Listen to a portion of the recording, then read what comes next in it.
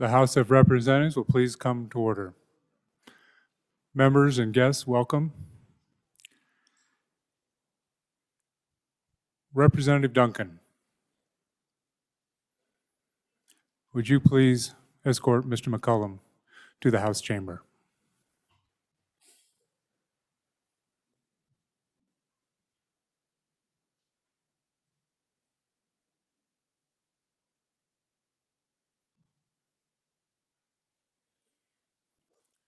Members, if you remain standing for our color guard presentation of the colors.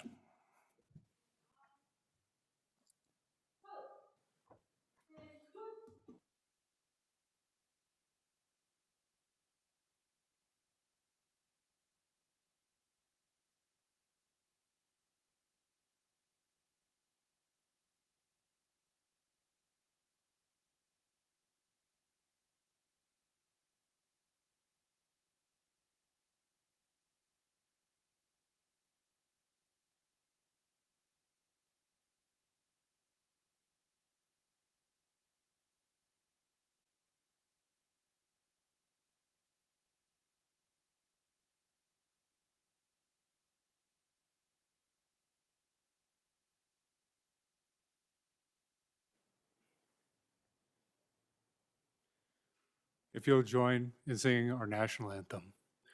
Oh, say, can you see by the dawn's early light what so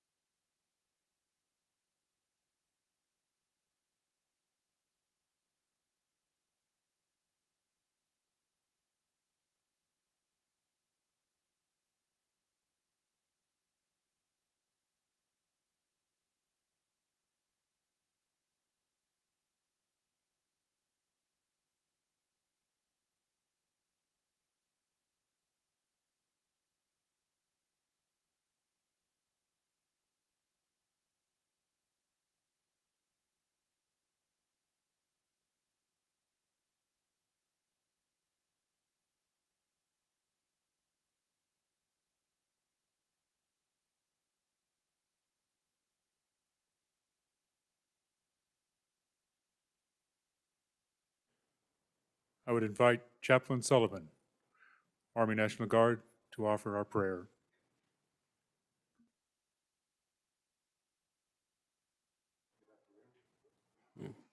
Gotcha. Good afternoon. Join me in prayer.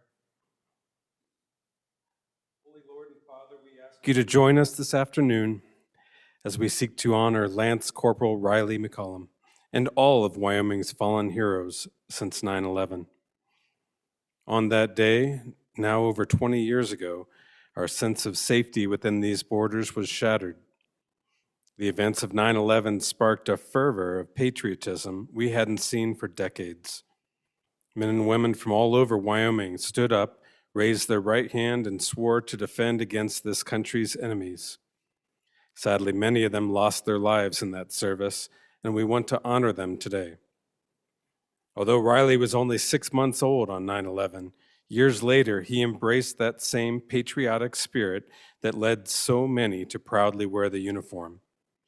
We thank you for his servant heart and for his devotion to the ideals that have made this country great. Thank you for all those who have served and for those who've given the last full measure of devotion. Thank you for their dedication to the cause of freedom. Lord, thank you for their sacrifice. As we celebrate these heroes today, let us not forget the God who gave them the passion to serve, the God who made them physically, intellectually, emotionally, and spiritually strong for the fight, the God who directs our paths and sovereignly governs the fate of the nations. Lord, we pray that your abundant blessings would continue.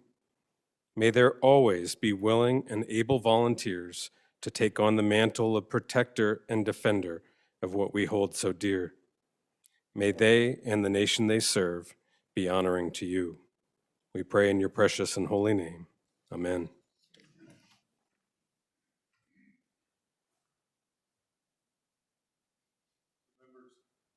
So members of the House of Representatives, we welcome our Senate colleagues. Actually, let's just have a seat, folks. Let's relax just a bit. We welcome our Senate colleagues to the House chamber. We welcome Governor Gordon, First Lady Jenny Gordon, Chief Justice Kate Fox, and in the gallery, we're joined by Deputy Wheeler, Secretary of State's Office, the Honorable Christy Racinas, the Honorable Kurt Meyer, the Honorable Brian Schrader, our Command Master Sergeant Moore, and our General Porter, our Adjutant General. We thank you all. We thank you all for being here. We thank the citizens of Wyoming for joining us both virtually and in the gallery for this time.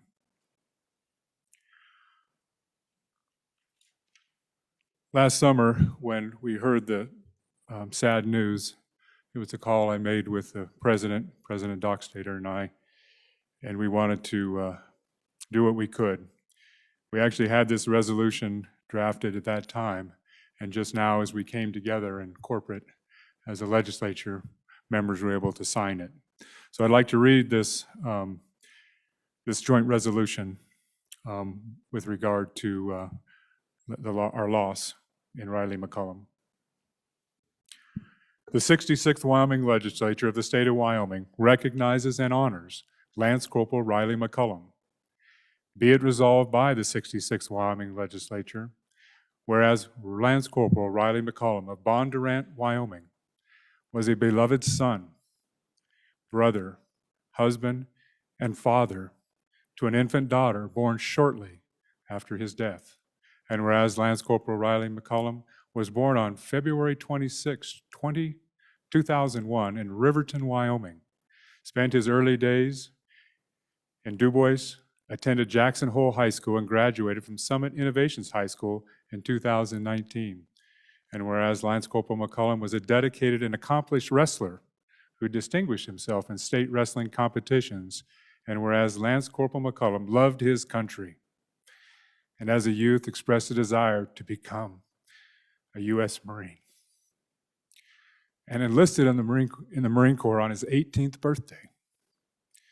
And whereas Lance Corporal McCollum graduated Marine Corps boot camp in Camp Pendleton on December 6, 2019, and deployed to Jordan with the 2nd Battalion, 1st Marines in 2021, and whereas Lance Corporal McCollum and members of that 2nd Battalion, 1st Marines were deployed to Afghanistan in August of 2021 to secure the international airport and support the evacuation of citizens, allies, and partners of this United States. and innocent civilians. And whereas on August 26th, 2021, at 20 years of age, while standing guard at that airport to provide safe passage for those in need, Lance Corporal McCollum was among 13 U.S. servicemen who made the ultimate sacrifice, giving their lives so others might live. Therefore, be it resolved that the undersigned members of the legislature of the state of Wyoming, we respect our profound gratitude for the life and service of Lance Corporal Riley McCollum and honor his exceptional courage and sacrifice on behalf of his country. Dated February 28th, 2020, Dan Dockstetter, Eric Barlow, and all the members of the Wyoming Senate and House of Representatives.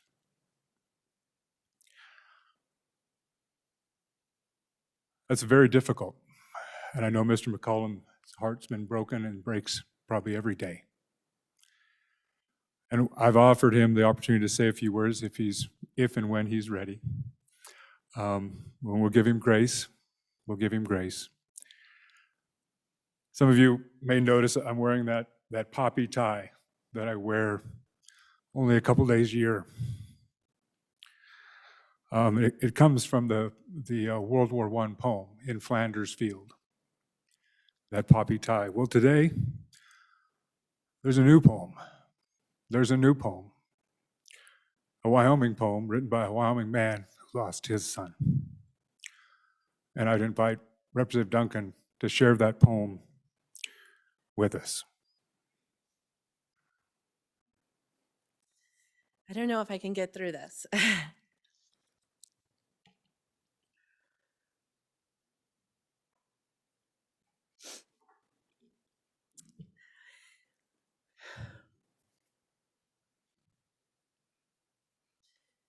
Jimmy and I have known each other since junior high and all through high school. My husband as well played sports with Jim. My sons wrestled long before little Riley was wrestling, so we always shared that. I was the mat maid, as they call it, for the high school wrestling team. So Jimmy and I spent many, many hours riding along the Wyoming highways, Wyoming gyms, as he was a wrestler. And thank you. And so we laugh and tease and joke today that I was the little sister that he didn't want or need. And so there was lots of teasing and aggravation going on. So it's hit us pretty hard. Many people don't know that how prolific of a writer Jim McCollum is. Us close to him do. He's a poet, he's a writer, and to be able to get through all this, he has been gutting us every week, every day with some of his words. So it was hard to choose, but this is one that hopefully I can get through that honors the 13. 13 stripes, 13 stars, an American Revolution, 11 Marines, 1 Army, 1 Navy, heroes in the Afghanistan confusion, coincidence, happenstance, a simple twist of fate, love of country, love of fellow man, love in the face of hate. 13, my favorite number. 13, my date of birth. 13 angels, 13 stars and stripes, patriotism unearthed. I'll never know the meaning, I'll never know the why, I'll never forget. Always remembered. Till Valhalla, my friends, fly high.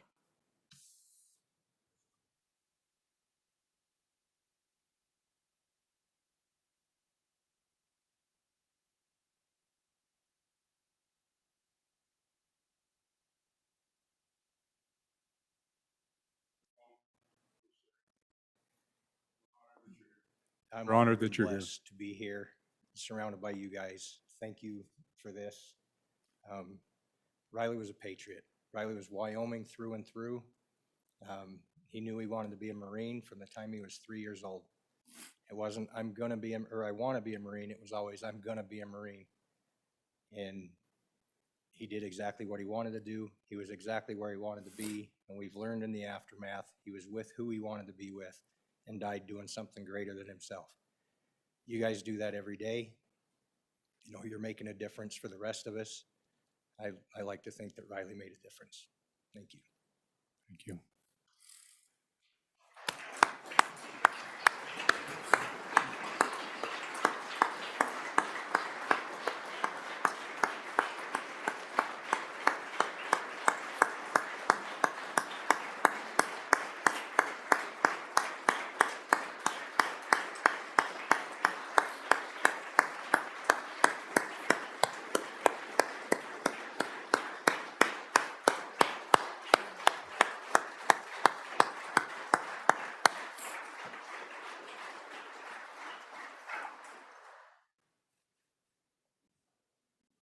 So I also gave Governor Gordon the option of saying a few words, but I did tell him that he had to be shorter than the Chief Justice, and I was not giving her the option. Governor Gordon, if you'd like to offer a few words. Mr. Speaker, Mr. President, Jim, members of the Senate and the House, guests, distinguished visitors. In times of trouble, not before, God and soldier we adore. When in times of peace all things are righted, God and soldier are sometimes slighted. Today, Jim, I provide testimony of that poem which was inscribed on the walls of a sentry house in Gibraltar at World War II. And I provide testimony that Lance Corporal Riley McCollum, a Marine, is part of our family, and we will never forget. Wyoming will never forget all the men and women that have given their lives. God bless you, God bless Wyoming, and God bless this great country of ours. Thank you.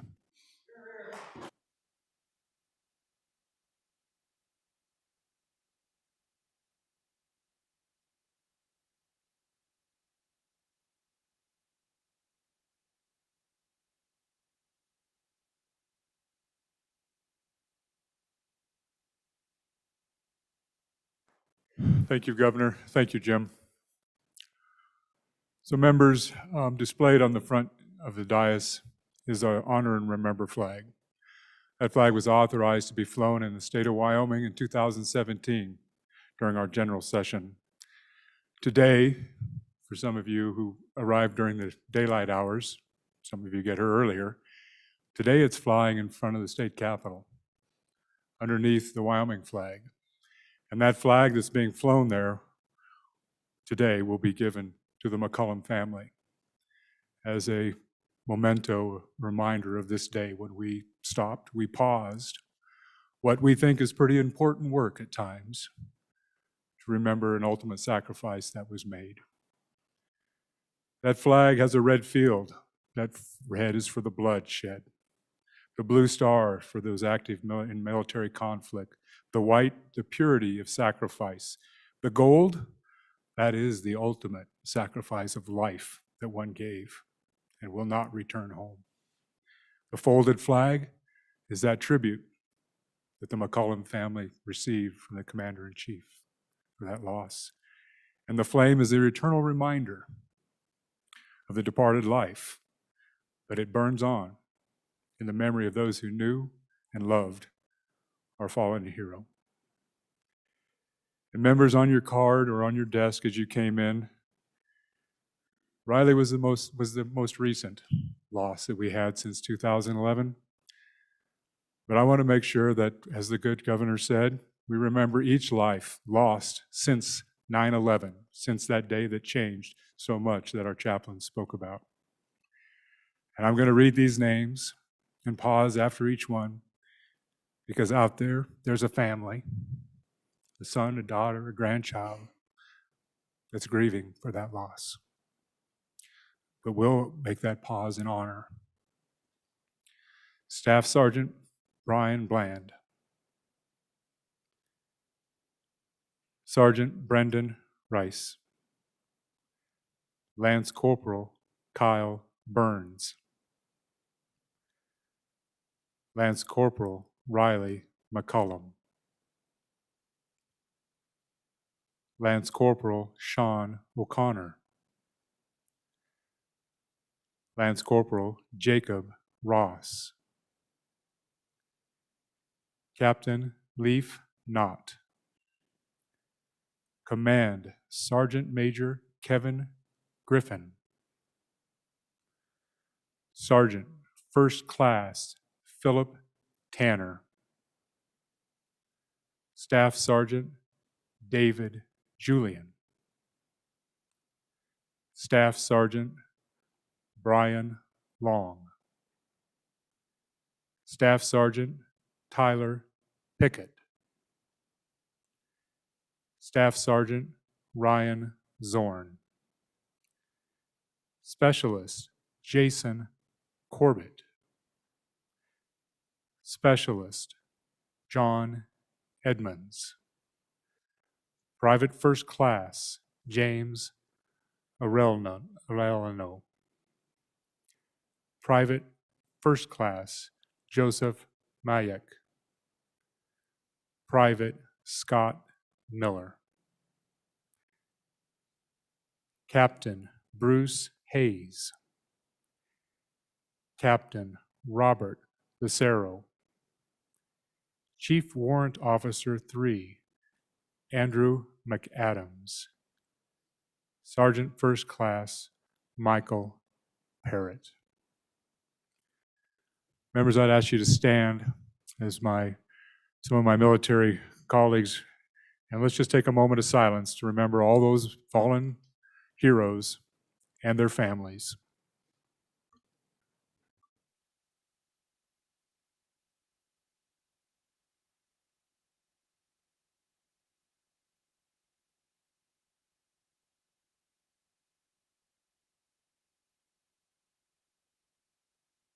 Members, when we sang our Star Spangled Banner, the last stanza of that actually poses a question. Does that Star Spangled Banner still wave? And I'd ask you to join me in the Pledge of Allegiance and affirm that in fact it does. And then we honor our flag.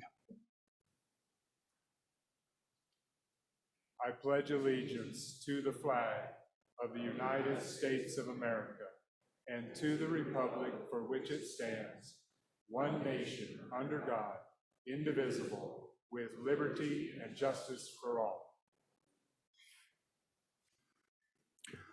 Thank you very much for joining us today, guests, Governor, First Lady, Justice Fox, all of our distinguished guests, citizens of Wyoming. I'm going to ask Representative Duncan to escort Mr. McCullum, the First Lady, Governor, and the Chief Justice from the floor. So if you do that, and members, as they're departing, first of all, let's give them a thanks for being here, for accepting this time of honor and recognition.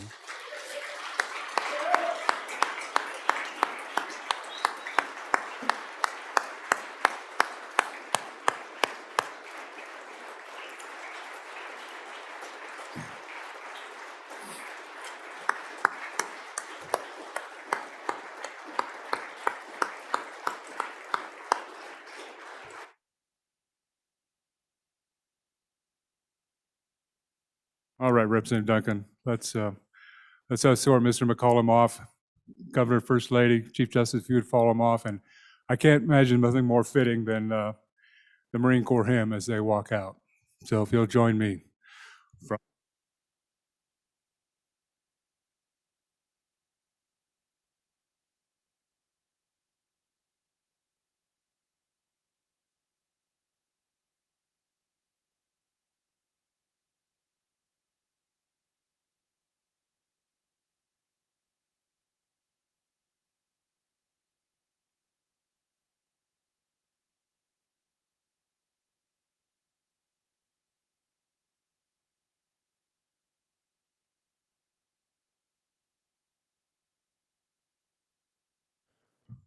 The House will stand at ease till the sound of the gavel. Thank you for joining us.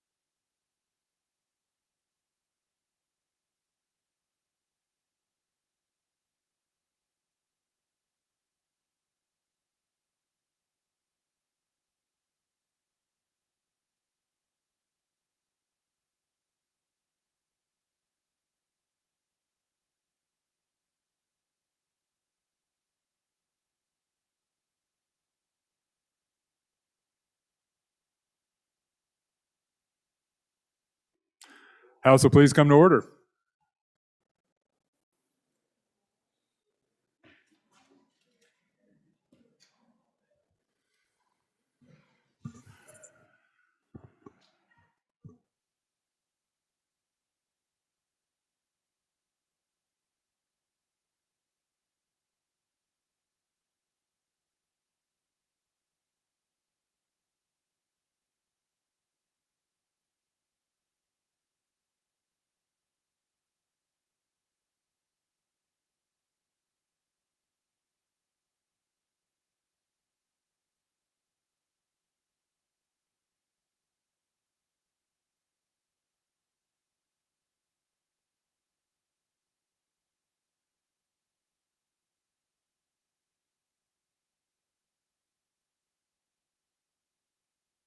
All right, members, let's come back to order.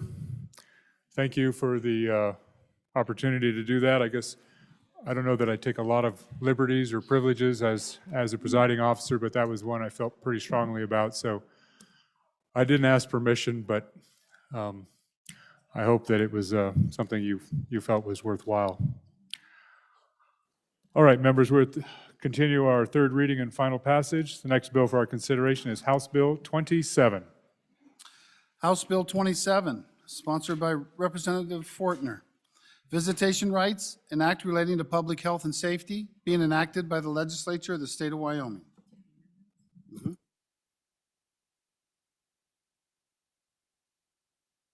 There are amendments, or there is an amendment. The first one I have. Third reading amendment number 1, Representative Larson Lloyd. Thank you, Mr. Chairman. I would move third reading amendment number 1 to House Bill 27 for your consideration and favorable vote. Folks, if you go to your bill on page 1, line 14, what this is going to do is insert a statute, and I'll explain that, but it'll insert under WS 35-1-240. And what that is the Department of Health's responsibilities, the state health officer's responsibility to control causes of epidemics and communicable, occupational, and other diseases, and to establish and maintain and enforce isolation and quarantines where provided by statute. You'll recall last year we amended this a little bit to limit the time and stuff. My concern, Mr. Chairman, my concern with the bill as I initially read it was we have these healthcare facilities, be it a hospital, a nursing home, an assisted living center, who are required to comply by requirements under whether it be federal agencies or state agencies. And then the attempt in this bill, and it's an understandable attempt, but then to say those don't apply if somebody is here and wants to have visitation. And so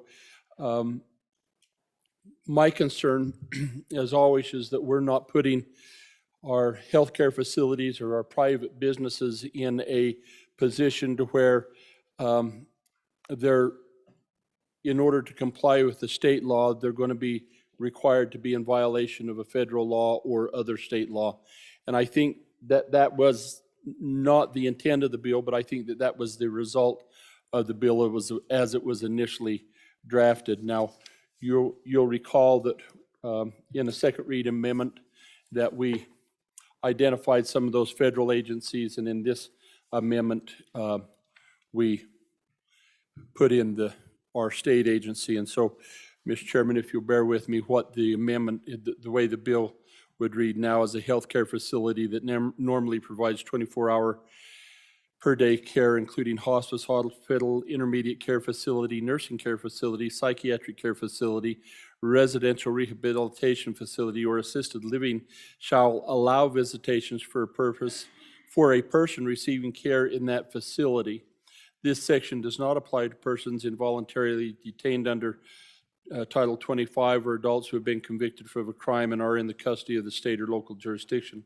The healthcare facility may impose and enforce restrictions on visitation that limit the number or age of visitors, limit the location of visitation require protective equipment or impose requirements otherwise required under this amendment under WS 35-1240 or by the Centers of Medicaid or Medicare Services, the Centers of Disease Control or Joint Commission.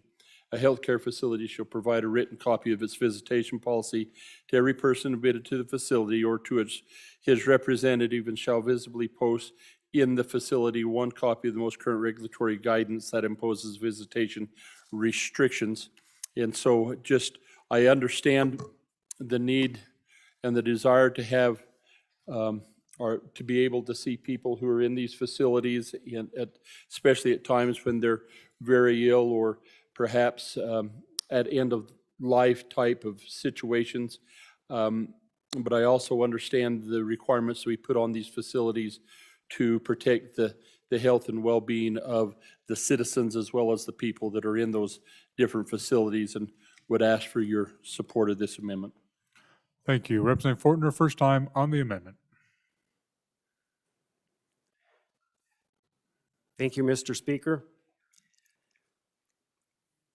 It's like the rest of them. It's watered down the bill.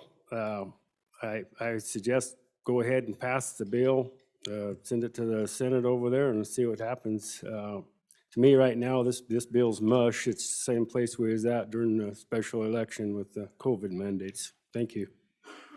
Thank you. Any other member first time? First time. First time. Representative Ottman, first time. Thank you, Mr. Speaker. I just ask that we all keep in mind, we know that it is very, very important for these facilities to be able to follow the laws in order to meet criteria, to get their funding and everything else. But I would ask you to also recall that we have made extreme changes in the way that we live over the last couple years. We have made accommodations for things that we never even imagined making accommodations for. So as there are plastic barriers, as there are things where you can go in and never really be up against a person or even them to be that close, you know, we've done those things. It is also something that I hope you will recall, that it has been pushed and pushed and pushed again, that people need interactions. We have people getting birds in nursing homes. We have people bringing in puppies in nursing homes. We have daycare centers that are going over to hospice houses and into different daycares for adults. We have all those things. We know that people need interactions.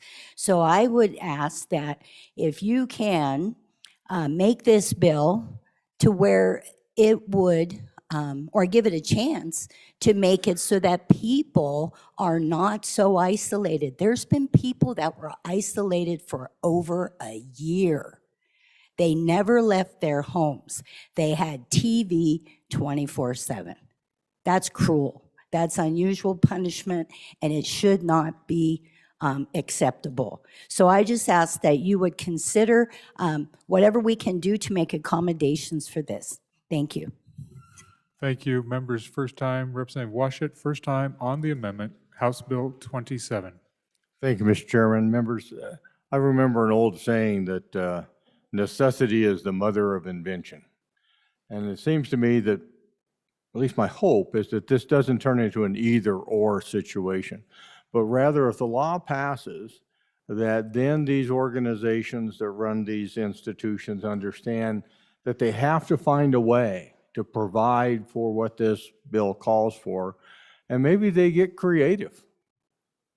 They become innovative about setting up visitation rooms or protocols or something in a way that allows us to have both a safekeeping for people who are ill and being quarantined and so forth, but at the same time allowing loved ones to have that human contact, which is so vital.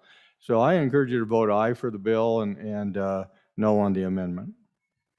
Thank you. Representative Gray, first time on the amendment. Thank you, Mr. Speaker. I'd ask the body to vote no on this amendment.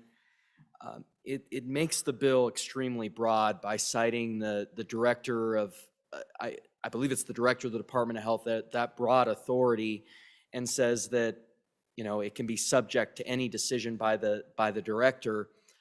The way I interpret that, I mean, one of the things that happened when I looked into this in late 2020, when people were looking to visit, was what retirement homes were doing is they were asking for guidance from the government, and it wasn't a mandate. It was a guidance that the government had issued, and then they used that and said, well, legally, we're going to follow this guidance. And I think that this amendment, the way I read it, allows that sort of too broad discretion for this piece of legislation. And I think it waters it down quite a bit. So I think we need to get the language tight here, and I think this goes in the opposite direction. So please vote no. Thank you. Thank you. Representative Ayer, first time, and then Representative Brown. Thank you, Mr. Speaker. We all know horror stories of the tragedy that happened when people were not able to visit loved ones during the pandemic. Those were horrible circumstances and terrible tragedies. But I believe we need to be careful that we don't make a knee-jerk reaction to that pandemic and put our businesses, private businesses, in a situation where they have to choose between obeying laws by their governing body, laws by the state, laws by the federal government, and our state laws. So I think this amendment makes it clear that we're not going to interfere with any other regulations that they have to be subject to, and I encourage your support for this amendment. Thank you. Representative Brown on the amendment. Thank you, Mr. Speaker. I'm sure I'm going to change a whole bunch of minds in this chamber with this speech, but I feel a little bit compelled. I just want to take us back.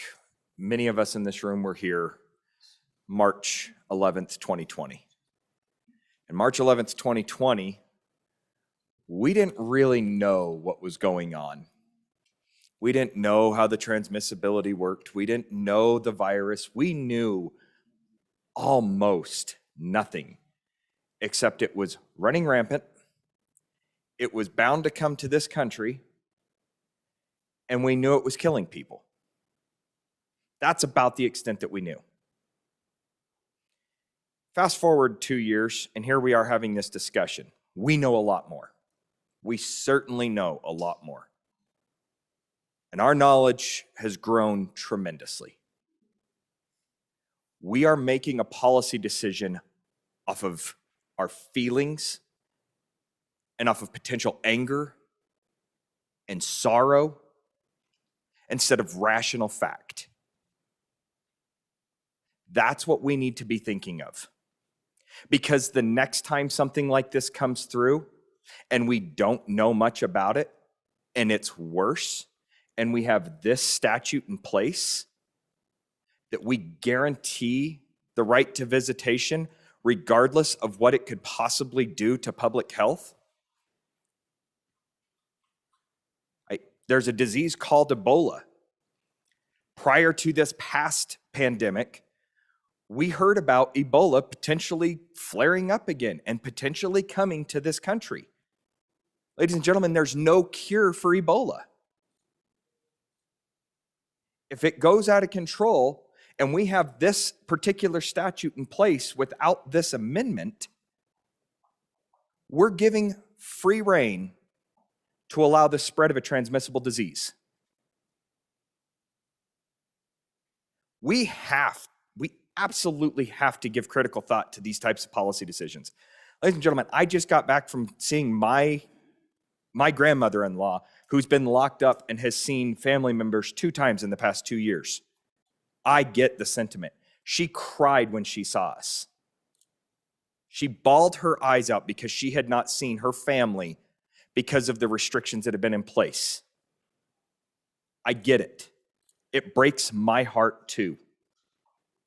It truly does. But what breaks my heart is for us to not put critical thought into a piece of legislation with the potential unintended consequences in the future. We are making a decision right now based off of what has happened in the past 2 years, not about what can happen in the future. The ramifications of this particular bill could be devastating. This amendment makes it just a hair better because it gives that slight amount of control to the agency that is involved in public health, the authority that it already has to make sure that we don't have something that runs rampant go out of control. It makes it a little better. I'm still not going to vote for the bill, but it makes it just a little bit better, and maybe we can have a discussion on this where we understand that the ramifications of what we're doing right now are going to be felt far into the future. This is not the way we want to do it based off of feelings and not scientific fact. Vote aye on the amendment.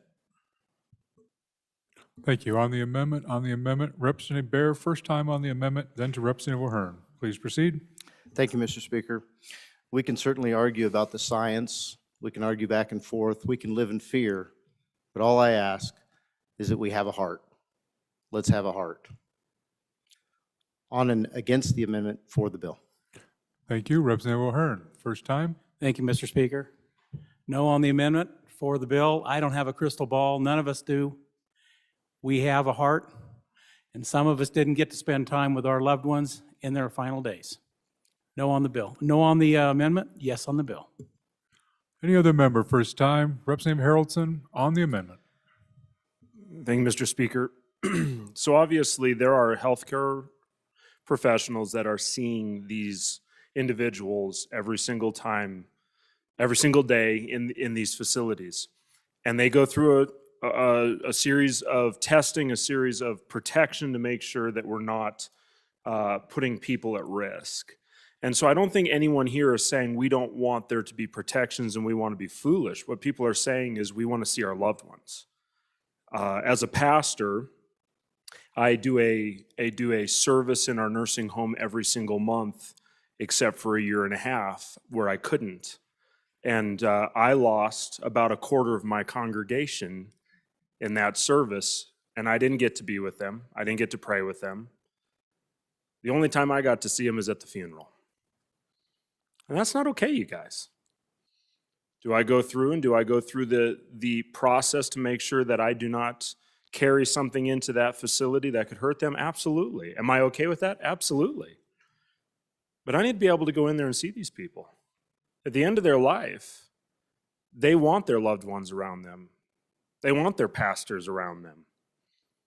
They want to be able to be with the ones that they love for their last moments. And if we're not careful, we're going to create an opportunity here where we could see a repeat of what's already happened. And so we're at a point where I believe that people are not saying they don't want to take precautions and they don't want to look at the science and all that. They're just saying, let's figure out a way instead of simply saying, you can't. So against the amendment, for the bill, let's do what we can to make sure that loved ones get to be with those that are in these facilities that may be breathing their last without anyone that they actually know around them. Thank you. Any other members, first time? First time. Representative Yin, first time. Mr. Speaker, just first for a second, thank you. Any other member, first time? First time, first time. Chairman Nicholas, first time on the amendment. Thank you, Mr. Speaker. Ladies and gentlemen, on and against the amendment. And because we do love life and we do love people and we love the individual rights of everyone else around us. I remember when COVID-19 first emerged, you might remember the first big location where that's happened was a senior center in the middle of Fremont County. And no one quite knew what COVID was or how it worked. And had we shut the doors and paid attention to it, we could have saved a lot of lives there. But with this, without this amendment, I'm sorry, no, for the amendment and against the bill, without having the healthcare folks protect us and protect us against ourselves, because we're selfish enough that we'll go see someone in the hospital at the risk of spreading what was back then COVID-19 across the entire community. And so that's the problem that we have to fight here. We're fighting both ends of this. And so to have a carte blanche amendment or a bill that says this is what you shall do, regardless of medical advice, that's just not sound reasoning, and it's not doing the right thing for everybody. So on and for the amendment. Thank you. Representative Stivers, first time on the amendment. Thank you, Mr. Speaker. Against amendment on the bill. All right. There's protocols that they can do. These healthcare workers are in there working with these people every day. When my wife was in the hospital right before Christmas, for me to go up in there see her, I had to put the gown, the mask, gloves, booties, the whole 9 yards on so I could go and see her. It can be done. So against the amendment on the bill. Any other members? First time. Members, first time. Members, first time on the amendment. Members to second time. Second time. Representative Yin, second time.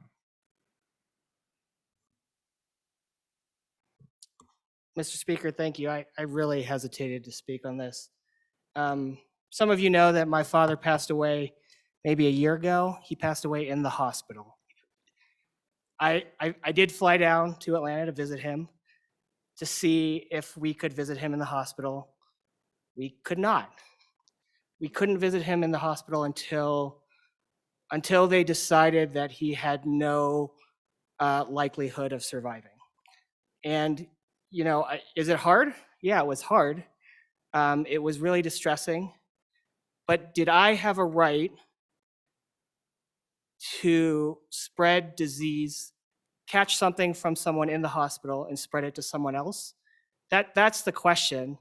It might be COVID today, but if it's something worse tomorrow, if we're restricting people, you know, I think the desire of my mother, myself, my brother was, yes, I'm willing to take that risk for myself, but is it okay for me to take that risk for everyone else that I see after that?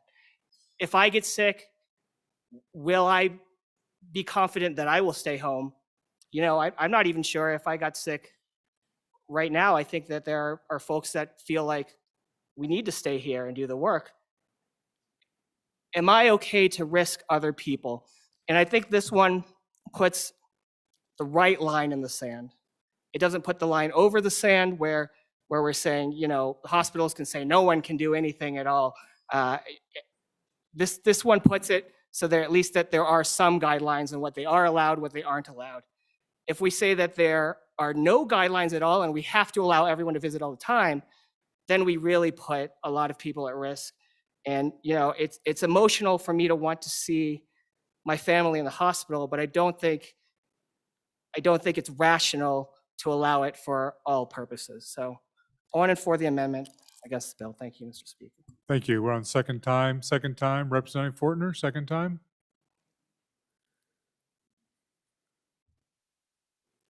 Thank you, Mr. Speaker.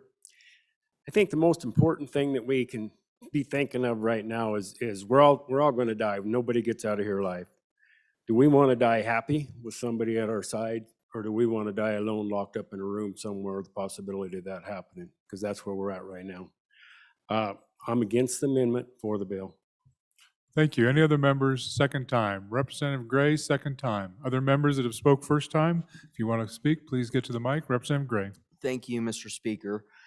And I think sometimes too often in this body, we get too into either ors, and there's a way to do this to move the chances of transmission to zero in different situations, but still allow people to visit their loved ones. I mean, we had the speaker earlier from Cheyenne, from District 12, that was talking about that. I mean, you can put gowns on people in extreme situations and you know, seal them in a way that they can still visit their loved ones, but in different situations that could come up, different exigencies, they would not be spreading a disease. So I just really reject that this sort of either or sort of dynamic that we get into with this amendment. I think that we can allow people to see their loved ones in these moments, and have that compassion, and also prevent there from being any transmission as well.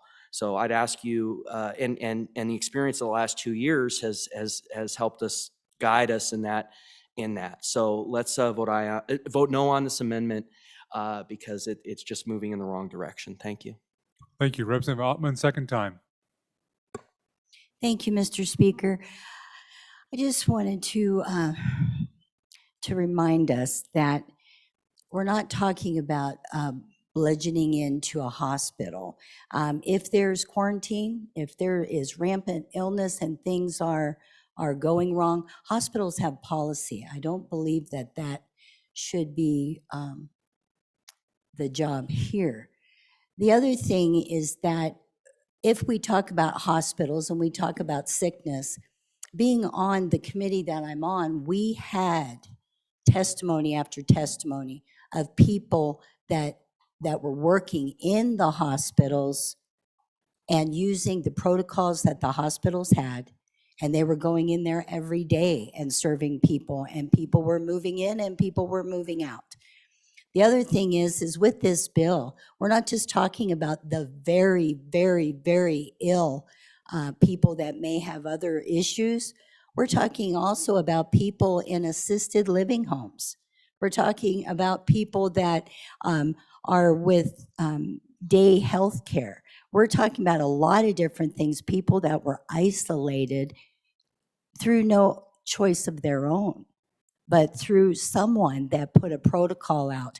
And also the protocols were different per county, per state, per everything. They changed at some point almost weekly. So I am, which I didn't say before, but I'm against the amendment and for the bill. Thank you. Thank you. Any other members? Second time. Second time. Second time to the sponsor, Representative Larson Lloyd. Thank you, Mr. Speaker, and I appreciate the conversation that we've had on this bill. I think, you know, and I really have the highest regard for the intent of the legislator that brought this bill forward, because I know that those are difficult circumstances. But I think what we have to do in the bill is separate the emotion from what the governance or the requirements we're placing on these institutions for running their day-to-day operations. And we're saying here that regardless of what any federal guidelines are or state guidelines are, you have to allow visitation. And I would argue, Mr. Speaker, that when the most recent pandemic came out, that we seem to be reflecting on the most, I don't think it was really the intent of the hospitals to restrict visitation. Those guidelines came down from the federal agencies. And so then we could ask ourselves, well, why do we need to comply with that? They're just federal agencies. Well, they're the licensing or the governing body to say if you can be a hospital or a long-term care facility, and if you're not going to apply with those conditions of participation, then you lose your license, the hospital doors shut, or the long-term care facility's doors shut. Then what do we do for health care, long-term care, if we're not going to comply with those guidelines? I know it becomes difficult as we consider, and we say necessity is the mother of invention, and these facilities need to be creative, and they can be creative on whose dime. Now we're putting these restrictions on them, and we're saying, you know, go figure this out and make it work. If I may, Mr. Speaker, I recall the plague of cell phones, and one day when we were putting a pipeline in, and I come up, and my operator on the side boom is lowering some pipe in the ground, or lowering some pipe down so the welder can weld on it. And he's got his side cell phone up here next to his ear. And talking, I told him to put in the word cell phone down and get back to work. And he says, well, he says, my daughter wanted to talk to me. I said, not here. You know, there's safety issues here. And there was just this feeling that from him that by imposing this rule, I was taking this magical moment away from his life and the life of his daughter which I may have, but I was protecting the safety of others. I think if we look in some of our parts of the state where we have some underground mining situations and somebody may show up and demand to see their spouse or their husband, and we've got federal laws that say, no, you can't go into some of those or onto a drilling rig. You can't just drive up and you come to the location that says no visitors, check in. And you can't do that. And they say, but I need to see my husband, or I need to see my daughter, or whatever the case may be. And there's rules that just say, no, you can't do that to protect you and the safety of you and the others around you. Now I know you're all saying that has nothing to do with hospitals and my grandmother that's dying or other loved ones that are dying, but indeed it does, because it's the structure, that's the governance that we're asking them to operate day to day under. And they're governed in their licensure to operate one way, and now we're coming in, just like when we get mad at the federal government by imposing these goofy things on us, we're doing this same thing, as we're going to come in and say, yes, except for you have to let anybody come in and visit, and if it doesn't work, you've got to figure out some way to make it work. And I don't see, I truly believe that these facilities have the best intent for their patients and the families of the patients, or the people that are living in these facilities, to have visitors. And they will work to make visitation possible as best they can. But if there's those situations arise where they need to say no visitors, they need to have the ability to do that. So I again would appreciate the support for this amendment. Thank you. Members, we're voting on third reading, Amendment Number 1, House Bill 27. All those in favor, please say aye. Aye. Those opposed, no. No. Chair is in doubt. All those in favor, please stand.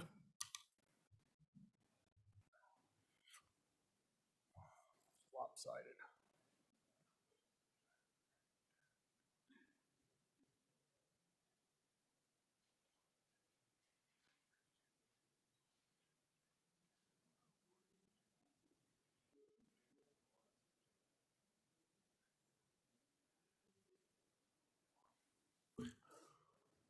All those opposed, less than 34. The amendment is adopted.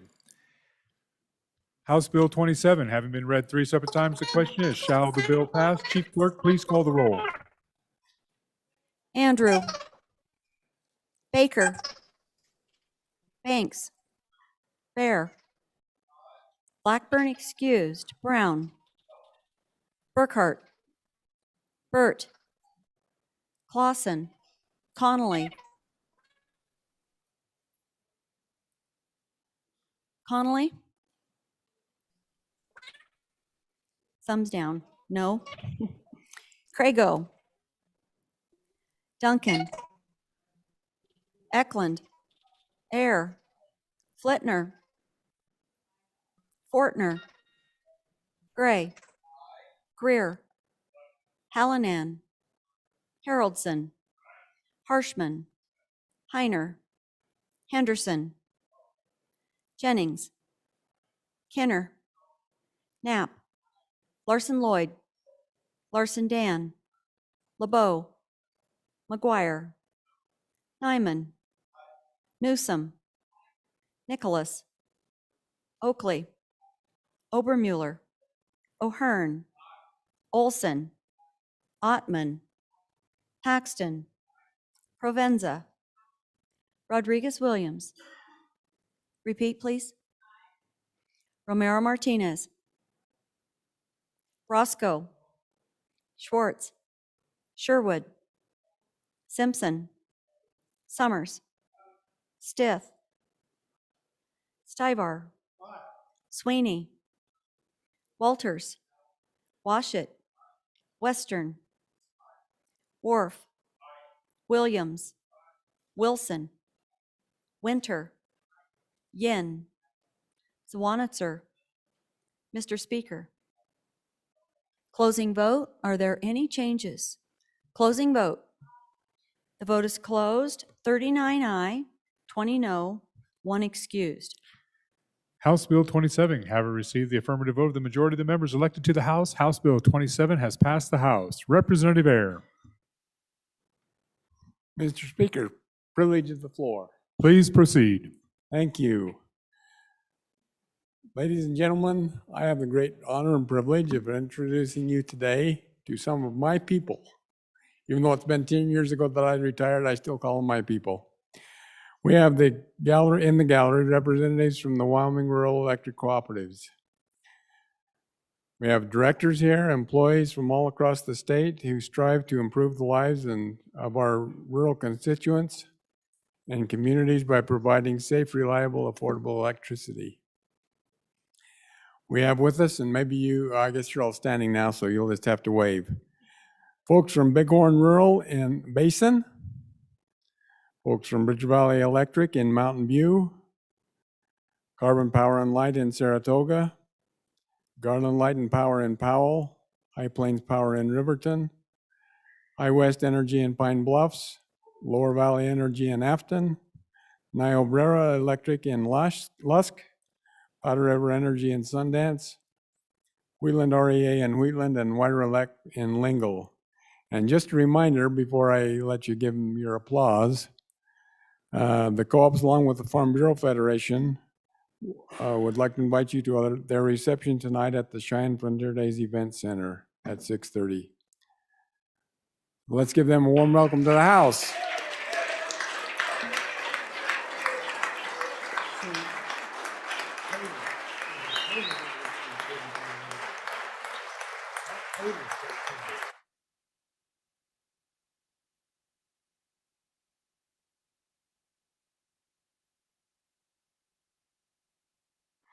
Well, thank you for being here. Thank you for hosting us tonight. We hope you find this day educational. Anyway, enjoy your day and welcome. All right, members, I want to give you a roadmap for this afternoon. Long, that's it.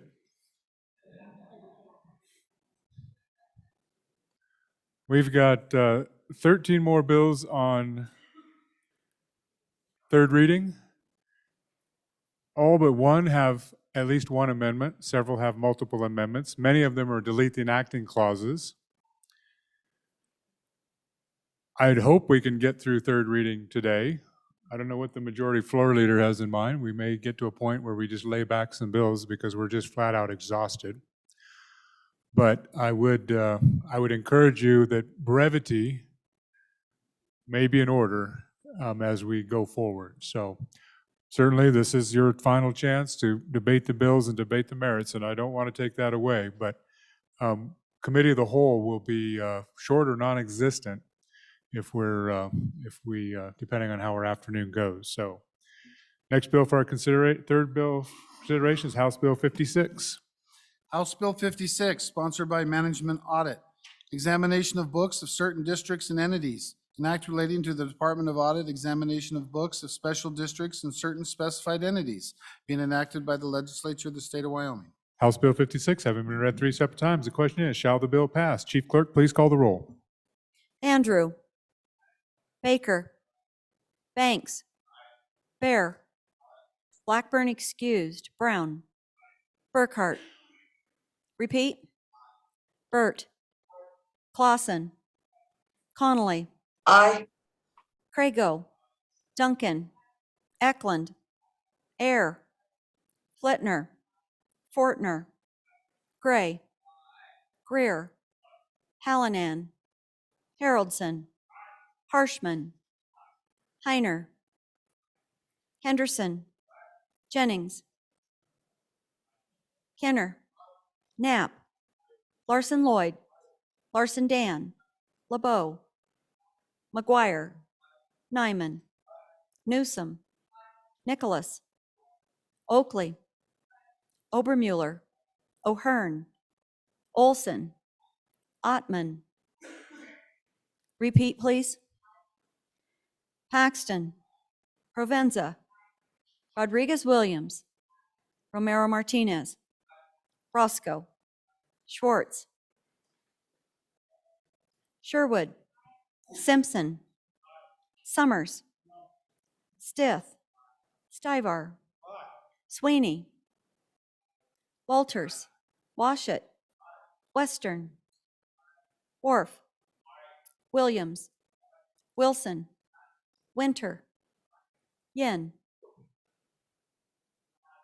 Zwanitzer. Mr. Speaker.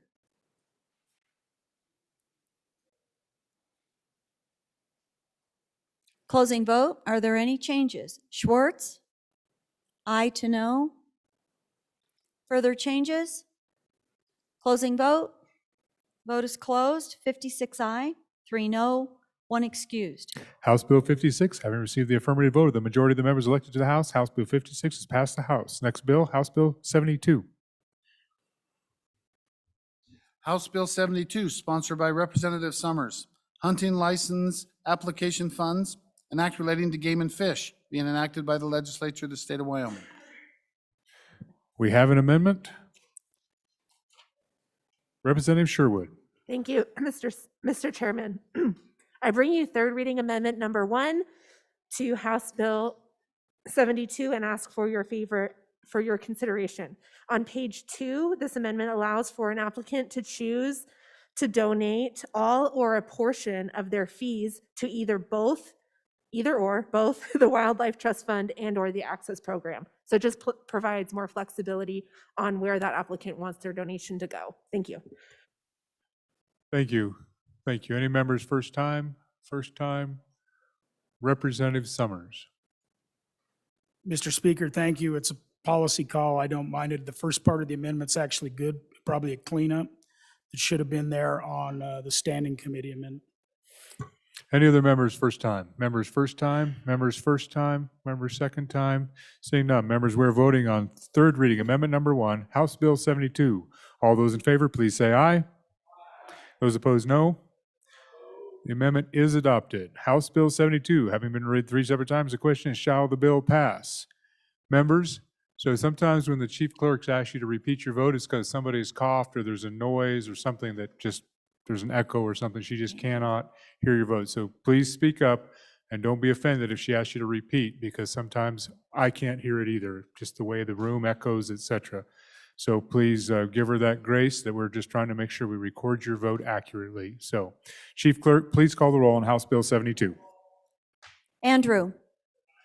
Baker. Banks. Bear. Blackburn excused. Brown. Burkhart. Burt. Clausen. Connolly. Aye. Crago. Duncan. Eklund. Air. Flitner. Fortner. Gray. Greer. Hallinan.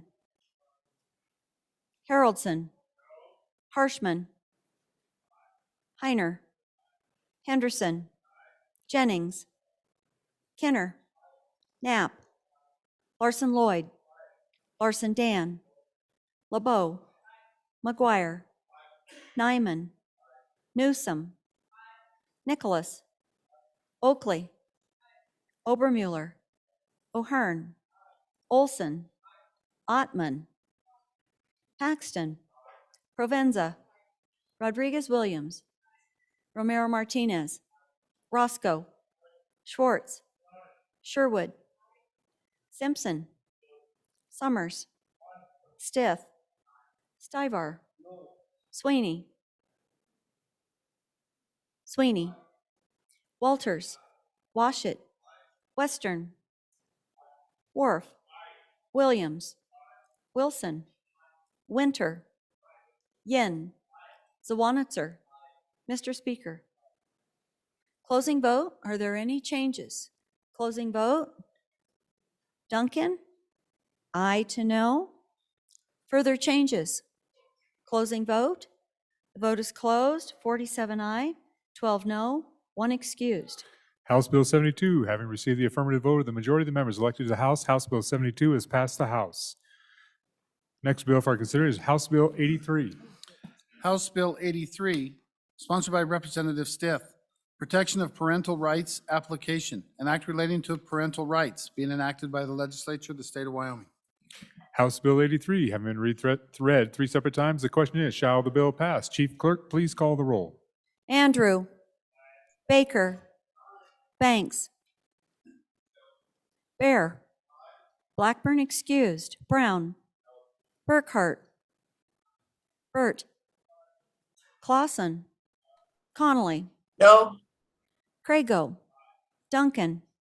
Eklund. Ayer. Flitner. Fortner. Gray. Greer. Hallinan. Haroldson. Harshman. Heiner. Henderson. Jennings. Kenner. Knapp. Larson Lloyd. Larson Dan. LeBeau. McGuire. Nyman. Newsom. Nicholas. Oakley. Obermuller. O'Hearn. Olson. Ottman. Paxton. Provenza.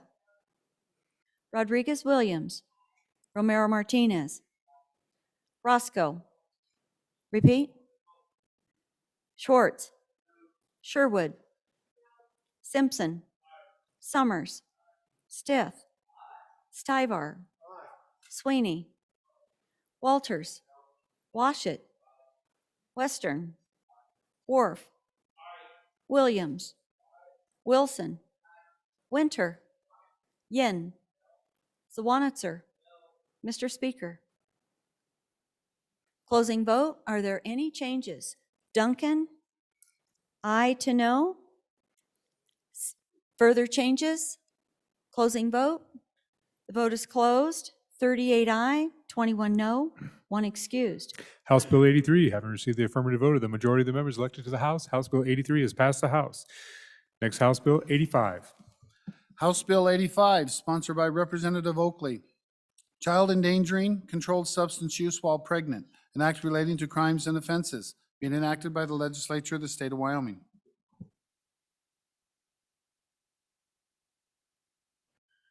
All right, so members, the chief clerk has reminded me, and so have several of you, that when we bring in a motion is I move the amendment, et cetera, et cetera. It's not I bring an amendment or I offer an amendment. It's I move the amendment 3001 or whatever.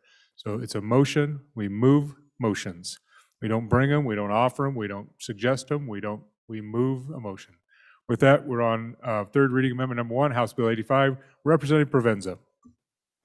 Thank you, Mr. Speaker. I'll try not to screw that up. I move third reading amendment number 1 to House Bill 85 for your favorable consideration. I will withdraw it at the appropriate time. This afternoon's been heavy emotionally, and I know that everyone in this room wants the same thing. We all want the same goal of taking care of the people back at home. And I appreciate what the sponsors are trying to accomplish with this bill and also tried to accomplish in the second reading amendment. I really do. But the issue that I have with this bill that I've cited with research is, again, the premise of the bill is in the justice system. It starts in the justice system. And that is what drives detrimental outcomes for mothers and babies. The states that use punitive measures as well, they also have treatment options, but they also still have poor outcomes, worse outcomes than states that do not.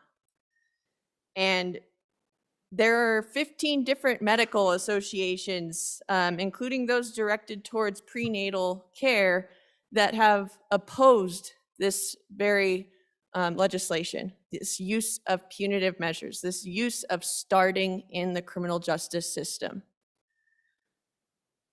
They call for solutions in healthcare. They call for solutions that start in healthcare and in those statutes. And we also know that there are other solutions that we could do through policy, hospital policy, and so on. So I don't want to belabor, I don't want to drag this on too long tonight. You've heard most of what I've had to say, and I stand for questions, and I hope that you will vote no on this bill. Thank you. Other members, first time on the amendment, first time. Representative Oakley on the amendment. Thank you, Mr. Speaker. I want to discuss a little, one of the things that have been asked this discussion about studies. And so through that discussion, I've been asked to provide a study that shows the results of those people who willfully leave treatment and keep using and don't comply with DFS in treatment. But of course, that's the double-edged sword. You can't quantify by definition. It's like counting a negative. But in this effort to look up some relevant articles and statistics in relation to this problem that we're well aware of, according to an institute in the national level that deals with children's health quality, 20,000 babies are born addicted to drugs like meth in the US every year.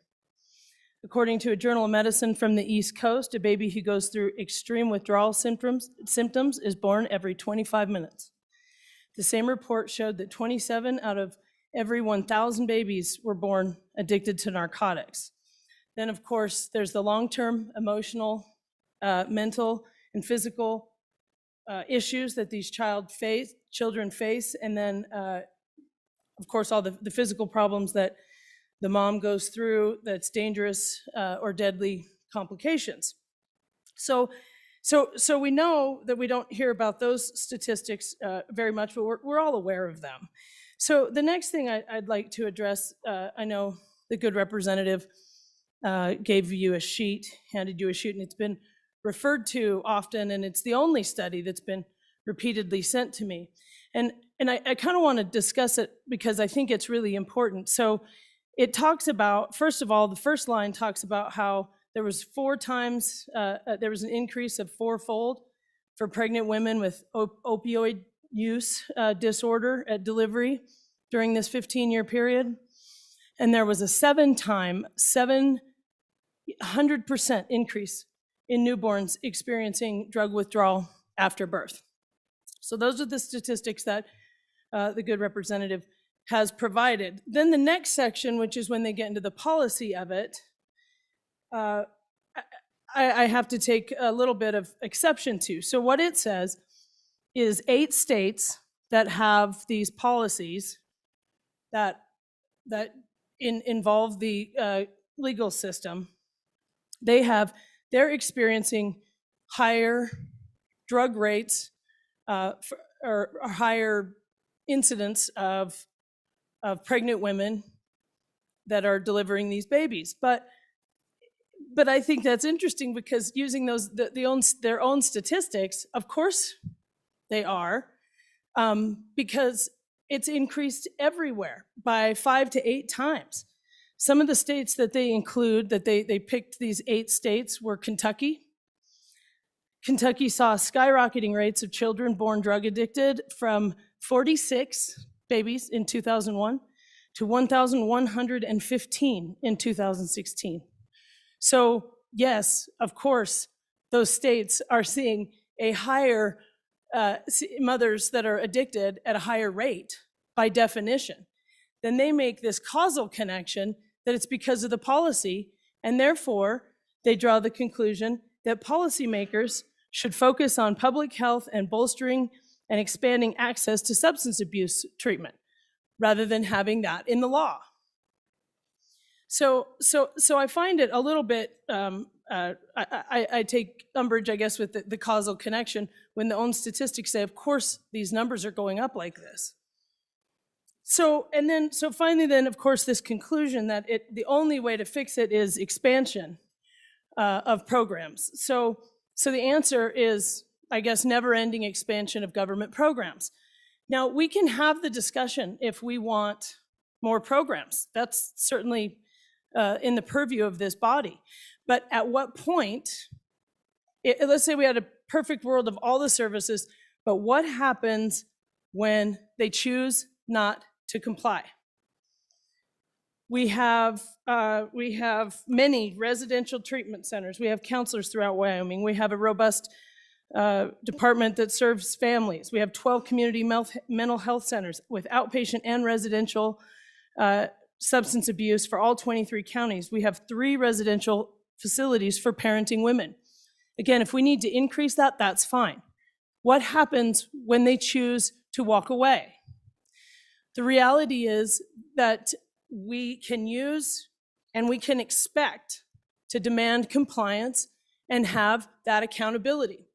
This brings that accountability, and it's important for the health and the safety of many children, as well as that mother, to demand that. The reality is that many people find their way to sobriety via the criminal justice system. It's just the truth, it's the fact. Could line up 1,000 of them. But without it, we don't have that compliance piece. So, honestly, sometimes it's a little disappointing to kind of have the argument, as far as I'm concerned, flipped on its head about responsibility and accountability. It isn't too onerous and too mean to expect compliance from pregnant women. This is a very dangerous, harmful practice, and it's not too onerous to include that piece that demands compliance. And even hearing this again, as we passed an amendment, probation and treatment will be required first. So it will only be upon willful non-compliance and continued behavior that there would be harsh consequences. So with that, I ask for your aye vote on the bill. Thank you. And members, first time. Representative Wharf, first time on the amendment. Thank you, Mr. Speaker. I just wanted to point out the good representative from House District 55 read a lot of the material that was on the brochure, the pamphlet that I had distributed. I'm not going to repeat the things that were said. I just want to point out that it has been delivered on, it should be in your box. If you haven't seen it, look at it, please. Thank you, Mr. Speaker. So members, referencing a piece of material is fine, but let's not display it and wave it around. So Representative Burt, first time on the bill, or on the amendment. Thank you, Mr. Speaker. On the amendment against the bill, in order for a pregnant mother to be able to get probation or receive services, we have to convict her first. So arguing the growth of a government program, and then we argue increasing salaries and positions within the government, we're just trying to grow another government program by our correctional institutions or wherever these women will end up. So we have to figure out other ways on not increasing our convicted rates, because in the end, we're still growing government programs. The outcome will be different, but we're still growing government. So we need to figure out how to not criminalize our citizens and figure out how to get them help. So I'm against the bill and on for the amendment. Thanks. Other members, first time. First time on the amendment, first time on the amendment, first time, second time. Second time. Representative Oakley, second time. Thank you, Mr. Speaker. It is not true that a woman would have to get convicted in order to get help. Absolutely not. All of these programs that I've discussed, all the substance abuse treatment, all of that is available. Many of them, most of them are government funded, state funds, federal funds, but there is absolutely no requirement that you get convicted in order to get help. And the reality is, at this instance, it doesn't grow government in any way, shape, or form. Any other members, second time to the sponsor, Representative Provenza. Thank you, Mr. Speaker. I want to address some of the things that were brought up in the good bringer of the bill. She mentioned that the number increases in all these states, and that finding in that study is a product of just increase in opioid use. But what is not true is that that's all that is. So some of you know I earned my PhD last summer, and one of the things that I have to be really good at is statistics. And in fact, the statistics used in this study were logistic regression and chi-square. Those are two things I use all the time in my data. What we do is we control for variables. So we find matching states. We try to control for other variables, take out the noise, and look at just the policy. So that significant increase in infants born with drug withdrawals, that is just that alone. It was statistically controlled for. You know, and the issue of what this does, again, is it causes women to not get the care in the first place, the preventative care, the care that they need to ensure that their baby isn't born with drug withdrawals, because babies born with drug withdrawals have far worse outcomes. And there are ways to mediate that and prevent that. And so I hope that you will join me in voting against this bill, and I am more than willing to talk about real solutions. But if we're all here to do what's best for our communities and for babies and pregnant mothers and folks who are struggling with substance use disorder, and I believe that we are, then I think you need to vote no on this bill. Thank you, Mr. Speaker, and I withdraw my amendment. Thank you. Members, House Bill 91, having been, no, I'm sorry, House Bill 85. House Bill 85, having been read 3 separate times, the question is, shall the bill pass? Chief Clerk, please call the roll. Andrew. Baker. Banks. Bear. Blackburn excused. Brown. Burkhart. Burt. Clausen. Connolly. No. Crago. Duncan. Eklund. Ayer. Flitner. Fortner. Gray. Greer. Hallinan. Haroldson. Harshman. Heiner. Henderson. Jennings. Kenner. Knapp. Larson Lloyd. Larson Dan. LeBeau. McGuire. Nyman. Newsom. Nicholas. Oakley. Obermuller. O'Hearn. Olson. Ottman. Paxton. Provenza. Rodriguez Williams. Romero Martinez. Roscoe. Schwartz. Sherwood. Simpson. Summers. Stith. Stivar. Sweeney. Walters. Washit. Western. Wharf. Williams. Wilson. Winter. Yin. Zawanitzer. Mr. Speaker. Closing vote. Are there any changes? Closing vote. The vote is closed. 46 aye, 13 no, 1 excused. House Bill 85, having received the affirmative vote of the majority of the members elected to the House, House Bill 85 has passed the House. Next amendment, 91. House Bill. Oh, I'm sorry. Reading clerk, just hold on a second. I had a privilege of the floor request, and he switched sides on me, and I apologize. Representative Bear. Thank you, Mr. Speaker. Privilege of the floor, and apologies for my movement. No, please proceed. It's my inattentiveness. Please proceed.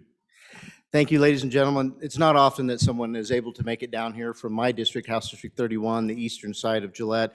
But today I have a guest that is one of my constituents, and I'd like to introduce to you Patricia Junick up in the south mezzanine, who is a champion for election integrity and who was down here for yesterday's Leap into Leadership, and just a great constituent. Welcome, Patricia Junick.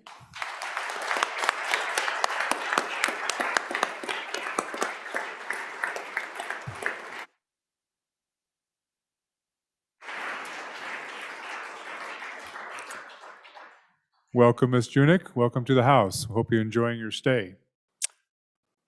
All right, my apologies. Any other privileges of the floor? My apologies, reading clerk, for catching you in mid-breath. Next bill is House Bill 91. House Bill 91, sponsored by Representative Greer. County officers' salaries, an act relating to counties, being enacted by the legislature of the state of Wyoming. We have an amendment. Representative Larson, Dan. Thank you, Mr. Speaker. I move third reading amendment number 1 to House Bill 91. And you all know what this bill is dealing with. It's dealing with the salaries for the county assessor, part-time county and prosecuting attorneys, part-time county attorneys, county clerk, clerk of district court, county sheriff, and county treasurer. Currently, I'm not sure what they're making. I didn't look that up. But with the bill that we have right now, they would be paid what a circuit court judge would be paid, and that's $130,500, or no, $145,000. That's what a circuit court judge gets. I'm putting in the 90% again. You're tired of the 90%, I'm sure, but that would bring the salaries down to $130,500. I again think that I'm not sure if we should have our county officials making the same as a circuit court judge. So vote aye. Any other members? First time on the amendment. Representative Gray and then Chairman Greer.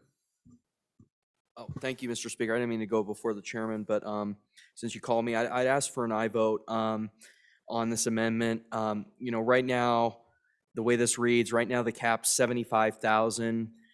So this takes it up to 145,000 the way it reads right now. I mean, that's almost a doubling of the cap. And so this is a cap. This is different from the next one where it's the number. It is a cap, but I just think that's way too much. I think this gets it a little closer. I think it's take it down to about 80% increase from what it is now. You know, I'm still probably going to vote no on the bill, but I think this gets it closer to something that's a little more reasonable. So please vote aye. Thank you. Thank you. Chairman Greer on the amendment.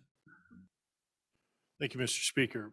You know, I rise in opposition to the amendment. You've heard me before, but if body passes it, it's not the end of the world. I just want to remind you that this is a cap. It's, again, paid for by our counties. We have to trust our county commissioners to make the right decision and balance their own budgets. And yeah, I'm not going to, it seems like I've been up here talking about this for a month. So vote no, but please vote aye for the bill. Any other member? First time.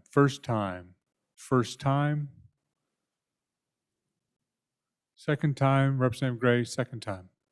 Thank you, Mr. Chairman. I do want to push back a little bit on the local control element. Even though this is a cap, the state is, with direct distribution, has basically taken on a policy that has basically become permanent, that we are subsidizing the counties on a cash basis, pretty much in perpetuity. I mean, I think that's kind of a policy thing that the state's taken on. And so I think we have a role here beyond, I mean, if it was 100% funded by their tax structure, I would be more along the lines of that argument. But when we're doing these transfers to the counties, I just think that, I think we got to, you know, think about setting the cap to where a little more reasonable. But I see I got the chairman of minerals up, so he's hopefully I didn't rile him up. But anyway, I think this amendment's good, but please vote aye on the amendment and to drop this a little bit. Thank you. Any other member? Second time. Just letting the steam roll down here. Any other members? Second time. Chairman Greer, second time. Thank you, Mr. Speaker. Quite frankly, I appreciate the humor and the pleasantness of the debate. Thank you. However, no, and I suspect, and I don't have this data in front of me, but you're going to see counties like mine where their salaries are much, much lower right now. It does come down to your tax base. And so when you look at our direct distribution, you know, it's a regression, linear regression model based on the amount of sales tax and the overall property tax. A lot of us have, you know, a lot of federal land, okay? And some of us have federal land with really poor minerals on it, so that makes it even worse for us. The direct distribution, which now we start to date some of the folks here, was a result of a promise made when the sales tax was pulled off of groceries. The state said, we're going to pull sales tax off the groceries and we're going to make the communities whole. You go to my community, we don't have an automobile dealership anymore, although you still have to pay your sales tax when you license there. And then we have a grocery store and some convenience stores. There's a little bit of retail, but it's a little tough with that. So again, subsidized, promise made, promise kept. Yeah, we'll push back a little bit. So, but appreciate the debate. Right, members, there's only the bringer of the amendment left. So Representative Larson, Dan, please proceed. Mr. Speaker, thank you. I guess I'll push back a little bit more. Do you really want your county elected officials to make the same as the circuit court judge, $145,000? I think our I don't know if I can say that, our 5 elected, 4 of them, I think, are at 96 maybe, or 94 right now, maybe going to 106. Maybe going to 106 on the next bill. But yeah, 145 compared to one of our top 4 elected. I think we should put a limit on this. I had someone say, why tie it to 90% of the circuit court judge's salary? Well, it's already tied to the circuit court judge's salary. Let's put a percentage on there. So vote aye on the amendment. Thank you. Members, we are voting on third reading amendment number 1, House Bill 91. All those in favor, please say aye. Aye. Those opposed, no. No. The amendment is not adopted. Division being called. All those in favor of the amendment, please rise.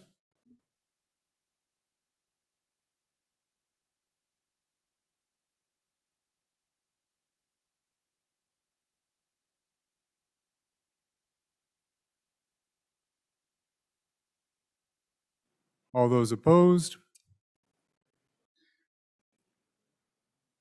More than 21.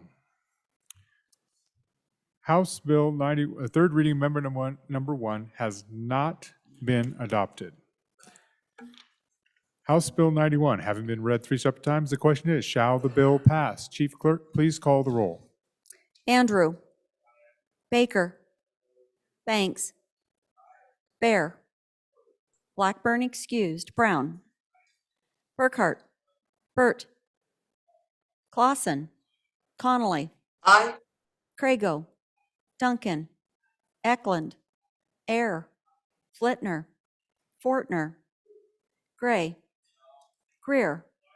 Hallinan. Haroldson. Harshman. Heiner. Henderson. Jennings. Kenner. Knapp. Larson Lloyd. Larson Dan. LeBeau. McGuire. Nyman. Newsom. Nicholas. Oakley. Obermuller. O'Hearn. Olson. Ottman. Paxton. Provenza. Rodriguez Williams. Romero Martinez. Romero Martinez. Roscoe. Schwartz. Sherwood. Simpson. Summers. Stith. Stivar. Sweeney. Walters. Washit. Western. Worf. Williams. Wilson. Winter. Yin. Zawanitzer. Mr. Speaker. Romero Martinez. Closing vote. Are there any changes? Hallinan, aye to no. Knapp, no to aye. Further changes? Closing vote. The vote is closed. 44 aye, 15 no, 1 excused. House Bill 91, having received the affirmative vote of the majority of the members elected to the House, House Bill 91 has passed the House. Next bill, House Bill 92. House Bill 92, sponsored by Representative Rodriguez Williams. Abortion prohibition Supreme Court decision, an act relating to abortion, being enacted by the legislature of the state of Wyoming. We have an amendment. Representative LeBeau. Thank you, Mr. Speaker. I move third reading amendment number 1 to House Bill 92, and I will withdraw it at the appropriate time.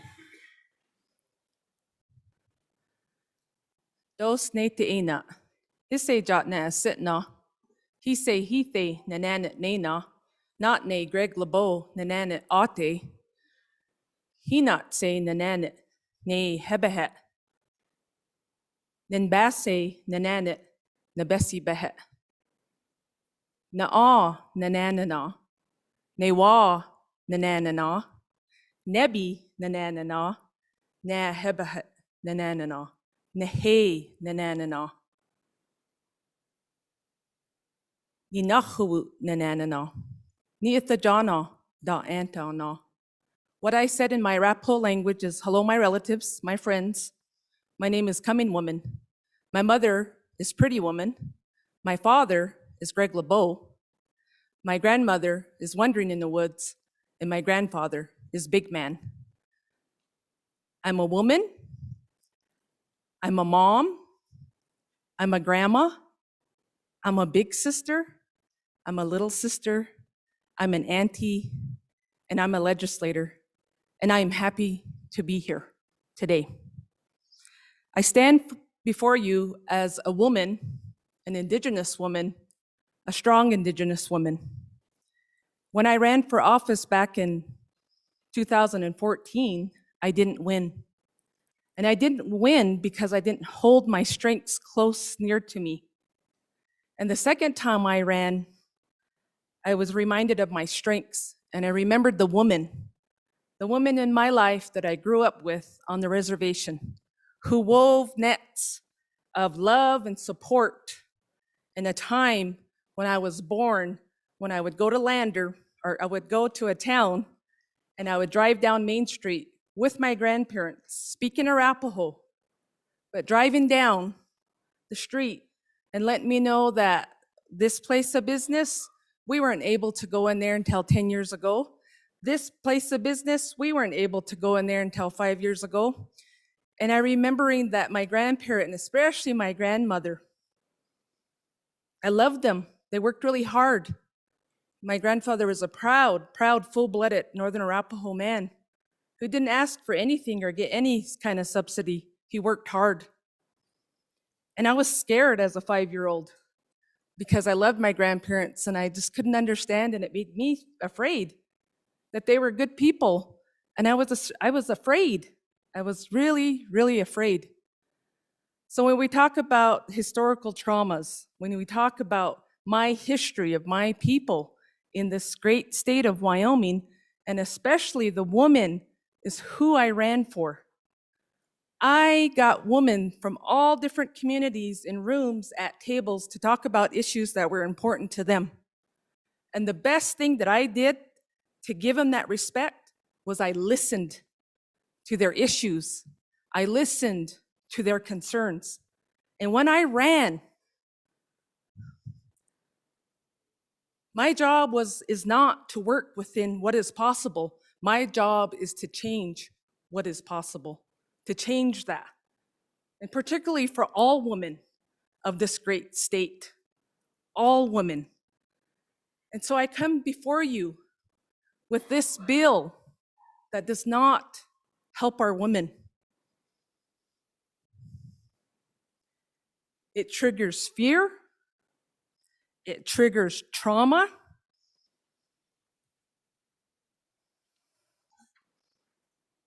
It triggers violations of rights.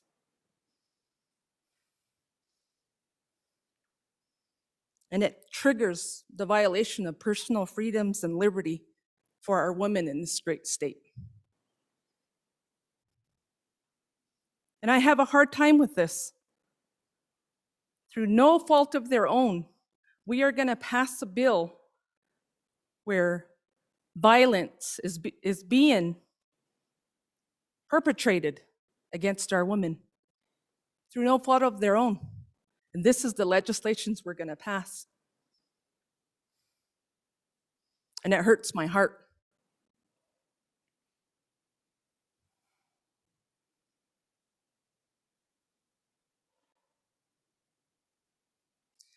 I know my dad's watching, my ate.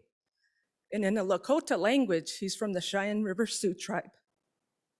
And ate means cheek. Ah means cheek, and te means chest. How powerful that is, ate. Cheek and chest, you're holding a baby. When I was 7 years old, I knew my family and my parents were going through a hard time. There's 7 of us, 7 girls, no brothers. But I was 7 at the time. And I knew there was something wrong. And I knew my mother was sad. And I knew my father, Ate, was sad. So I went home to him this weekend, and he's been watching me. And he said, "Did you know your mom had an abortion?" I didn't. I didn't know. I knew something was wrong. I knew it was at the old hospital. The hospital's no longer there. I knew it was heavy. And he shared that with me.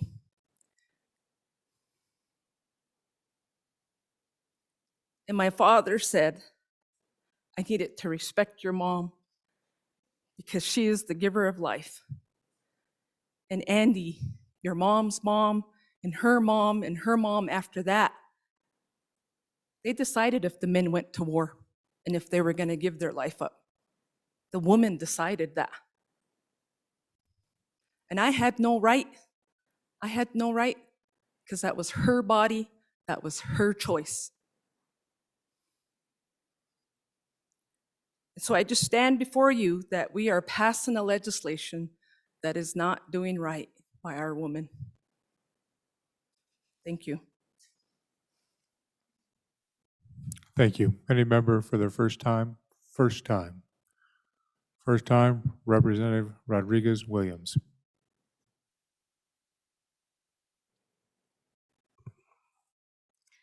Thank you, Mr. Speaker. And thank you to the good colleague that sits to the right of me. I appreciate you sharing your personal story and your personal feelings.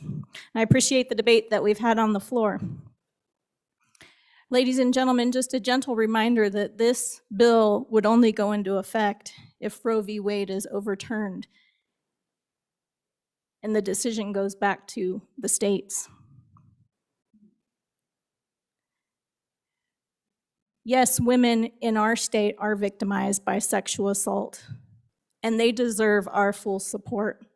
Wyoming has support. We have lots of it.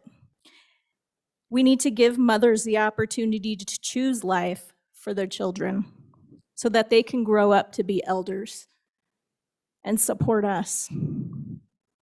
Don't let them be traumatized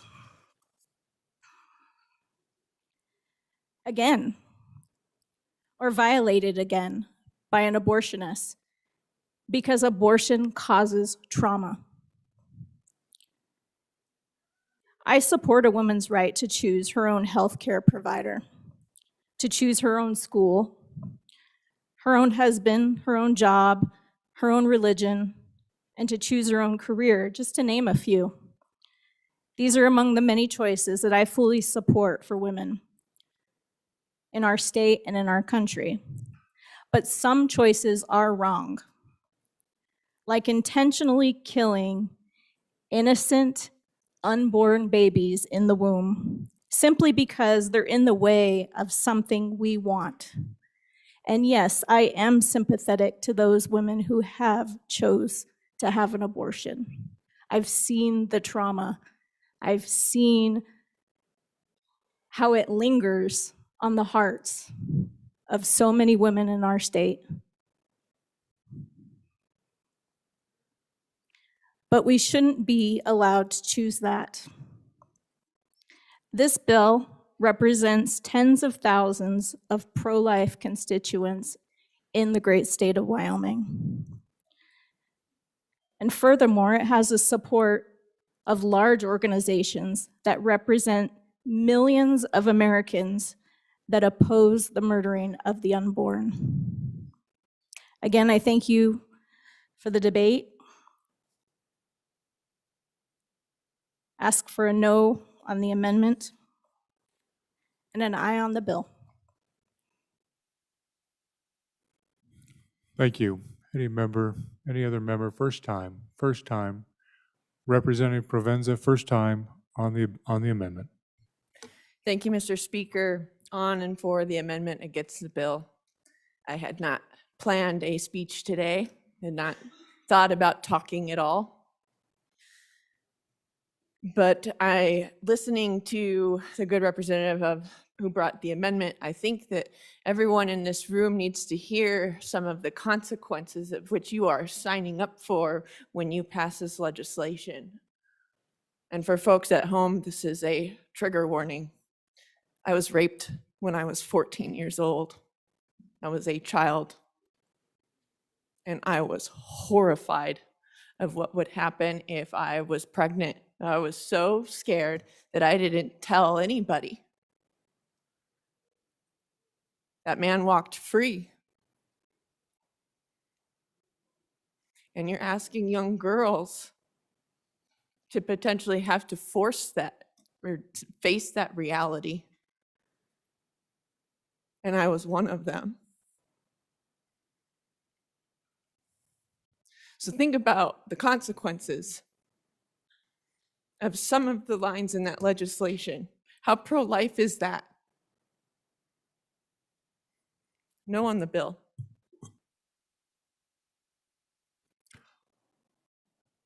Thank you. Any other member, first time? Representative Ottman, first time on the amendment. Thank you, Mr. Speaker, and thank you, ladies. As we're seeing, we're dealing with a lot of different things. But I would also mention to you that one of the problems that we're having with rapes and violence and incest and murder and missing people is because the perpetrators are not getting caught. Things are not being reported. Police are not giving the information that they need. Things are bad. Family members need to speak out when they know of things, and people are afraid to talk. People are afraid to talk. We've got to open that up. Realize these babies, if they're wanted by this mother, if the mother can handle it, great. There are so many organizations and helps and people that want children that can't have them. Do I think it would be an easy 9 months? No. But do I know that there are people there that would help not only with the pregnancy, but also with the results of the violence that was perpetrated upon these girls? They don't need to hide these things. They need help. They don't need to live with this guilt or with this trauma or with these horrible memories. They need people around them. They need to voice it out and get it out, not stuff it. I've seen women over the years with promiscuity and drug addiction and alcoholism because terrible things happened and they had to live with it alone. I've seen young girls taken on buses to abortion clinics and they were told, nobody needs to know. Their lives were messed up. So while this is a sincerely emotional topic, while this is very, very important for moving forward in our society, I ask that you protect these babies and help these women. So no on the amendment and yes on the bill. Thank you. Thank you. Any other members, first time? First time.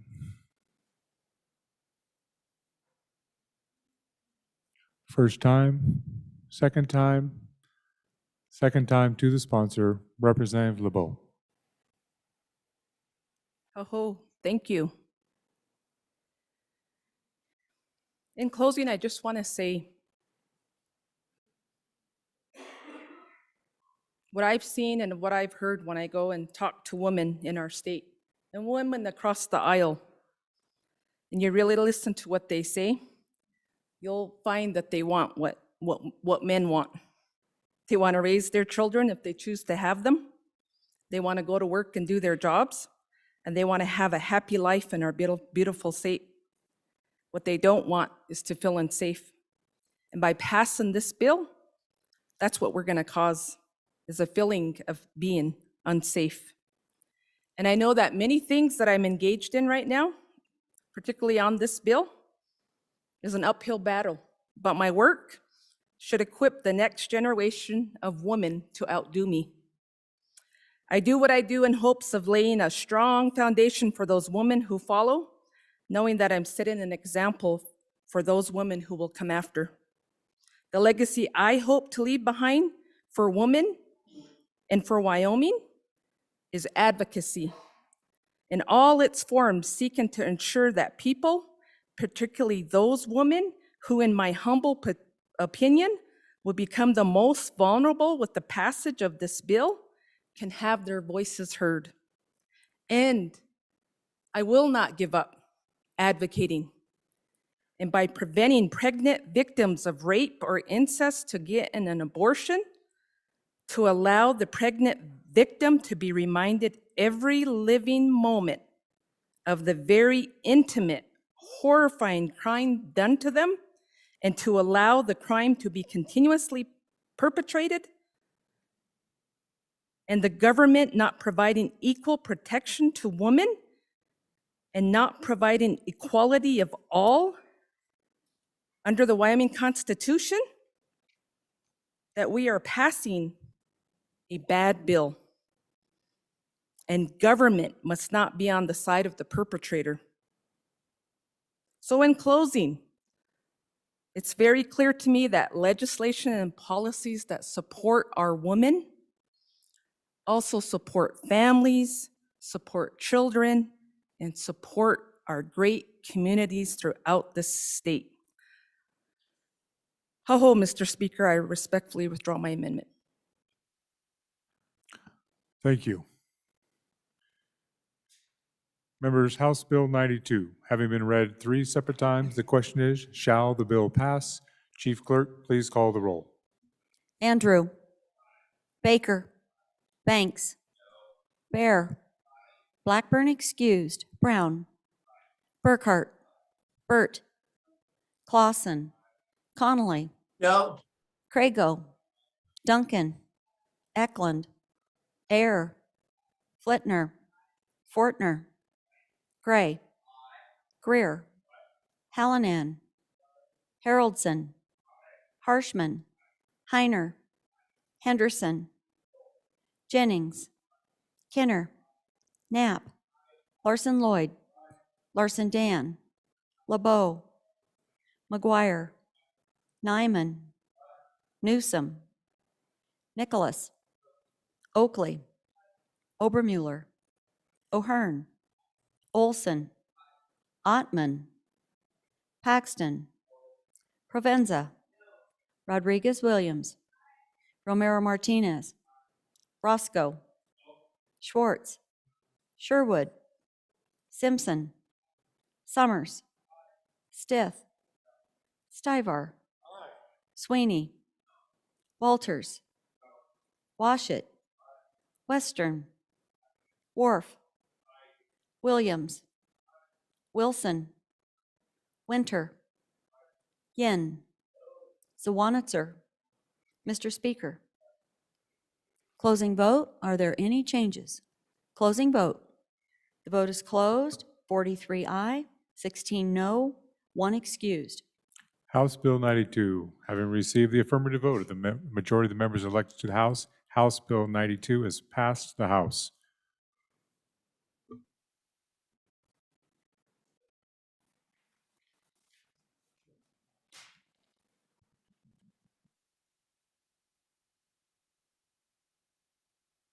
Next, House Bill 96. House Bill 96, sponsored by Representative Nicholas. State official salary, an act relating to state elected officials' salaries, being enacted by the legislature of the state of Wyoming. Members, we have 2 amendments, and they are in the correct order. First one, Representative Summers. Mr. Speaker, thank you. I'd like to move third reading amendment number 1 to House Bill 96 and ask for your favorable consideration.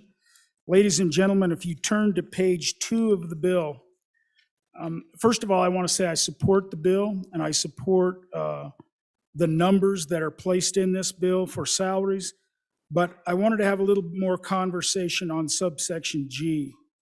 And what subsection G says is, in addition to the salaries provided in subsection A, the legislature may provide through the budget process salary cost of living increases to the state elected officials. And then it goes, and basically the rest of it enables that. And I think it's important, and the reason I oppose this section and bring this amendment to draw G out is, I think we need to make a decision every time we increase this salary of the state electeds. And I don't think we just have a cost of living anytime we throw one on other salaries in the state. So just wanted to have a little more conversation about this section. I fully support the bill except section G. Other members, first time. Chairman Nicholas, first time on the amendment. Thank you, Mr. Speaker. Ladies and gentlemen, I support this amendment. Thank you. Any other member? Any other member on the amendment? Any other member on the amendment? Any other member on the amendment? First time, second time. Members, we are voting on third reading, amendment number 1, House Bill 96. All those in favor, please say aye. Those opposed, no. The amendment is adopted. Next amendment, Representative Jennings.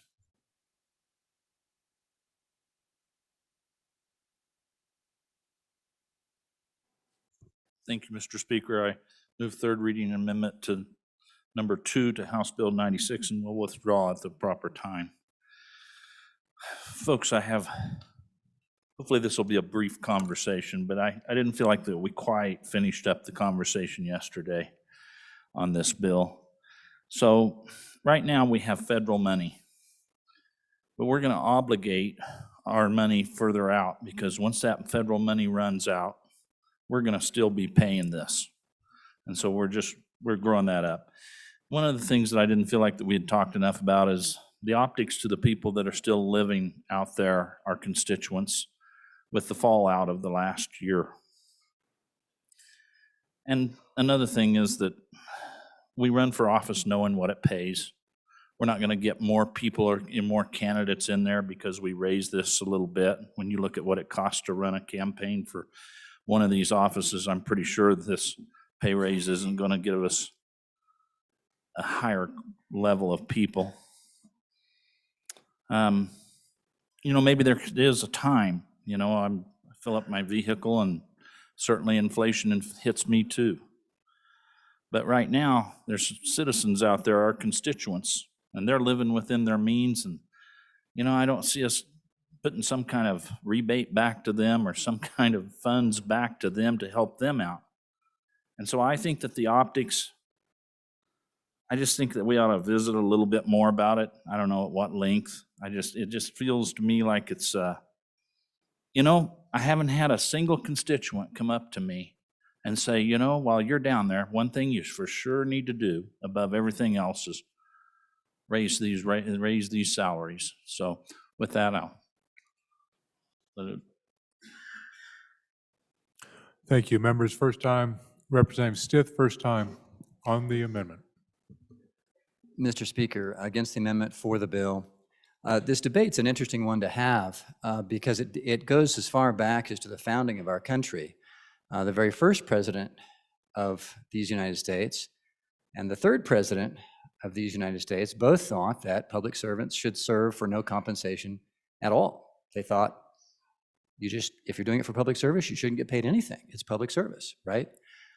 Our second president of the United States, by contrast, he had this essentially small law practice in Boston, and he needed the money and could not have run for public office without getting paid something. So this debate, I think, it's not a new debate. It goes back to the founding of our country, and the question is, do you want to have a system that encourages only people who are, relatively well off to serve, or do you want to have a system that encourages that doesn't have a financial disincentive to run for the office and serve?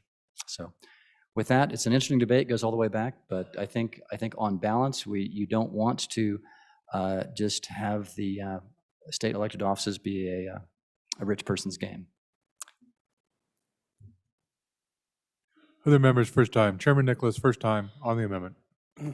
Thank you, Mr. Speaker. Ladies and gentlemen, on and against the amendment and for the bill. So raising the rates for 5 elected officials is not going to affect our budget or at all, whether or not we have federal funds or not. We have not raised these since 2002. And if we don't do it this year, there'll be an election, and so that means we can't raise it until 2026. So that will be 24 years without any type of pay increase at all. And by that time, that $92,000 will probably be worth about $45,000 in inflation-adjusted dollars. We have already passed out of this body increases for county attorneys and county commissioners. And so without this, county attorneys and county commissioners can make more than our 5 electeds and more than the governor. So what I would suggest that if we want to be consistent in our actions, that we'll support this. And there's concern about the optics. Well, ladies and gentlemen, we're here to do the right thing. And then when we get back, we explain to our constituents that this was the right thing to do. I think the optics is having underpaid folks. And if you know some of the five elected of the 4, we know that the chief executive gives back his. So he, because he's in a position where he can do that. But the other ones, I actually know what they used to make. And this is an increase for them that they need to perform the task they're doing. And think of the amount of money you spend just running for an election of your own dollars, just in your own races. And to run a statewide campaign, I can tell you that everyone goes deep in their pocketbook to do it. And then they become a public figure and they have to travel all over the state and represent us. And as they represent us, all the citizens of the state of Wyoming, the least we can do is pay them a comparable wage that you can get. I mean, it's still going to be less than the circuit court judges and less than the district court judges. The auditor has 4 people in her staff receive more than her. The treasurer has 14 individuals in his staff that make more than he does. A&I has 10. The AG's has 32 employees that make more. And so I just think we need to make it balance out. And so I ask for your support of the bill. Thank you. Representative Gray, first time on the amendment.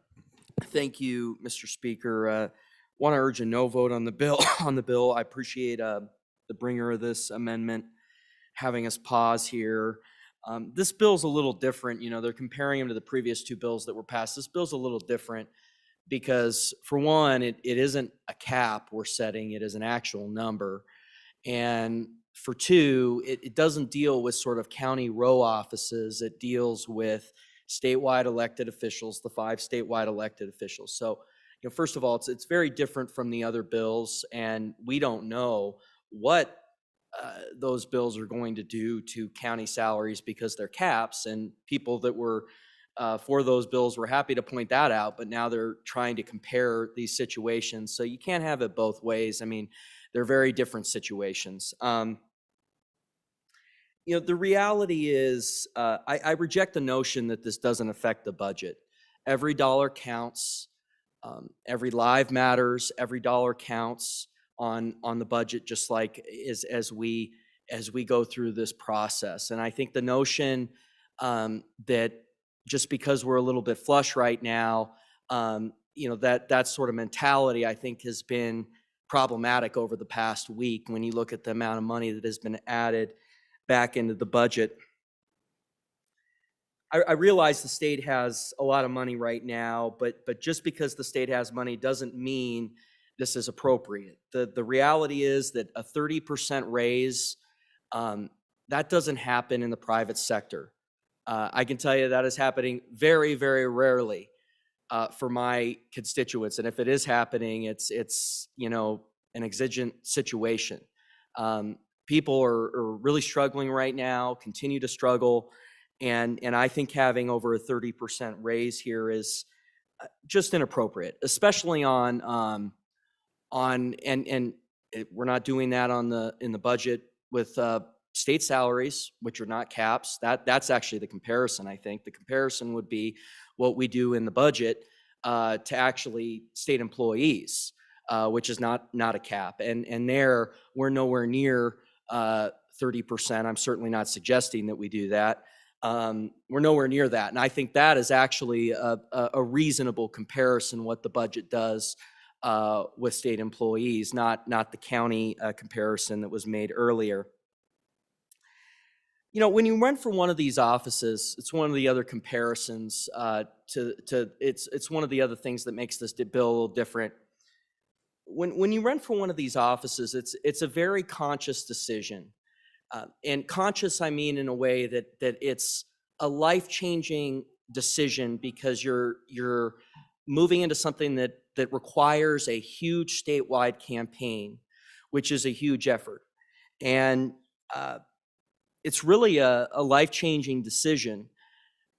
By the way, I don't think we should be subsidizing elections in this bill, and the notion that we're going to be sort of paying for costs that are incurred in the campaign for these offices, I think, is also really troubling and not something that we should be doing. The travel costs, you know, we talked earlier about the travel costs on these offices. And look, the bringer of this bill, happy to correct me if I'm wrong here, but the people in these positions are eligible for the in and out of state travel that is allocated in the budget. The lead in the state has the state jet, 2 state jets allocated to them, which the state pays for. Their travel costs are paid for by the state, and they're certainly eligible for that. If they don't claim it, that isn't something that I think we should, you know, that's on them if they don't want to claim that, but I assume they are. And we're very generous with in and out of state travel and with the state jets. So I don't think travel is a reasonable reason for this, but I just think that over a 30% raise is not comparison to other state employees in the budget. I don't think it's comporting with reality of what happens in the real world. And I think these offices, ultimately, you've got to have a servant's heart when you run for these offices. So I just think this kind of increase is not in line with that and not something that I think we should be doing. So please vote no on this bill. Thank you. Other members for on first time on the amendment, Representative Larson Lloyd. Thank you, Mr. Speaker, and I oppose the amendment in support of the bill. I think that I'd like you to consider what an individual that runs for the statewide office does once they're elected.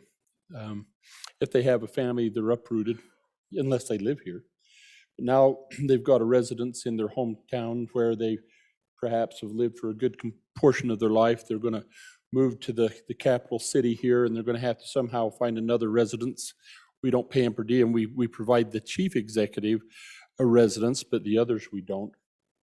So then they're going to have to figure that out. They're going to have to figure out what they're going to do with their family. So to think that there's not an impact on them is, I think the impact is huge. I would also take into consideration that if you look at our statewide officials, there's some that has a little more gray hair than others, but they come into this. Some of them come into this cycle midstream in their life, and so I granted it's a choice that they make, but they know that they're not going to be there forever. And so while they're there, they shouldn't lose track of what they're going to be in their profession, I don't think. I appreciate the comment on the size or the percentage of the increase that comes here, but I think that it would be, I think it's incorrect to state that this doesn't happen in the private sector. I think there's in the private sector, there's a lot less than 30%, but I also know from my experience and experience of watching my children of recently that 30% wage increase is not that uncommon. And so I think this is long overdue. So if you take into consideration 30% now, but if we'd have broke it out and made that every 5 years or so, it would be much less. I think that this is long overdue. Again, Mr. Speaker, I would ask for, I hope that we support this effort and support the bill. Thank you. Representative Washut, first time on the amendment. You know, at first blush, I was against this bill, and then I started thinking about it, and I went into my little computer that you all have sitting on your desk, and I went to that inflation calculator, and I plugged in $92,000 in $2002. And guess what? The pay raise that we're considering today doesn't even keep up with inflation for the last 24 years or 22 years since they had a pay raise. And so, you know, when I first looked at this bill, I thought about, you know, the little bit that we were able to do for some of our retirees and the little bit that we were able to do for our public employees and state troopers and all. But I think the number that really struck me was going back, how long ago was the last time we raised these salaries? And when you calculate it out and think about it that way, you know, what's really hard to swallow is that it's taken us this long to give these folks any kind of an adjustment over what inflation would suggest we should have been doing. So reluctantly, I'm against the amendment and for the bill. Thank you. Any other members, first time? First time, first time, first time, second time, second time, second time to the sponsor, Representative Jennings. Thank you, Mr. Speaker, and thank you all for the robust discussion. I just would remind you that, you know, I mean, I'm not arguing that there's not a place and time to raise wages for our public people, but boy, if you're survived the last 2 years and you're a mom and pop operation or a farmer out there or some constituent, I just think, wow, 30%. I think they look at that and they think, wow, it'd be nice to have that kind of raise. And so vote your conscience on this. I'd like to withdraw this amendment, Mr. Speaker. Thank you. House Bill 96, having been read 3 separate times, the question is, shall the bill pass? Chief Clerk, please call the roll. Andrew. Baker. Banks. Bear. Blackburn excused. Brown. Burkhart. Burt. Clausen. Connolly. Aye. Crago. Duncan. Eklund. Ayer. Flitner. Fortner. Gray. Greer. Hallinan. Haroldson. Harshman. Heiner. Henderson. Jennings. Kenner. Knapp. Larson Lloyd. Larson Dan. LeBeau. McGuire. Nyman. Newsom. Nicholas. Oakley. Obermuller. O'Hearn. Olson. Ottman. Paxton. Provenza. Rodriguez Williams. Romero Martinez. Roscoe. Schwartz. Sherwood. Simpson. Summers. Stith. Stivar. Sweeney. Walters. Washut. Western. Wharf. Williams. Repeat. Wilson. Winter.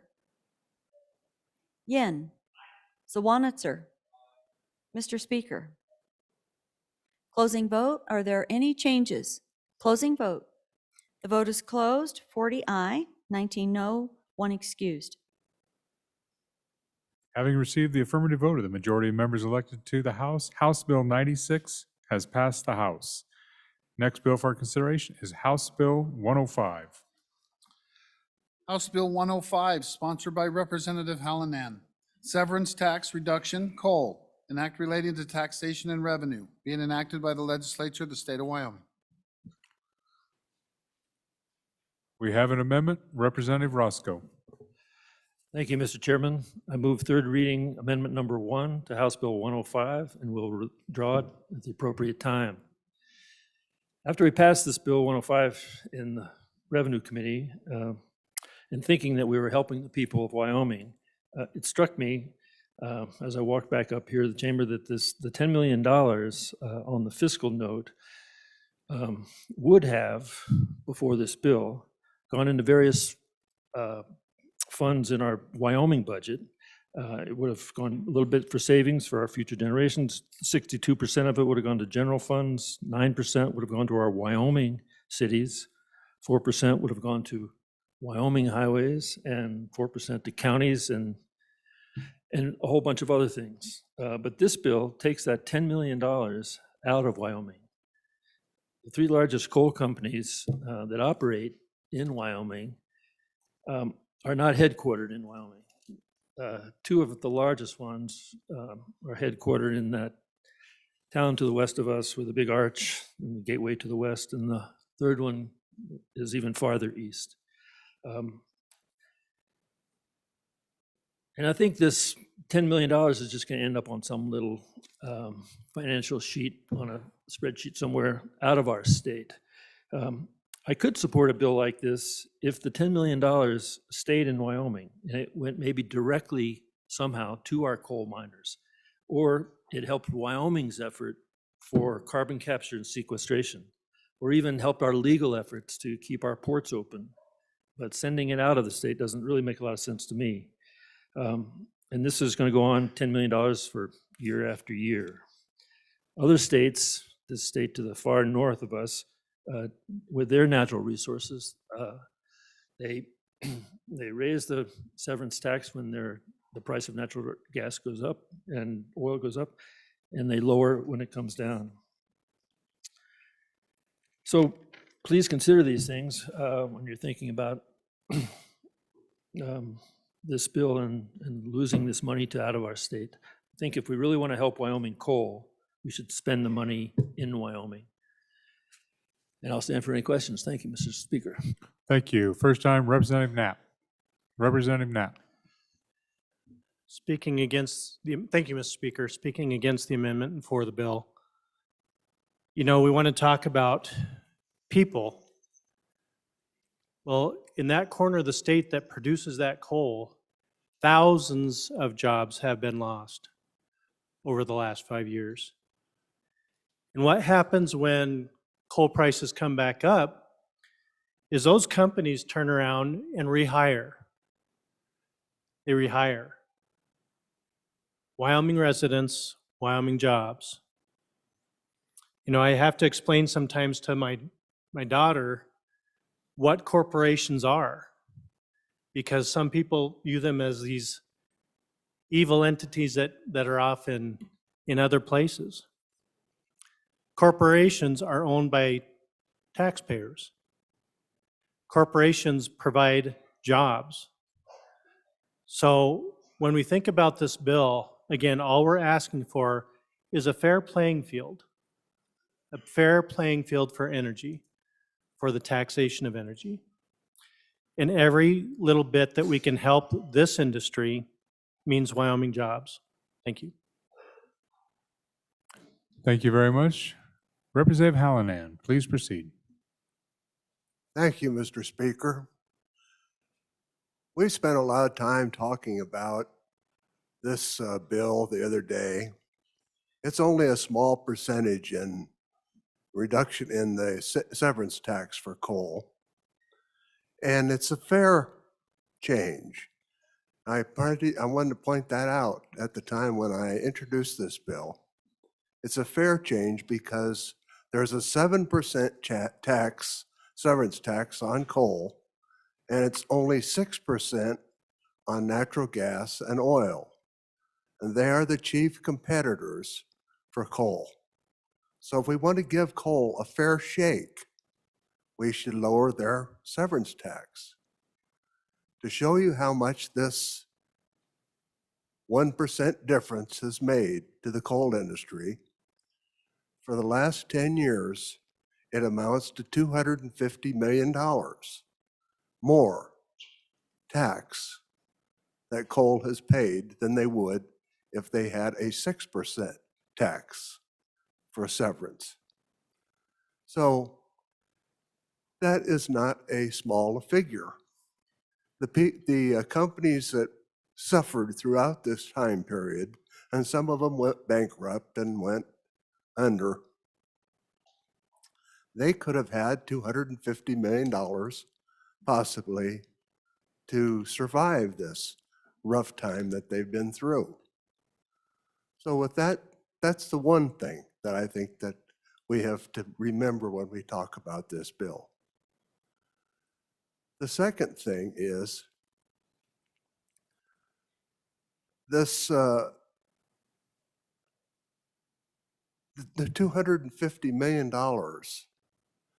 that they've paid more in tax over this last 10 years is causing them to have difficulties in meeting their current needs in financing. And some of these companies may go under. Now, I think we need to also look at the amount of tax that these companies have given to the state of Wyoming. They are very important parts of our economy. $292 million in tax was paid in 2021 to the state of Wyoming. 141 million of that was severance tax, and 151 million was ad valorem and sales tax, and that goes to schools. Now, our schools don't need to have a reduction in $250 million. And if these companies don't stay healthy, then they may go broke and the coal industry may end in the state of Wyoming. So this is an important issue to keep in mind, that we want to keep these companies going and keep them strong. And a third thing we need to look at is what the national administration is doing to the coal industry.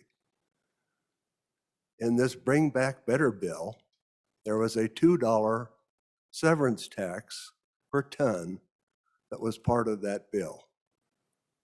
Didn't get passed, but if it did, that would be devastating to the coal industry. That would be about a 15 or I don't know what the severance tax that would be.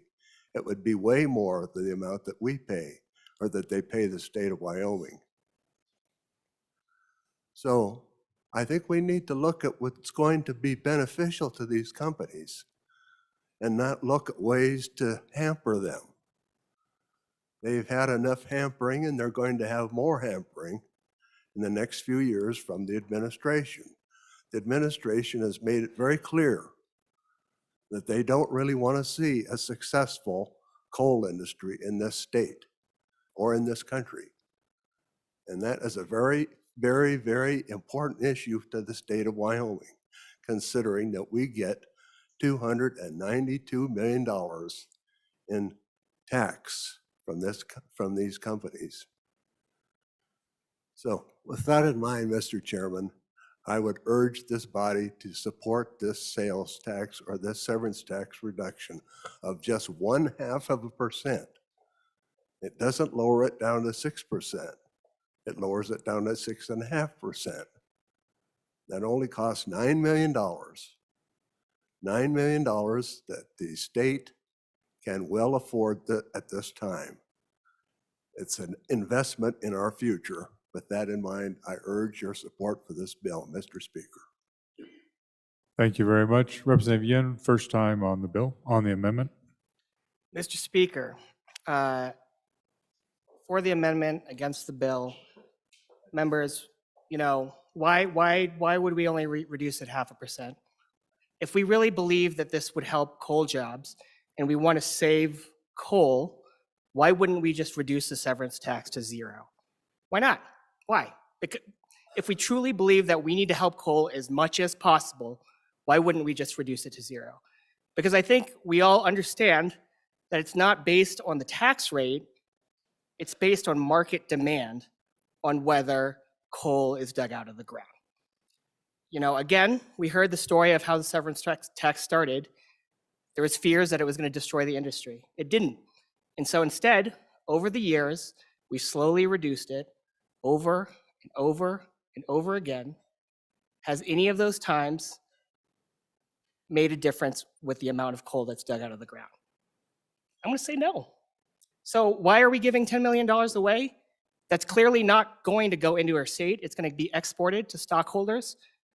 One of the biggest coal companies that operates in our state is literally at the highest stock value they've ever had. What are we doing?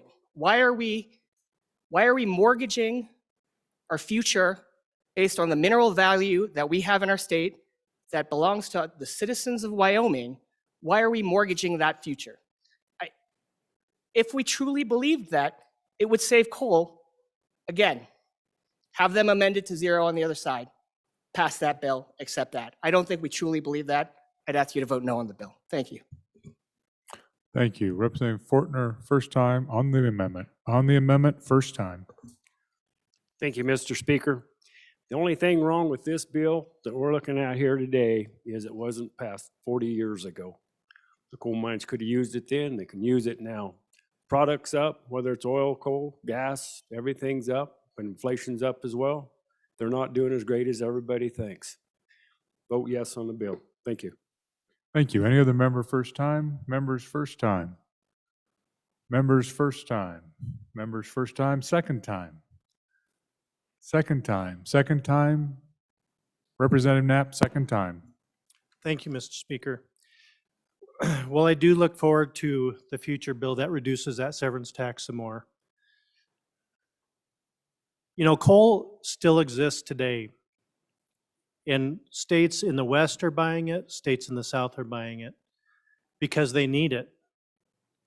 It's a low-cost source of energy, and we make it cleaner and cleaner every day. The executive branch here believes in it. It's part of a policy that's blended energy: wind, solar, nuclear, and clean coal, oil and gas. It is part of Wyoming's future. And all we're asking is that as we look at these blended energies that we ship out, instead of commodities shipping energy, is that all those energies are taxed the same. It's that simple. So, against the amendment, for the bill. Any other member? Second time, second time.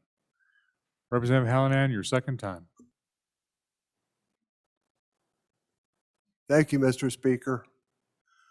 I think we all realize that these businesses have ups and downs. Right now, the coal industry is making a better profit than they did a year or two ago. And that's because the price of natural gas and the price of oil is up. When it goes up, then the usage of coal goes up. So to say that because these companies made more money this year, it's really, I mean, it doesn't really mean anything as far as the future of the business. The coal industry is in trouble right now because of the approach that our national government has taken towards coal. And whether they're doing well right now, but that doesn't mean that they're going to be doing well in the next couple of years. So with that in mind, I think we need to remember that coal, just like natural gas and oil, varies in their profitability.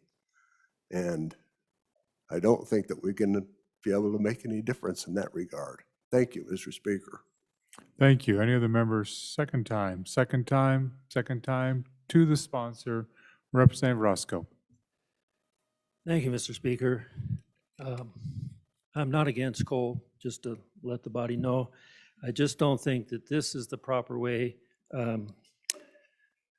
When we lower our severance tax, the money leaves Wyoming. We're appropriating money out of our state. the largest operator in Wyoming, has mines in 7 different states and also major operations in Australia. So when this number comes across their balance sheet, they can spread that out. They can be thankful for that 0.5%. If I thought it would make a difference, I wouldn't object to it. But I think we would be, my point is that we'd be better to spend the money from the severance tax within Wyoming to help our own coal. And I mentioned carbon sequestration, legal ports, and maybe helping our miners out themselves. So I just don't think it's a good business decision, and I seriously don't think that this reduction is going to change the future of coal in our state. Thank you, Mr. Chairman. I will respectfully withdraw my amendment. Thank you. House Bill 105, having been read 3 separate times, the question is, shall the bill pass? Chief Clerk, please call the roll. Andrew. Baker. Banks. Bear. Blackburn excused. Brown. Burkhart. Burt. Clausen. Connolly. No. Crago. Duncan. Eklund. Air. Flitner. Fortner. Gray. Greer. Hallinan. Haroldson. Harshman. Heiner. Henderson. Jennings. Kenner. Knapp. Larson Lloyd. Larson Dan. LeBeau. McGuire. Nyman. Newsom. Nicholas. Oakley. Obermuller. O'Hearn. Olson. Ottman. Paxton. Provenza. Rodriguez Williams. Romero Martinez. Roscoe. Schwartz. Sherwood. Simpson. Summers. Stith. Stivar. Sweeney. Walters. Washit. Western. Wharf. Williams. Wilson. Repeat. Winter. Yin. Zwanitzer. Mr. Speaker. Closing vote. Are there any changes? Larson Lloyd, aye to no. Obermuller, aye to no. Further changes? Closing vote. The vote is closed. 40 aye, 19 no, 1 excused. House Bill 105, having received the affirmative vote of the majority of the members elected to the House, House Bill 105 has passed the House. Next bill for our consideration is House Bill 131. House Bill 131, sponsored by Representative Burkhart. Nuclear power generation and storage amendments. An act relating to environmental quality, being enacted by the legislature of the state of Wyoming.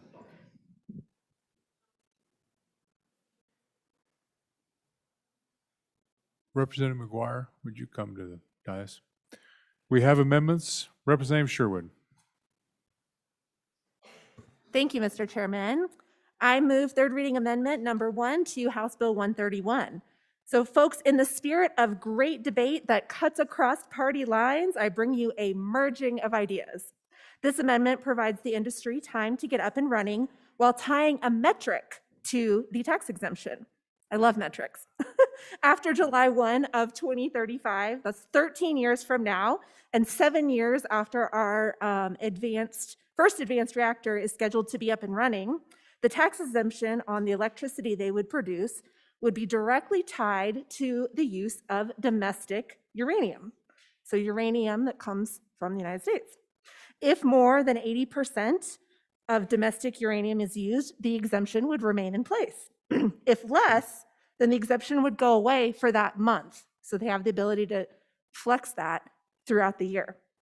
This timeline should also give our uranium industry time to establish or work with a domestic enrichment facility. So for your consideration, I ask you to encourage energy development that adds value to our existing industries. Thank you. Thank you, Representative Sherwood. Representative or Chairwoman Wilson. Thank you, Mr. Chairman. I'm in favor of this amendment. I think it's a great amendment. I think it encourages our country's uranium sector, and I think it makes sense to not do tax giveaways to people that aren't sourcing from here. So I'm in favor of this.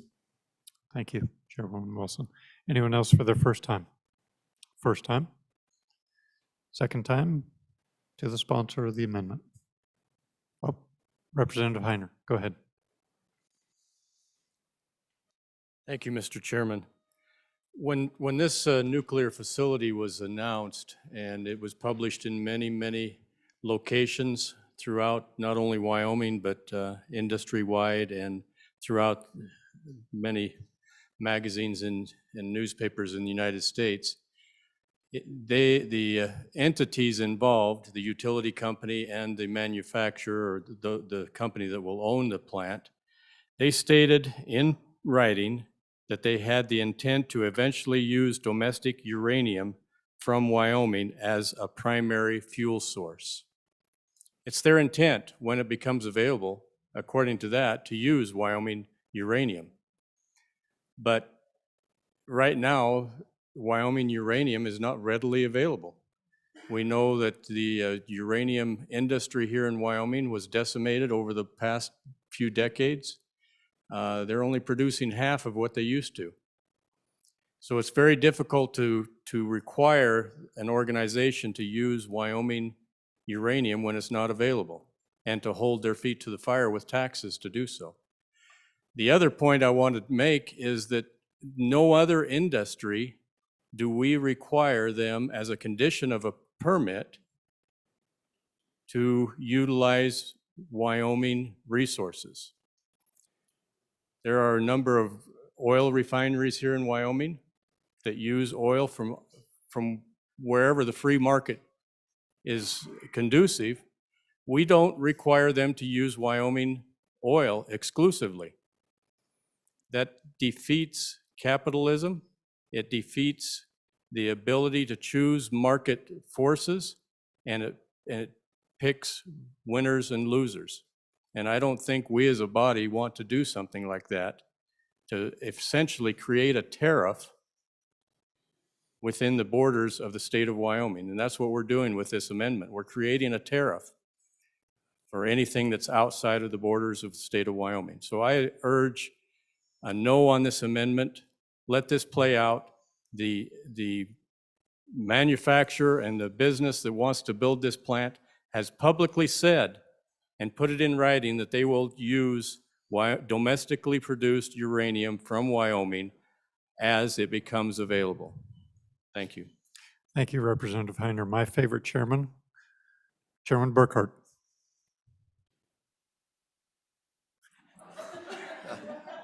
Thank you, Mr. Chairman. I think we'll delay that discussion for later. Ladies and gentlemen, a number of things with this amendment and on and against it. One is, if you look at the dates, I want you to think back a few years ago during the housing bust. All these people had balloon payments on their houses, on their mortgages, and what happened when they came due. This is the same thing. It's a balloon payment for taxes, pure and simple. Doesn't give them any wiggling room or anything else. It's pure and simple a balloon payment. So the amendment talks about any month. You don't change the fuel in reactors on a monthly basis. You might not change it for numerous years. So every month is kind of a strange time frame. You know, it's not like you take a pot, pull the lid off, dump a can of beans in, put the pot back on. That's not how reactors work. They're set to go long term without any maintenance on them, without any additional fuel. And that, as for the Wyoming fuel, who knows where it comes from? Uranium leaves Wyoming, it goes to a facility in the central part of the United States. It's converted to uranium hexafluoride. That is then reconverted back into a usable uranium, goes to a plant where it's processed into fuel. And if you want to see a sample of a fuel pellet, there's one sitting on my desk.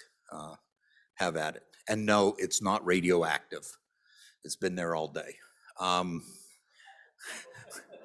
I just thought I might tell you that. I mean, I don't want you to move away from my desk, but it gives you an idea of what you're looking at. So, and this says, used to produce electricity. If all we're doing is using a nuclear reactor to produce electricity, we're wasting it. You can use it to dry coal, which makes the coal more valuable. I worked in the coal industry, and one of the biggest things you deal with is moisture in the coal. When it gets to the power plant, they have to accommodate that. It also adds weight. And when you ship coal, it's $0.015 per ton per mile. Each train is 110 cars with 110 tons per car. You can get your calculators out and do it. So, and uranium from Wyoming mines, you don't know. Due to that processing, who knows where it actually comes from? The lab across the line to the west of us is currently reprocessing other reactor fuel that could be used in this reactor. And who knows where the material in that fuel came from. It's been blended, reblended, mixed, adjusted, taken back out, put back in, and you have no way to know where it came from. It's like figuring out where the gasoline or diesel in your vehicle came from originally. So, and then the burden is on the taxpayer to establish the entitlement. So we've just given them an entitlement, which I think this body really doesn't like to do. Unless you're vertically integrated and you have control of the whole thing, you have no idea where your product comes from and the components that go into it. That's the only way you'll know. You know, I serve on an international standards committee for rare earths. This is something we've debated for 3 years on how you establish a provenance or a background to the material. And that's to avoid mining with child labor and things like that. And there is no real easy way to do it. And if you have control over it, then you're relying on the honesty of whoever has it. So all of those, it just isn't a good amendment. It's confusing. It sets timelines. Like I said, it's a balloon payment on taxes. You know, I don't think it does what it's intended to do. This won't create any taxes for Wyoming. It won't help the uranium industry. It may hurt both. So on and against the amendment. Thank you. Chairman Burkhart, Representative Yin, for your first time. Mr. Chairman, thank you. So just so I'm not misunderstanding, but when I read the amendment, it's not requiring Wyoming uranium, it's requiring American uranium. And if I am misunderstanding, please tell me. But if it is just buy American, I like buying American. I think we should incentivize that. Buy American. Thank you, Mr. Chairman. Thank you. Anyone else for their first time? First time? Second time? Anyone for their second time? Chairwoman Wilson? Thank you, Mr. Chairman, from your favorite chairman. Just, or maybe your second or third or 10th favorite chairman. Anyway, yes, as the previous speaker just mentioned, if you read the amendment, it says American uranium, not Wyoming uranium. So, you know, make sure to read the amendment. And the second question about how annoying it is to report monthly, the tax in this section in 3923-107 talks about reporting and payment, and they're supposed to collect it and report it every month. So that's why it's in the amendment that way. I mean, if we want to rechange the whole tax part because monthly is too annoying, that's not what this is. This is what's in existing statute about monthly reporting. Personally, okay, I'm a simple-minded person and know nothing about doing things with uranium. But you know, if I'm buying something that I put into my business, like I have a receipt where it came from That's my documentation. I know that's too simple-minded for this, but it doesn't really seem to me that it would be that difficult to, and okay, maybe I only have to buy it once a year. Then I've got the same piece of paper attached to my monthly report all year long. Look, I bought uranium from United States. We've got 50 states. I don't suppose it comes from the islands. I think, and I think really, and we have many programs through the Business Council where we expect people, if they're going to get a grant of state monies, that they have to back it up by showing what kind of wages they're paying to people, that they've done, something good for the community. So to me, having sat on revenue for 2 years and hearing about how we have way too many exemptions, to deliberately set up an industry and just exempt them doesn't make any sense. I think this is a great way to handle it. Give them whatever it is, 10, 12, 13 years, and then start saying, okay, after that time, you're up and running, it works, it's a great program. Now just show that you're buying American uranium and you're good to go. What's not to like? Thank you, Top Chairwoman Wilson. To the sponsor, Representative Sherwood. Thank you, Mr. Chairman. I am sorry.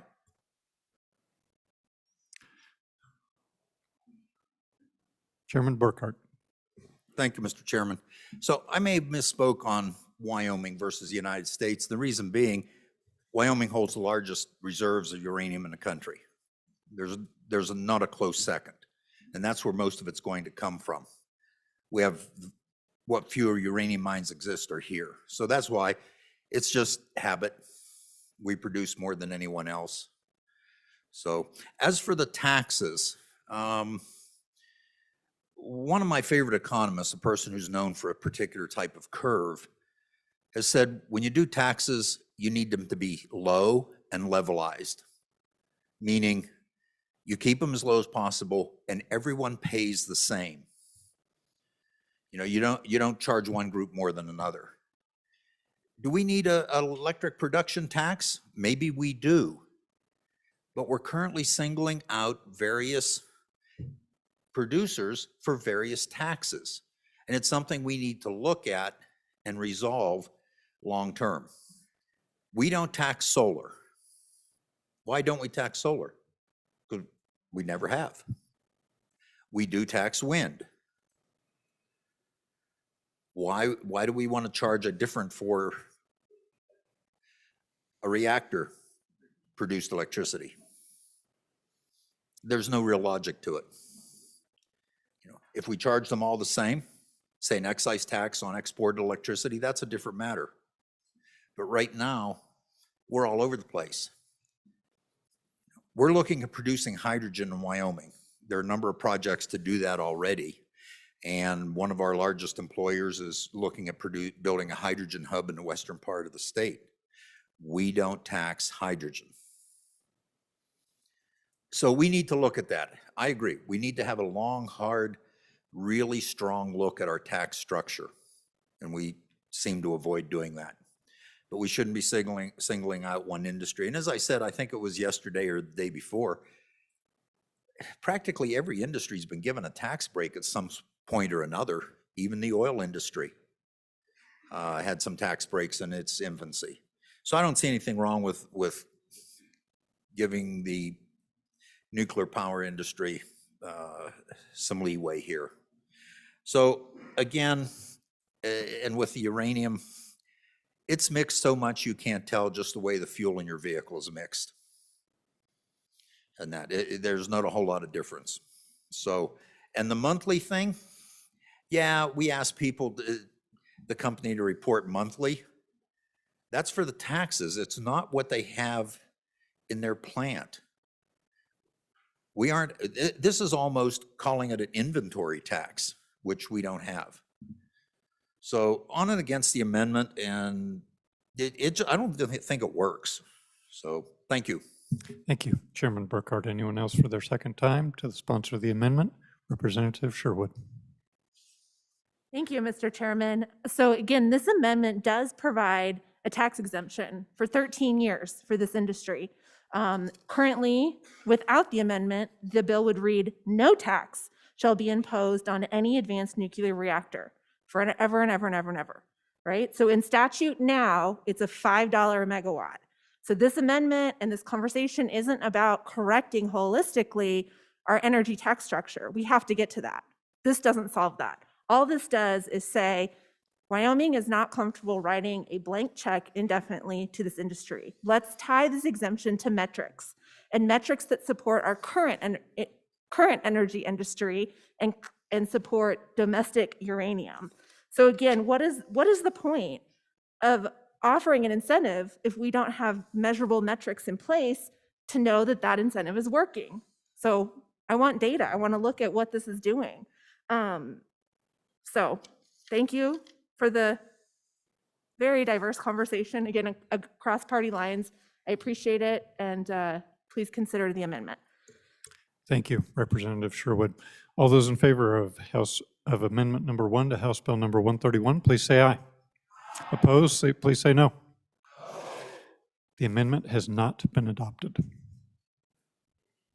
Division having been called, please, in favor of the amendment, please stand.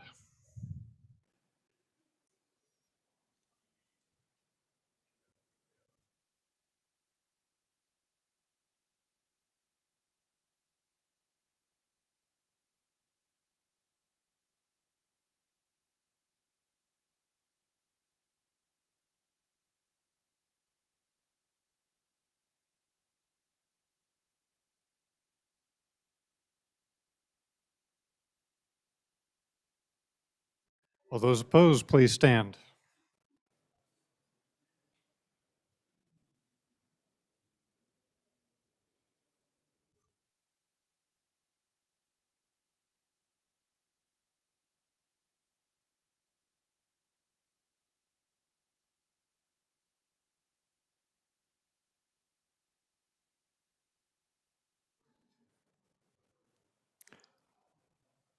The amendment has been adopted 30 to 26.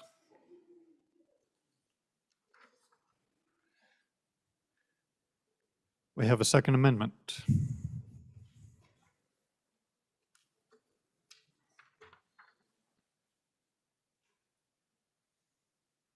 Representative Gray. Thank you. I move third reading amendment number 2 to House Bill 131. So adjusted a few things in the amendment from yesterday and make it clear, connected a couple concepts, principally that one, the facility would use Wyoming sourced uranium, and it would not be uranium sourced from the Russian Federation. We did correspond with the governor's office, and I'm happy to send the correspondence from the chief executive that they did say that right now the intent is to use Russian uranium at this facility. And I know they're going to say there's some letter out there, but this is our chance to put sideboards on this project. And I think we should take it. Last week, in a cowardly fashion, Russia launched a full-scale invasion of the Ukraine. And what Russia is doing right now in the Ukraine is appalling. We should not be using Russian uranium at this facility. It is a security issue. Last week, they threatened multiple times to initiate a nuclear confrontation with the United States and with other countries across the world. This is, to me, this is just, and the astounding thing right now is the federal government, just like in the way they mishandled the selling of uranium assets within our borders, I don't know whether they're going to be able to take care of this. The only way they're going to take care of this is if we do it in this bill, because they really want this to happen. And it's a cross-party coalition in the Capitol, and it's high-dollar people lobbying them, okay? So I can guarantee you, if this is in this bill, the thing is still going to happen, and they will make sure that they comply with it. And we should be using Wyoming uranium. And I'm telling you, I'm happy to pick Wyoming as a winner and Russia as a loser. So You know, they can guilty as charged if they want to, you know, say that on this amendment. We can do this. This is the United States of America. We can make sure we have compliance on this. We can provide the uranium. We can. This we can't mentality has really damaged our country for half a century. We can do this. We can make this happen. And I ask for an aye vote on this amendment. Thank you. Thank you. Representative Harrelson for your first time. Thank you, Mr. Chairman. So as we're looking at this, I keep hearing that this is not technology that we have yet. And one of the beauties of this country is the fact that we have the ability to be inventive and to figure out how to make something become reality. And if we're going to put a nuclear reactor in the States, we should be able to use our own cake for it. We've already heard it's going to be a long time till this happens. That means we can start getting the conversation moving in that direction. We can start getting the technology moving in that direction. But we've gotten to a point as a nation where we're seeing our economy always being outsourced, our power sources being outsourced. And if we don't start doing something, you guys, we're in trouble. I mean, let me back up. We're in trouble. We don't have to start doing something. It's already happened. So why don't we start turning the narrative around? Let's start realizing that we need to start producing our own. We need to start producing our own products in this country. We also need to start producing our own power sources in this country. And obviously, there is a war on coal. Is nuclear the answer? We could probably debate that all day long. But if nothing else, we might as well be using our own uranium and not bringing in it from an outside country. And on top of it, kind of insult on injury, it's a rough week to talk about Russian uranium, guys. They kind of blew that one up for us. So I believe this is really important. My constituents believe this is really important. And so I would ask that you would vote for this amendment. And with that, I am going to request a recorded vote on this. A request has been made for the ayes and the noes, and I heard a second. Who is the second? Representative Gray. All right. Representative Schwartz for your first time. Thank you, Mr. Chairman. There are a lot of issues I could discuss on this particular amendment regarding uranium and where we would most likely get our uranium. But my biggest problem with the amendment is in statute identifying a foreign nation as a nation we don't want to deal with because they are not our ally. And the problem is, throughout history, allies change. The nation in question here was our ally in World War II, and yet within a year of the end of the war, they were our sworn enemy. I could go through innumerable nations that sometimes they're our allies and sometimes they're our friends. So I really think it's a bad idea to put into statute a particular nation that we think is not our friend and we should not purchase from. Thank you, Representative Schwartz. Representative Heiner. Thank you, Mr. Chairman. The United States is paying Russia $70 million a day right now to buy oil. By not buying any yellow cake from Russia, do you think it's really going to affect their operations? Do you really think it's going to move that needle? You know, we may be opposed to what's going on over there right now, but by not sourcing our uranium from them is not going to make any difference. If we really want to change things, we need to stop $70 million a day from going to Russia. So I challenge the bringer of this amendment to work on that. Work on something that will really move the needle and change dynamics of international trade and really hurt Russia if that's what he wants to do with this. But by putting this in statute, I don't think it's going to change a thing what's going on over there today. Thank you. Thank you, Representative Heiner. Chairwoman Wilson. Thank you, Mr. Chairman. I like the concept, but I have a question. Doing a little searching, it looks to me like the bigger producer of uranium is Kazakhstan, which did used to be part of the Soviet Union, but I don't believe is part of the Russian Federation. And I certainly think they're allied with Russia. I would just like a little clarification on that. I'm not sure that we've got all the geography pinned down. Thank you, Chairwoman Wilson. Chairman Burkhart, for your first time. Thank you, Mr. Chairman. So I don't like Russia either. Just let's get that clear. But again, with the uranium, we don't know. We have a stockpile in the United States and we probably cannot determine where it originally came from. And that's what will be used first for production. The department, or U.S. department that handles energy issues, building a production facility in a Midwestern state. They've currently licensed it. By the time this reactor is done, it'll be up and running because that is a priority of the government right now. They know it's a shortcoming. You know, I've asked that company to move here and they've politely declined, sorry to say. It's kind of hard to move these facilities. So it's hard to do that. It's hard to determine exactly where it came from. Again, back to the oil analogy, who knows where it comes from and that.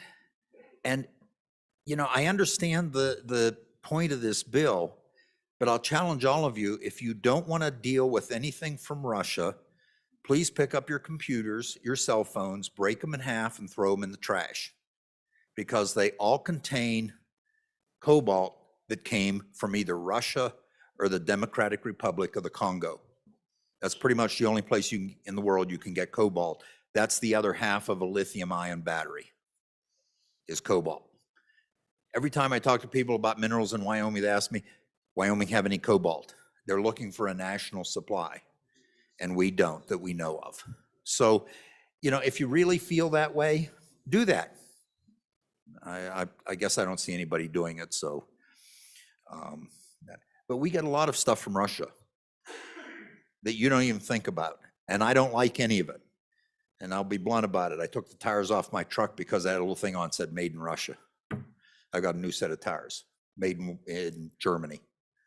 So if you don't like it, put your money where your mouth is.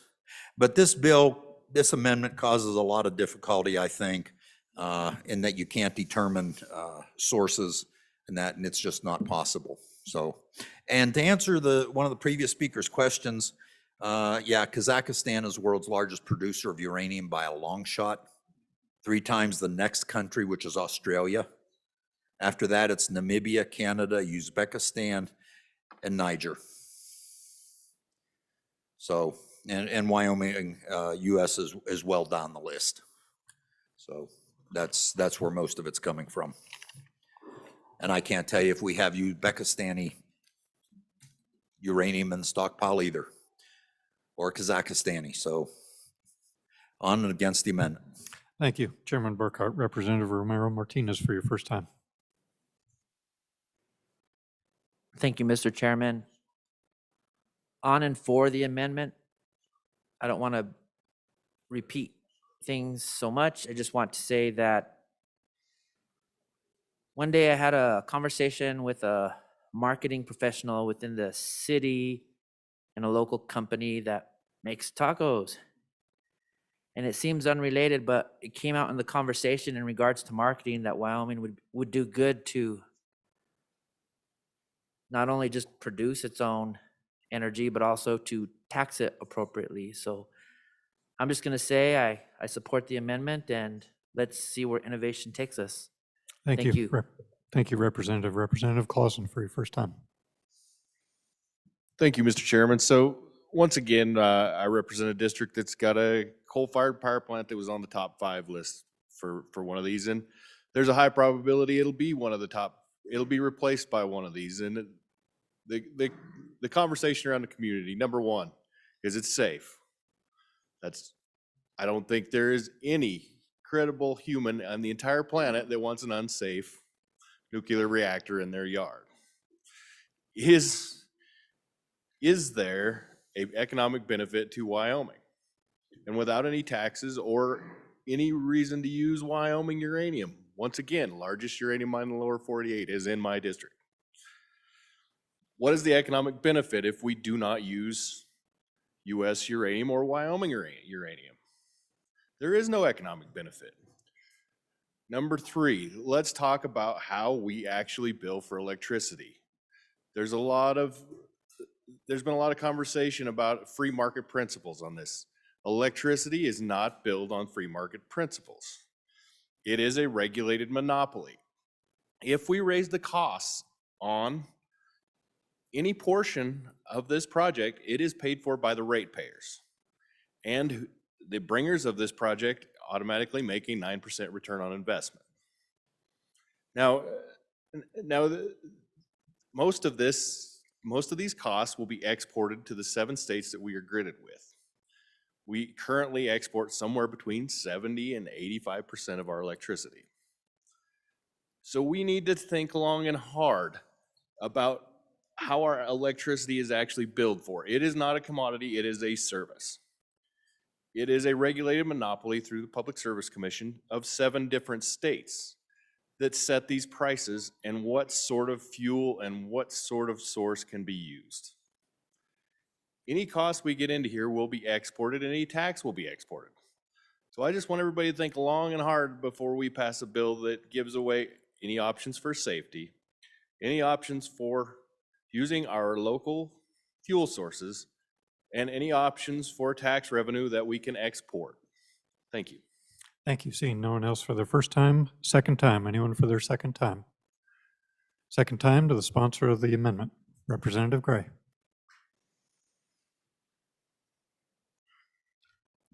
Thank you, Mr. Chairman. Responding to a couple of the points that were made, the member from District 23 expressed concern on referring to a foreign country in a statute, and I agree alliances change, but so do statutes. That's why we go into session at least once a year. And so, look, this will be up for adjustment based on what happens, especially what happens on the ground, how things adjust. So statutes change too, just like alliances change. It's not locked in forever, but this is a policy statement now. Responding to the point that that was across a couple people that spoke that said, well, this is just a drop in the bucket, and there are already so many products that we use that are from Russia. Well, look, I'm not saying I'm all for energy independence. That's the point of the amendment. But a journey of 1,000 miles begins with a single step. So let's fix it here. And then let's have overall energy independence. Let's ramp up oil and gas even more than it already is. Let's get energy independence there, fix that issue. So we don't provide $70 million a day or whatever the sum is on oil. I'm all for producing rare earth minerals and here in the United States. I think we need to get these chips out of foreign countries, start producing those here. I'm all for that. That's the point of this amendment. But you can't fix it all in one fell swoop. I'd love to. But this is one way to address this problem. You know, the other thing I would say too is to say that this is a drop in the bucket. It's not. The only way that this invasion is going to be stopped, I mean, the main way, I should say, is going to be the economic factor. Yesterday, I saw, because of a variety of actions that were taken, individuals in Russia are standing in lines because they can't use credit cards, they can't use debit cards now because a bunch of companies canceled that relationship. So everybody's got to use cash. Huge amount of unrest, 25% decline in the value of their currency, huge amount of unrest that causes. It all adds up. The economic aspect here is basically going to be the world's best protection in stopping this kind of aggression.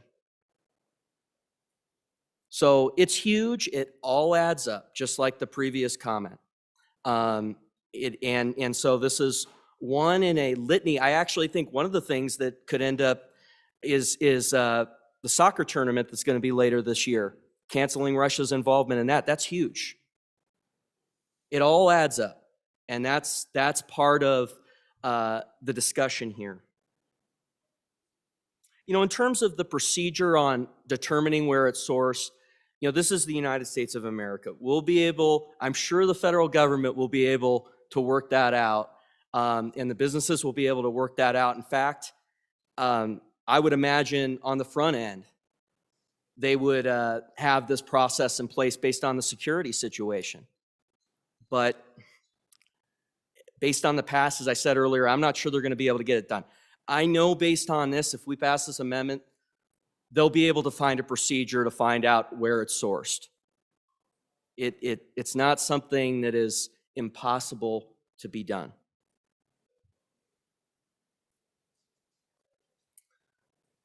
What is happening right now in the Ukraine with the Russian invasion is wrong. We should take a clear stand here, say this is not going to be Russian uranium, and it's going to be uranium from our state. Keep in mind here that this whole thing initiated because the utility wants to close all of our coal-fired power plants, and they're offering this as sort of a fig leaf. So if we're not going to use Wyoming uranium, I mean, as the member from Converse County said earlier, that's a huge part of this. I mean, they're closing all these coal-fired power plants and saying, here's a little fig leaf. But now they're saying they don't want to use Wyoming uranium. That's wrong. Let's fix this. Vote aye on the amendment. Thank you. Thank you, Representative Gray. All those in favor of third reading amendment number 2 to House Bill number... Oh, that's right. I'm sorry. That was a roll call vote. Madam Clerk, if you would please read the roll. Okay. Andrew. Baker. Banks. Bear. Blackburn excused. Brown. Burkhart. Burt. Clausen. Connolly. No. Crago. Duncan. Eklund. Air. Flitner. Fortner. Gray. Greer. Hallinan. Haroldson. Harshman. Heiner. Henderson. Jennings. Kenner. Knapp. Larson Lloyd. Larson Dan. LeBeau. McGuire. Nyman. Newsom. Nicholas. Oakley. Obermuller. O'Hearn. Olson. Ottman. Paxton. Provenza. Rodriguez Williams. Romero Martinez. Roscoe. Schwartz. Sherwood. Simpson. Summers. Stith. Stivar. Sweeney. Walters. Washit. Western. Wharf. Williams. Wilson. Winter. Yin. Zawanitzer. Mr. Speaker. Closing vote. Are there any changes? What's that? Closing vote. Are there any changes? Closing vote. The vote is closed. 25 aye, 35 no, 1 excused. 30, House Bill number 131, having failed to receive the affirmative vote of the majority of the members. Amendment. My apologies. Second Amendment, third reading, Second Amendment to House Bill number 131, having failed to receive the affirmative vote, has failed. Has not been adopted. All right, we're back to the bill. We have a third amendment. Representative Gray. I withdraw third reading amendment number 3. Hey.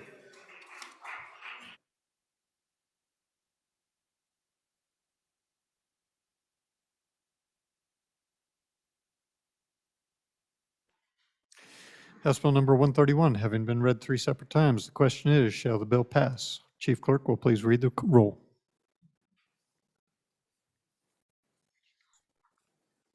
Andrew. Baker. Banks. Bear. Blackburn excused. Brown. Burkhart. Burt. Clausen. Connolly. Aye. Crago. Duncan. Eklund. Air. Flitner.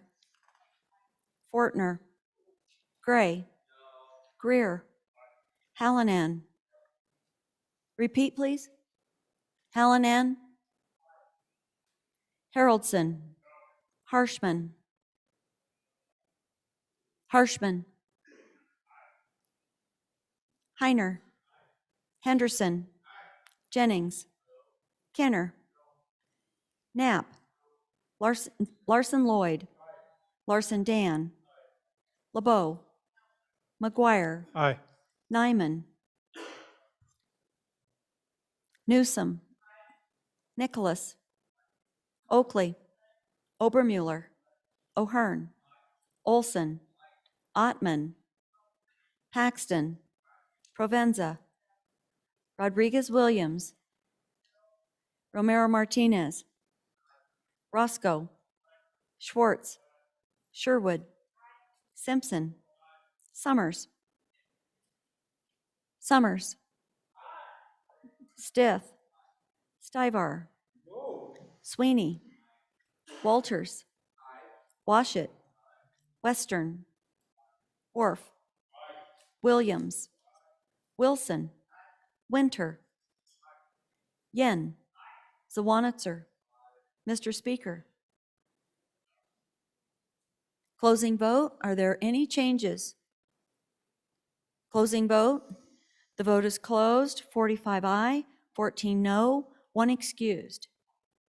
House Bill 131, having received the affirmative vote of the majority of the members elected to the House, House Bill 131 has passed the House. Next bill for our consideration is House Bill number 136. We have an amendment. House Bill 136, sponsored by Representative Eklund. Underground water contested case hearings. An act relating to underground water being enacted by the legislature of the state of Wyoming. Representative Larson.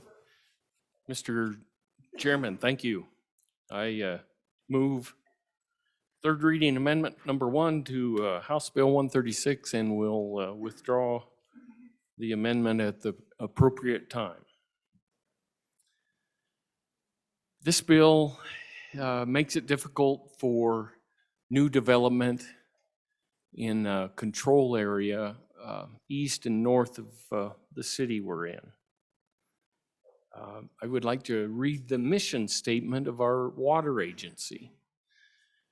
The mission of the water agency is to provide for the general supervision and protection of both inter- and intrastate waters of the state.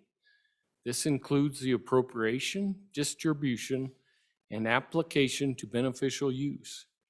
I think that's the important part right there. Application to beneficial use of water as provided under the prior appropriation of doctrine to maintain the flexibility within the framework to meet the changing needs of the citizens of this state. The water agency collects, analyzes, maintains, and provides water-related information for ensuring the appropriate management and regulation of the state water resources. This morning I sent everyone an email about 10:30 showing on a map the current county control area. And if you look on that map there, it shows there's a control area north and east of the city we're in. And then there's a more, I don't know how you want to say that, more controlled area where there's actually very little development. And they call that the drawdown area. this whole bill is broad because there's individuals in that area that are complaining about new development. And that's what we started out as a state. That's the most important thing we have probably is water. And we need to encourage, that was the whole idea, encourage the water use and development in our state and still protect those that are permitted. Also in that email this morning, I sent you a fact sheet that kind of goes through the rules or the order that is in place right now. The order was put in place in April 1st, 2015. And it says all existing High Plains aquifer appropriations at that time, well, I guess it was in 2017, must be adjudicated. So they made sure that all the wells were adjudicated. And if they weren't, they were locked or tagged or whatever, but they couldn't use them until they perfected that. Also at that time, meters were required on the wells. So monthly and annual total water production would be reported to the state agency. It also said new appropriations other than stock and domestic use wells and miscellaneous use wells were prohibited in the drawdown area. The drawdown area is the area they're really trying to protect. It says all new miscellaneous use appropriations in the drawdown area must collect and report a static water level annually. They're trying to determine if the groundwater is dropping.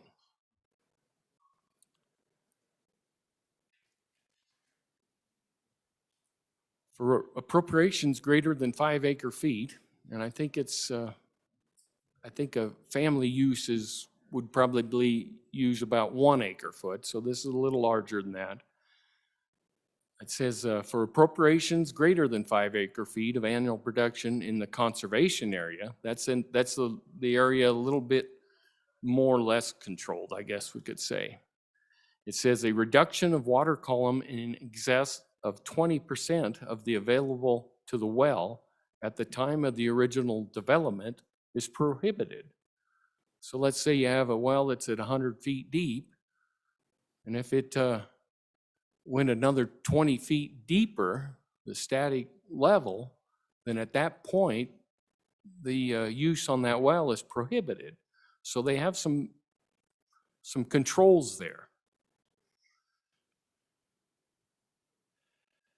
Also, well spacing requirements will apply to all new appropriations in both areas, the drawdown area that is really controlled and the conservation area that is less controlled. But there's well spacing requirements there. I also sent in that email a little chart showing those. We'll go to those here in a minute. Also, monitor wells will be required for wells greater than 40 acre feet of annual production in the conservation area. 40 acre feet is a lot. Those are where you probably have a pivot or something. Or so when they're digging the well for the pump, they also have to Point of order, Mr. Chairman. Make your point, please.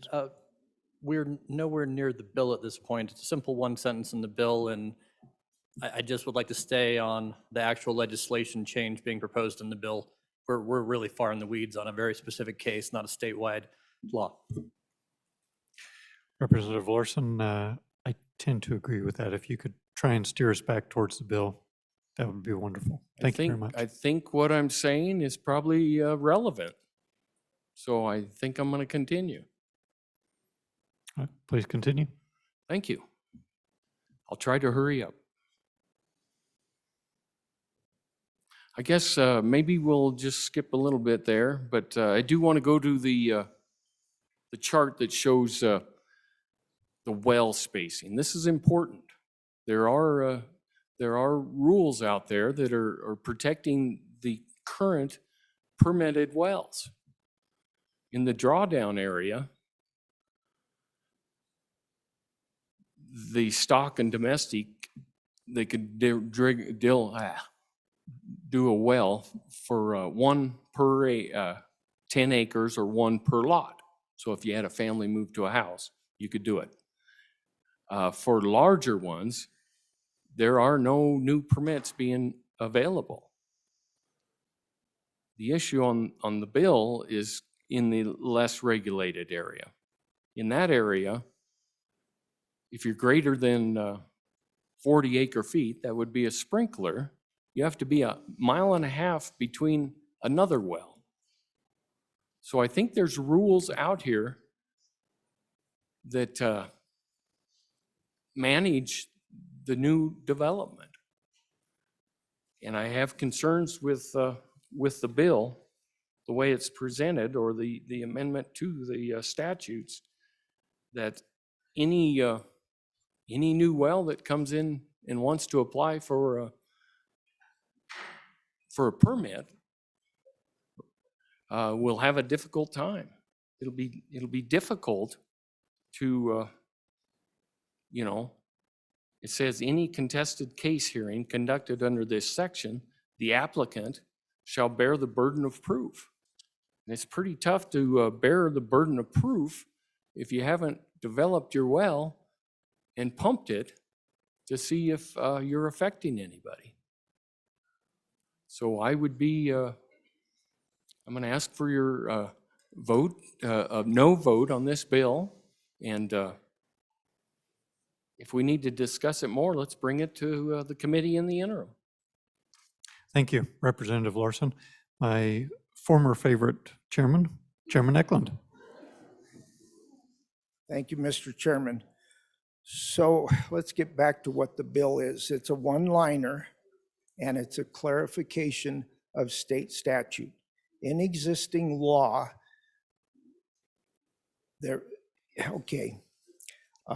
in Wyoming statute, when the burden of proof in a contested case isn't specified, the burden of proof is borne by the applicant. And we got into a case where a hearing examiner decided otherwise.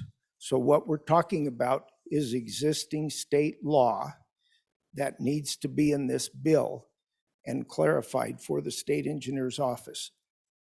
Now, I could get into a whole lot of conversation as to what else brought on this thing, and if you want to hear it, I'll come back, I guess, and talk some more about it. But this is it. That in Wyoming law, if it isn't specified in the statute who bears the burden of proof, it will be the applicant, and it's assumed. And that just clarifies it here. And it exists in case law as it is. Thank you, Chairman Eklund. Representative Gray for your first time. Thank you, Mr. Chairman. I know this is a little intricate, but I just want to say really quick, I talked to a couple attorneys on this, and I don't think we're quite there on the language. I think we need to look at whether it should be the person contesting the application. And I just think we've got committees. We've got a whole committee focused on water. I think we can have these conversations a little more. And I'm just not quite there on this bill. Do appreciate the bringer. I know he's really passionate on water stuff, but I'm just not quite there yet. Thank you. Thank you, Representative Gray. Representative Clausen for your first time. Thank you, Mr. Chairman. On and against the amendment, not for the bill. So this is just a simple clarification and a very specific point in statute. So it's when we know there's already a problem, right? There's a control area. And these applications come in, and you have to just, in this case, and several cases, I've defended water cases, tens of thousands, sometimes hundreds of thousands of dollars to defend your current rights that in places where we already know there's a problem. So it's a simple clarification on it for the bill. Thank you, Representative Clausen. Chairman Zwanitzer for your first time. Thank you, Mr. Chairman. And I guess I'm hoping to be your future favorite chairman if I'm not your current or your former, but I am still your chairman 3 days a week. Uh,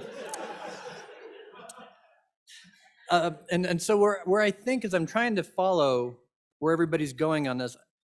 Perhaps I'm wondering, and it's a question to the bringer of the delete the enacting clause, is the concern in section 2 about when it's an application to appropriate underground water? Because nothing else seems to jump out at me as nefarious or interesting. And so I'm reading through the 413932 statutes, and they're all in line with the current Administrative Procedures Act, which I think would all be covered under that. And I guess I need a water attorney to tell me what I am not seeing. But every time I've looked at this, it's a simple kind of clarification to the statute that was based on case law, from what I understood. But I'm wondering, when I got the materials from the bringer of the amendment, went through them, I'm just making sure. I think his concern is on the application for the underground water filed in 413932 in section 2. And I just wanted to clarify if that's really the concern with where this is going. I know it's already third reading, so it's too late to delete that out at this point. But I don't see any of the other worry. And I didn't quite follow the explanation originally because there was too much not related to the statute in my mind. So just a clarification on that. Thank you. New favorite, Chairman Zwanitzer. Chairman Nicholas, for your first time. Thank you. On and against the amendment and for the bill. Ladies and gentlemen, this is really black letter administrative law. If you apply for anything under a rules or a permit, it's always your obligation to meet your burden going forward, or the basic burden of proof. Apparently, someone, from my understanding, is that some administrative law judge made a mistake, and so they're trying to fix it and clarify it for him. But I mean, this is the law, so on in favor of the bill. Thank you, Chairman Nicholas. Seeing no one else for the first time, back to the sponsor. Second time, Chairman Eklund. I'm going to bypass explaining anything, even though it's been muddled up with a bunch of stuff. And I may just send you some information later. We're all tired and cranky. I'm getting crankier by the minute, but I can explain how this thing happened, and probably in a fairly concise way that one agency won't be happy with, but he's the one who brought the hydrology report that called our attention to the problems we have in this control area. Thank you, Chairman Eklund. Anyone else for their second time? Second time to the sponsor of the amendment, Representative Larson. Thank you, Mr. Chairman. I have to push back against our good lawyer in the city. I don't think he's correct. And anyone that has an issue that they think they're being harmed, they can apply to the state engineer for $100, and there'll be an investigation to see if they are being harmed and determine that. I'd like to pull up some other stuff on here. There's quite a few monitoring wells in the county, all over the area of this city and east, and these monitoring wells have a recording on it. Your point, please. We're not allowed to be reading from websites and our computers and things when we're doing testimony.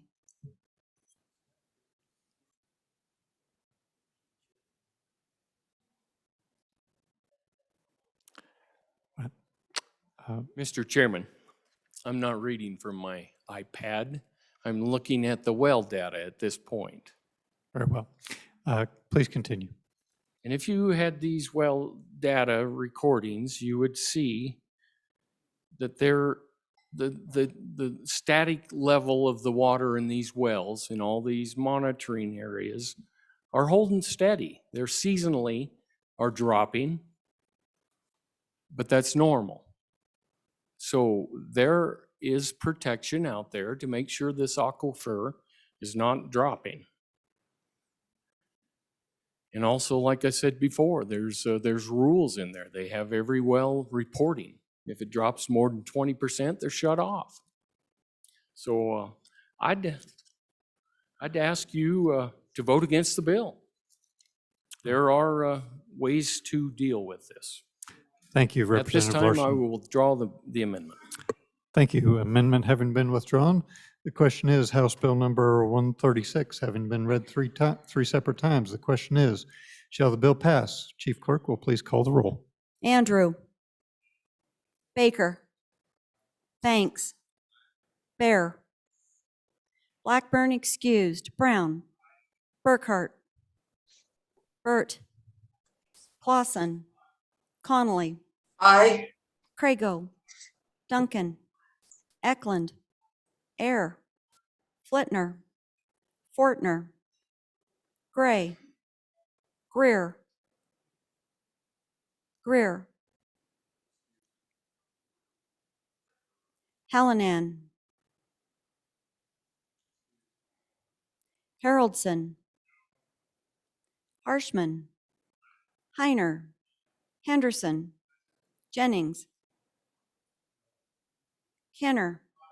Knapp. Larson Lloyd. Larson Dan. LeBeau. McGuire. Nyman. Newsom. Nicholas. Oakley. Obermuller. O'Hearn. Olson. Ottman. Ottman. Paxton. Provenza. Rodriguez Williams. Romero Martinez. Roscoe. Schwartz. Sherwood. Simpson. Summers. Stith. Stivar. Sweeney. Walters. Washit. Western. Worf. Williams.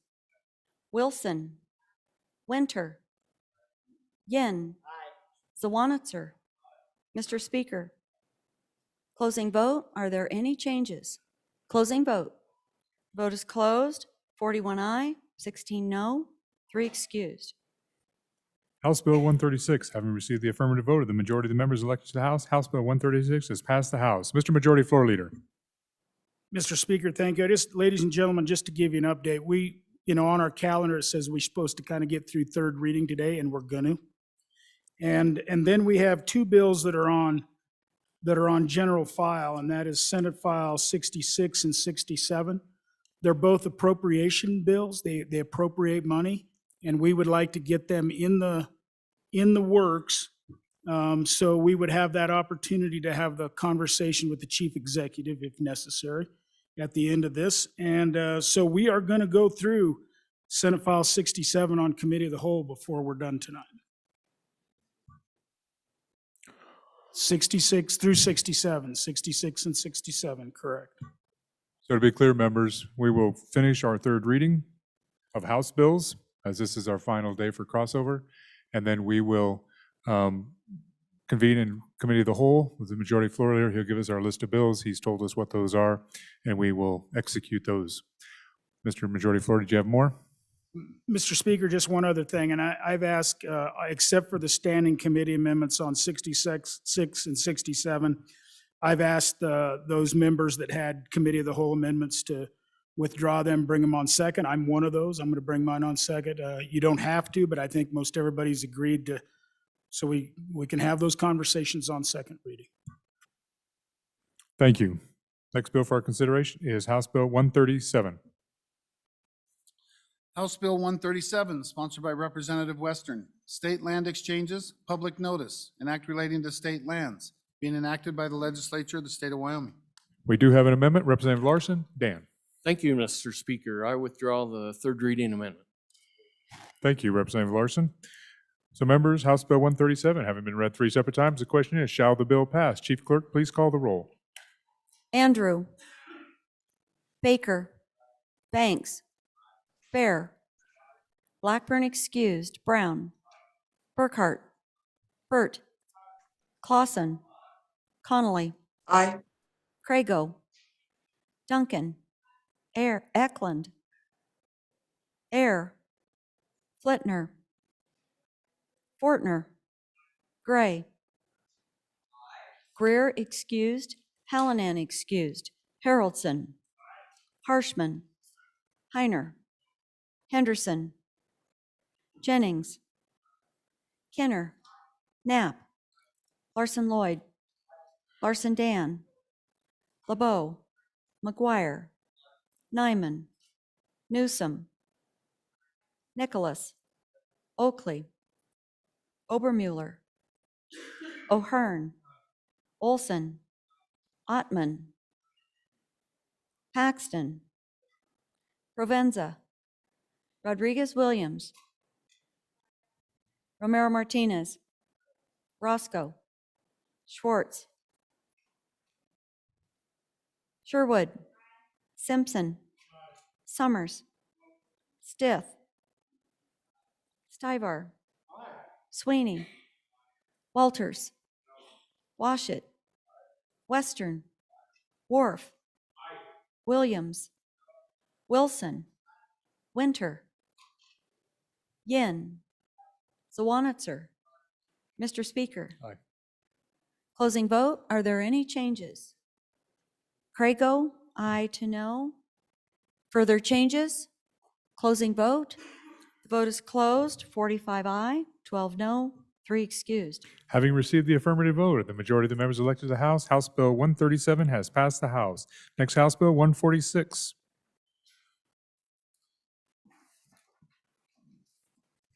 House Bill 146, sponsored by House Appropriations, General Government Reports and Act relating to the administration of government, being enacted by the legislature of the state of Wyoming. Thank you. We have an amendment. Representative Gray. Thank you, Mr. Speaker. I move third reading amendment number 1 to House Bill 146. If you would recall, we had an amendment on the budget to put in this report for the State Board of Equalization on their appeals and the residential appeals. Based on where we are in the budget, I think I'd like to try to put it in this bill as well, just because I think I'm not sure what's going to happen on that in the conference committee, and I think it probably is more appropriate here. So we just asked the body, we kind of had the debate on that day, if we could just ask for an aye vote here to put this in this bill as a report in the reporting bill. Thank you. Thank you. Members first time, members first time, members first time, seeing none. Members, we are voting on third reading. Amendment number 1, House Bill 146. All those in favor, please say aye. Aye. Those opposed, no. The amendment is adopted. House Bill 146 having been read 3 separate times. The question is, shall the bill pass? Chief Clerk, please call the roll. Andrew, Baker, Banks, Bear, Blackburn excused, Brown, Burkhart, Burt, Clausen, Connolly. Aye. Aye. Crago, Duncan, Eklund, Air, Flitner, Fortner, Gray, Greer excused, Hallinan excused, Haroldson, Harshman, Heiner, Henderson, Jennings, Kenner, Knapp, Larson Lloyd, Larson Dan, LeBeau, McGuire, Nyman, Newsom, Nicholas, Oakley, Obermuller, O'Hearn, Olson, Ottman, Paxton, Provenza, Rodriguez Williams, Romero Martinez, Roscoe, Schwartz, Sherwood, Simpson, Summers, Stith, Stivar, Sweeney, Walters, Washit, Western, Wharf, Williams, Wilson, Winter, Yin, Zawanitzer. Mr. Speaker. Flitner. Closing vote. Are there any changes? Closing vote. The vote is closed. 56 aye, 4 excused. House Bill 146, having received the affirmative vote of the majority of the members elected to the House, House Bill 146 has passed the House. We're just going to introduce our nurse of the day, Ms. Rhonda Bowler from Campbell County, Gillette, Wyoming. Please welcome her.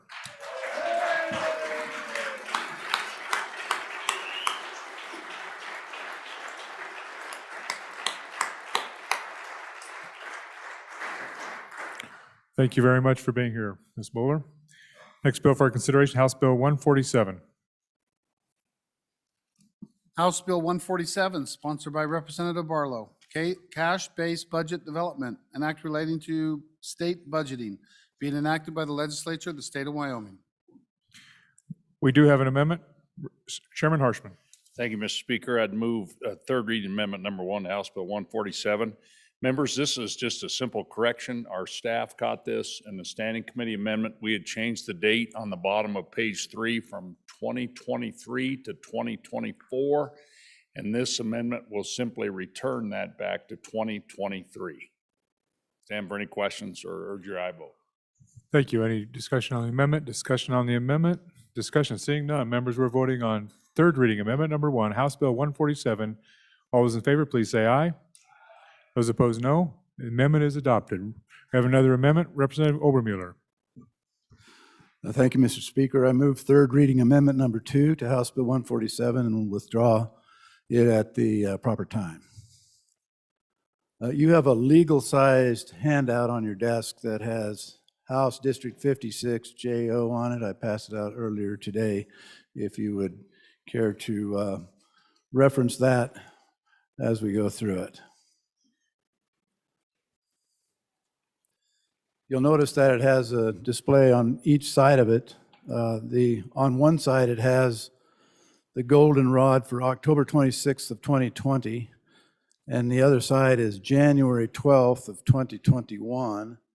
And you can see that information on the upper left-hand corner of the display of which one it is.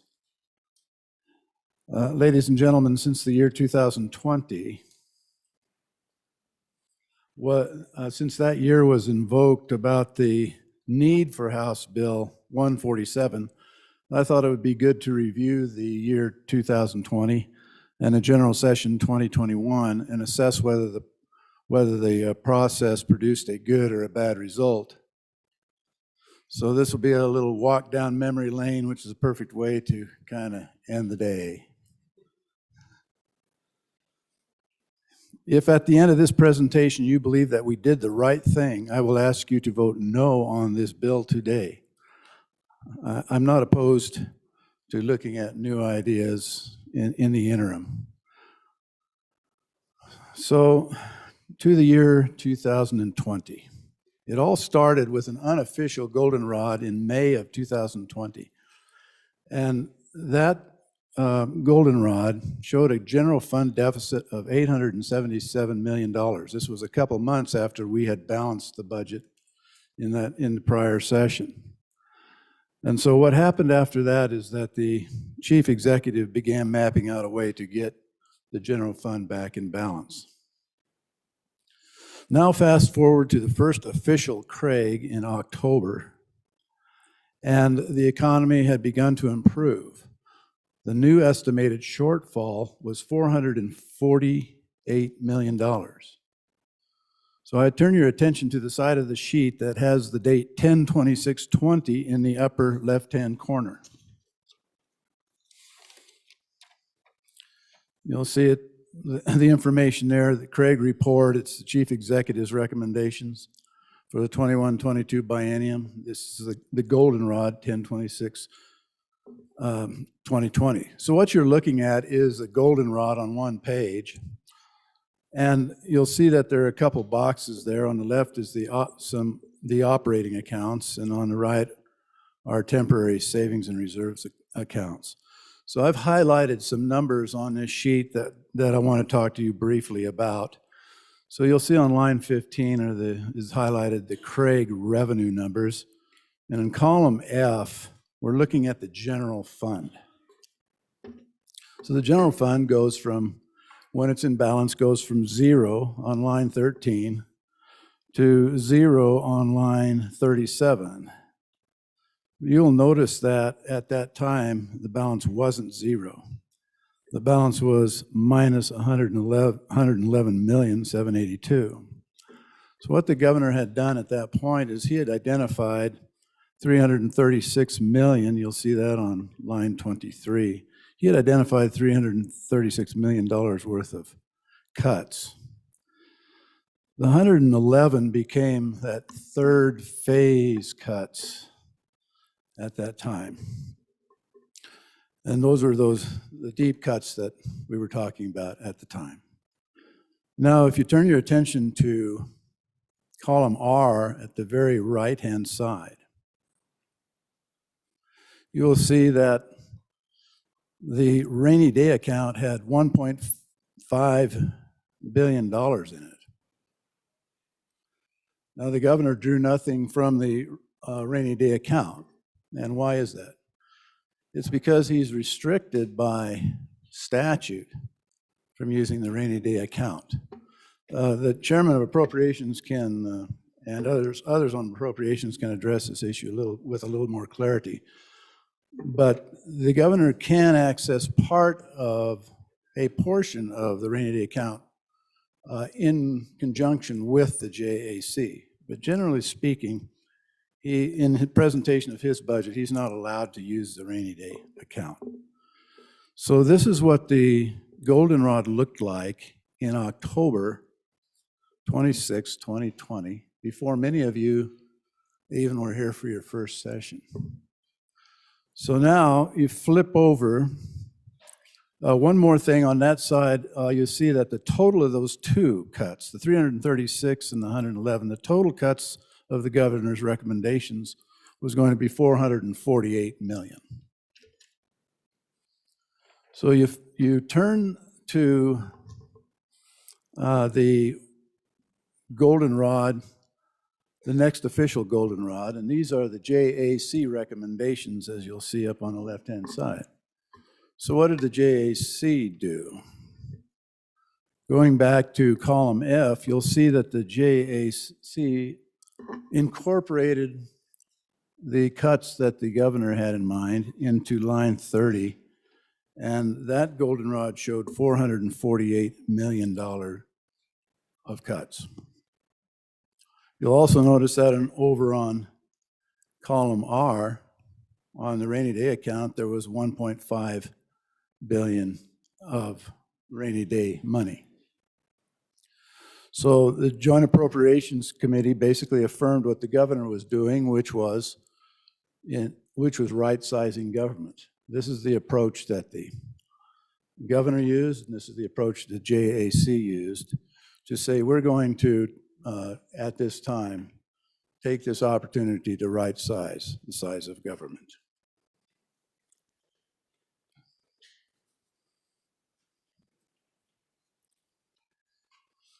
There's one more thing on this sheet that I want to draw your attention to, and that is on the temporary savings and reserve accounts. When you look at the line 15 on Craig revenues, you'll see that the revenues are all on the operating account side, but over in the temporary savings and reserve account side, there aren't any numbers showing. Why is this? Well, the reason for that is that these accounts depend on the refueling mechanisms. With our 5% spending policy, you have 2.5% that goes to the general fund, and then so none of these accounts over on the right-hand side start to refuel until we recognize capital gains or until there's revenue in excess of the revenue amounts that were projected by Craig. So those refueling mechanisms are really important aspect of understanding how conservative our present system actually is with these built-in kind of reserves.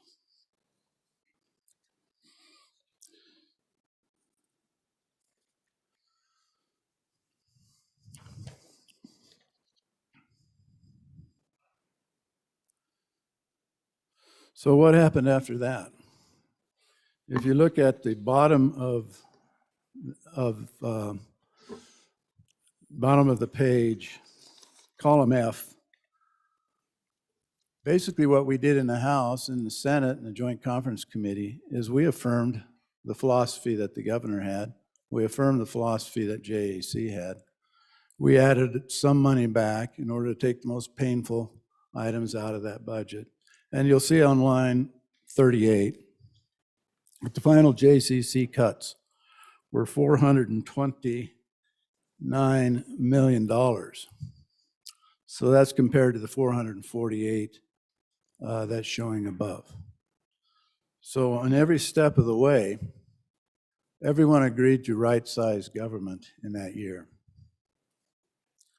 And so what I am asking you to do is to look at what we did, and if you agree that what we did was essentially the right thing to do, then I'm asking you to vote no on this House Bill 147, because the assumption of 147 is we didn't have the right map for those years, that we didn't do the right work, and I think we did. So if there's good ideas in 147, and I'm not disputing whether there are or not, to kind of shoehorn those ideas into the statutes now so that giving those some kind of an edge going forward, I think is the wrong approach. If we want to see new ideas or tweaks to the current system, that's a great interim topic. So I'm asking you for a no vote on 147. Thank you. Any members first time? Representative Ayer on the amendment. Thank you, Mr. Speaker. It's been said earlier that I don't know if I'll change anyone's mind on this amendment, but I have some facts that I'd like to share with you and hopefully can make you think about some things. I believe that considering such a drastic change in our budgeting system seems to imply that our current system is broken. I hear all the time that we can't continually endure these boom and bust cycles in our energy industry. I will admit that our state's revenue streams are very volatile.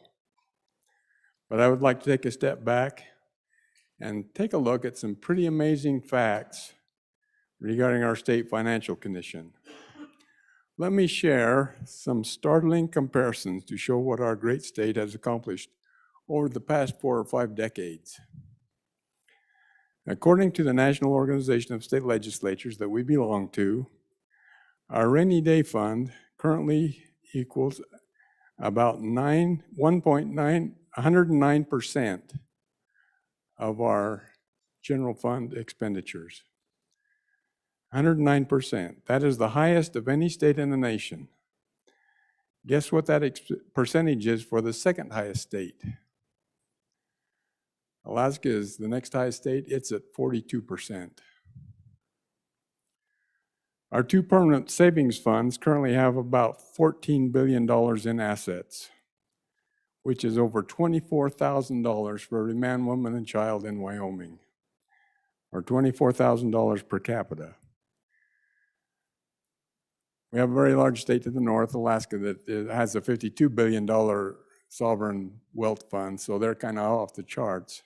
But next to Alaska, we have the next highest total permanent savings fund per capita. The next highest permanent fund per capita is $9,600. The other states after that fall off rapidly. Thirdly, earnings on our savings account constitute 25 to 30% of our general fund revenues. I can't confirm this, I haven't looked that up, but I would guess that other than that state of Alaska, I would venture to say that no other state is close to that percentage. Over the last 10 years, through the years of lean and plenty, we have sustained an average growth in our total savings portfolio of about $1 billion every year. In the lean years, we saved some, and in the fat years, we saved a lot. At the same time we have accomplished this fabulous wealth, our individual and small business taxpayers have enjoyed the benefit of the lowest, or very near the lowest, local and state tax burden of any state in the nation. That fact, I believe, can be confirmed from several different sources.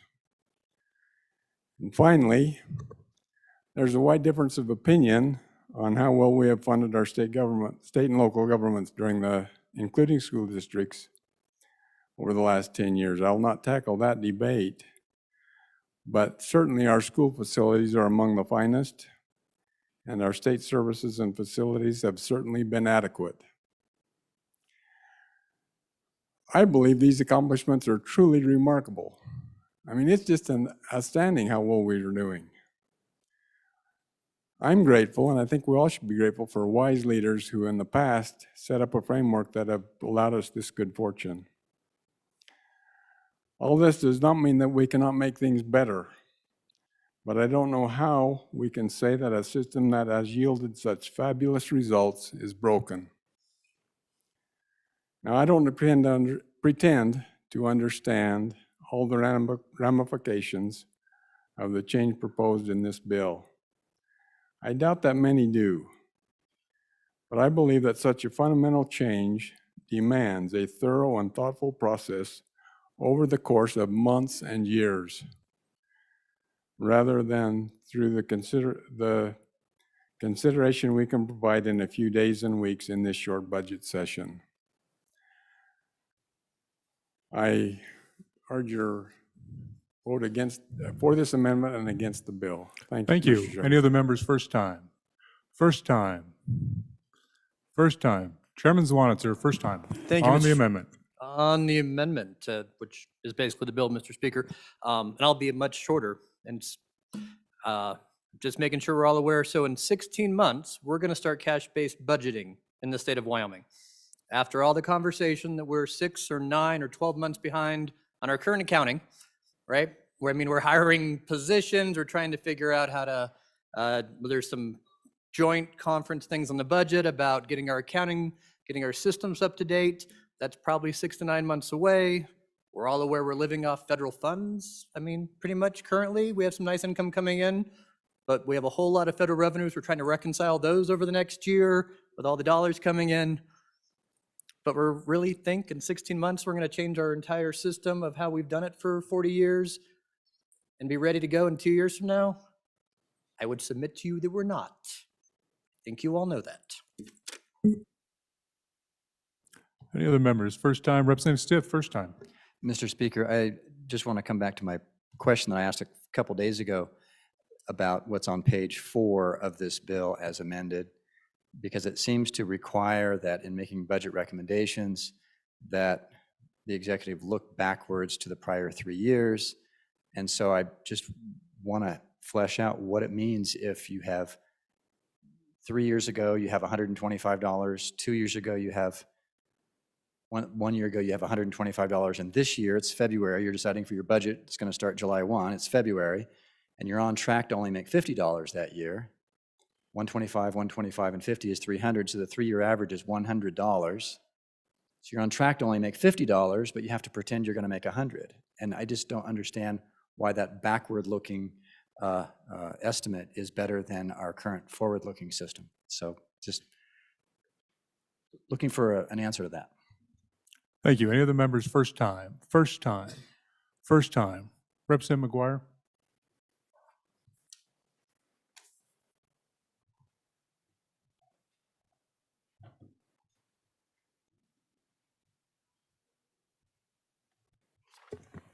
Speaker Barlow, for your first time.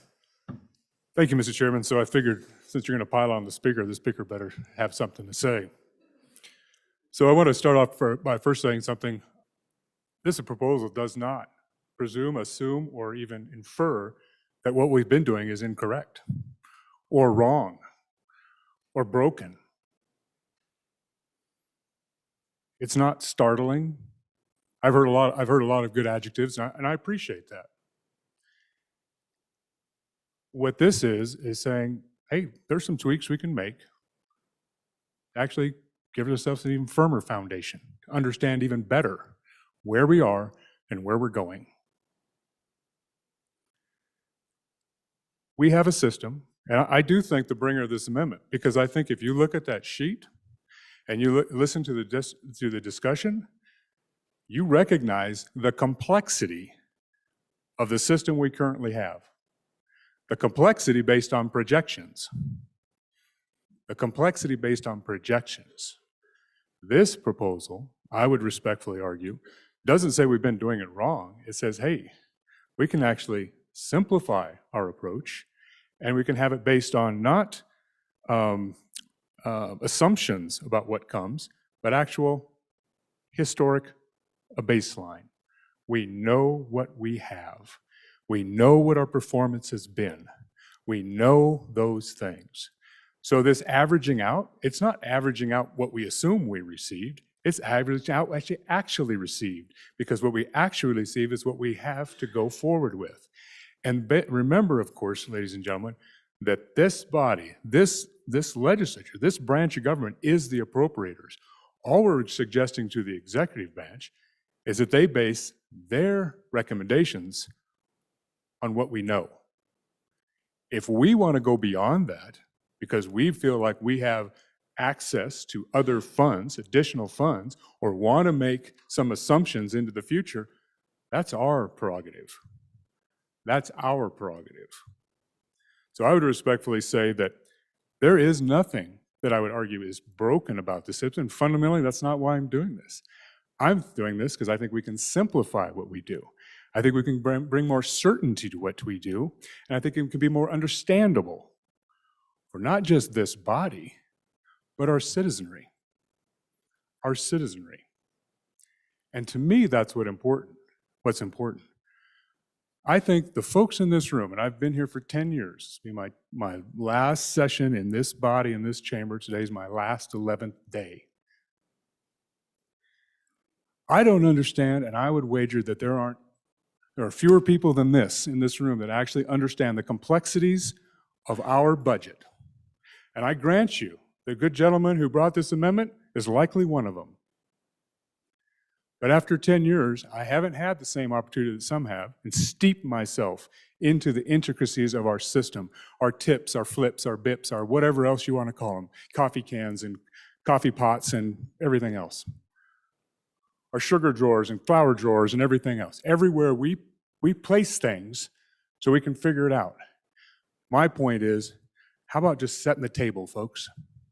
How about setting the table so that we as legislators, the executive branch, and the citizen of Wyoming know exactly where we are and what we're serving for dinner.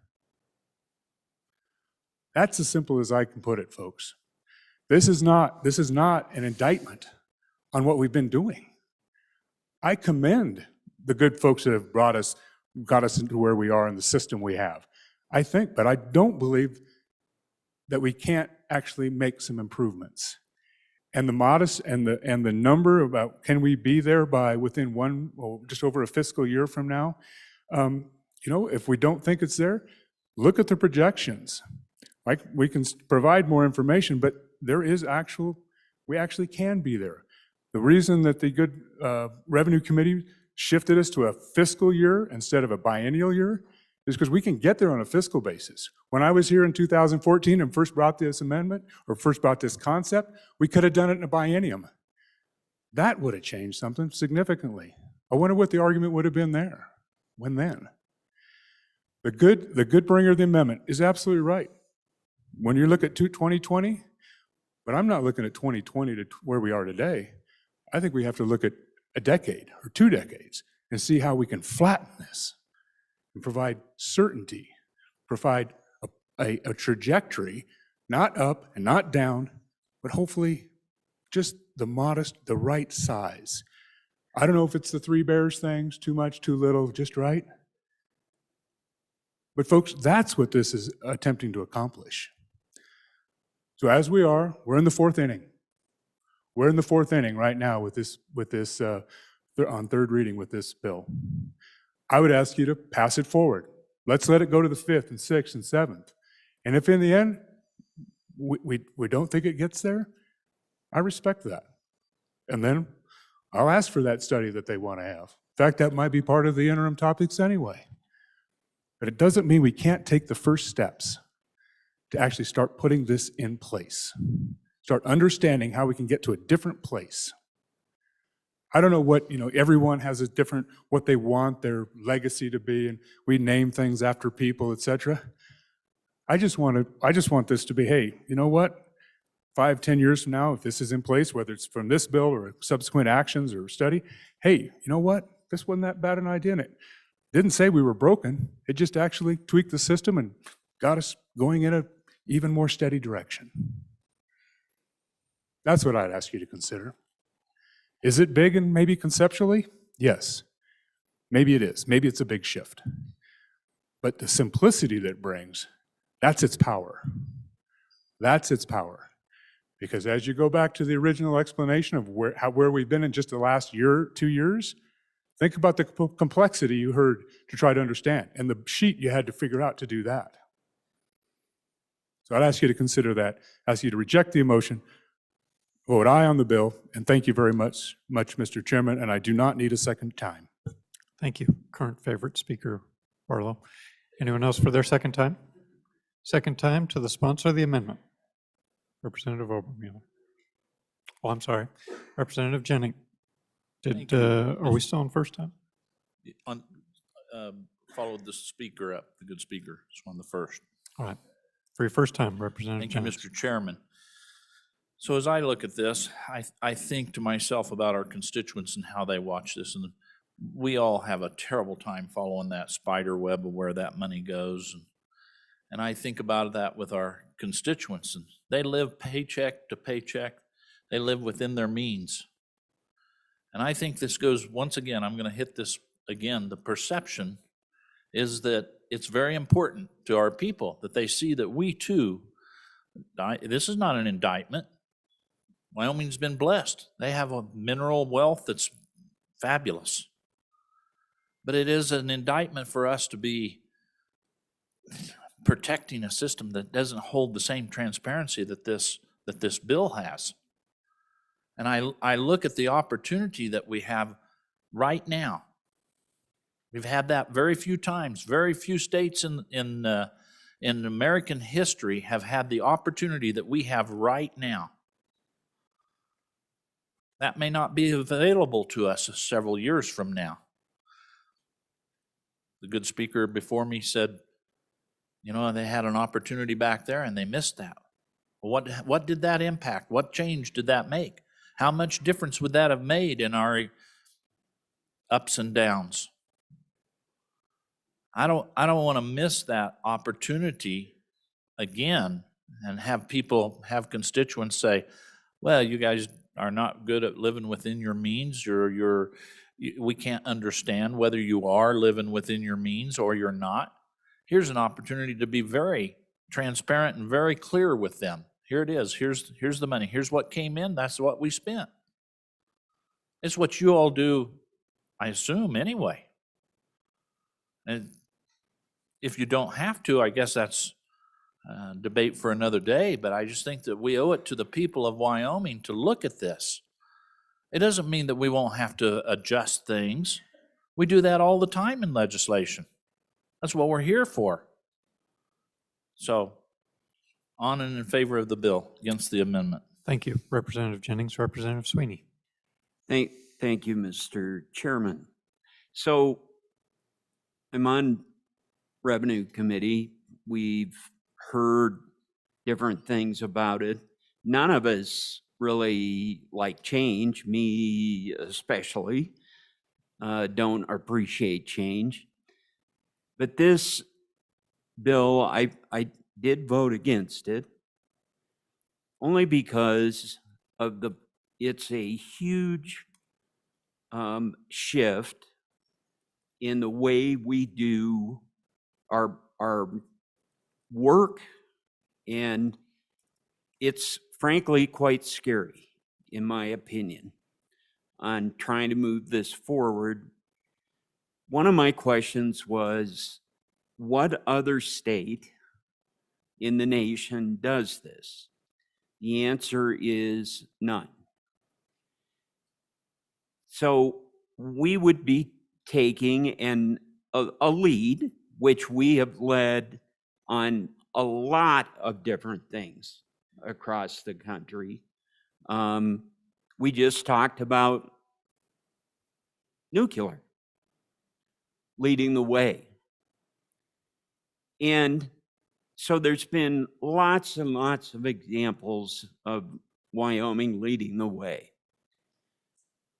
I could totally support a very rigorous exploration in the interim. I don't know if we can get it done that quickly, but I would support that. I do believe the good speaker, the bringer of this original bill, has the best interest of our state. And I do believe it bears some study and to look at it. But this change, for me, at this point in time, with the numbers that have been laid out and with the audit procedures that another representative brought up, I just feel it's a step too far, too quickly, without us really fundamentally thinking this totally out and how it can go. The last thing I'll leave you with is you have seen during the budget bill a number of amendments brought by different individuals to move out of savings and shifting into permanent funds more to the LISRA. My belief, those attempts, I think all of them were defeated, but those attempts were to bolster the LISRA so we could move quicker in this direction. What's scary about that is we have, who knows what the crystal ball is going to be. But what's scary with that is all of a sudden, are we going to lock down LISRA to get to that point and deprive developmental disabilities, you name it, different programs, all in the sake of making this fundamental shift? I urge a no vote on the bill. Thank you. Other members, Representative Kinner, first time.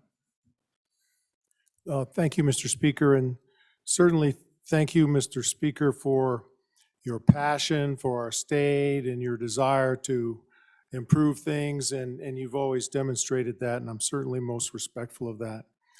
Ladies and gentlemen, I'm just concerned that this would be a step too far, too fast. And so I am interested in taking a look at this, and I do think we should spend considerable time throughout the interim in taking a look at this.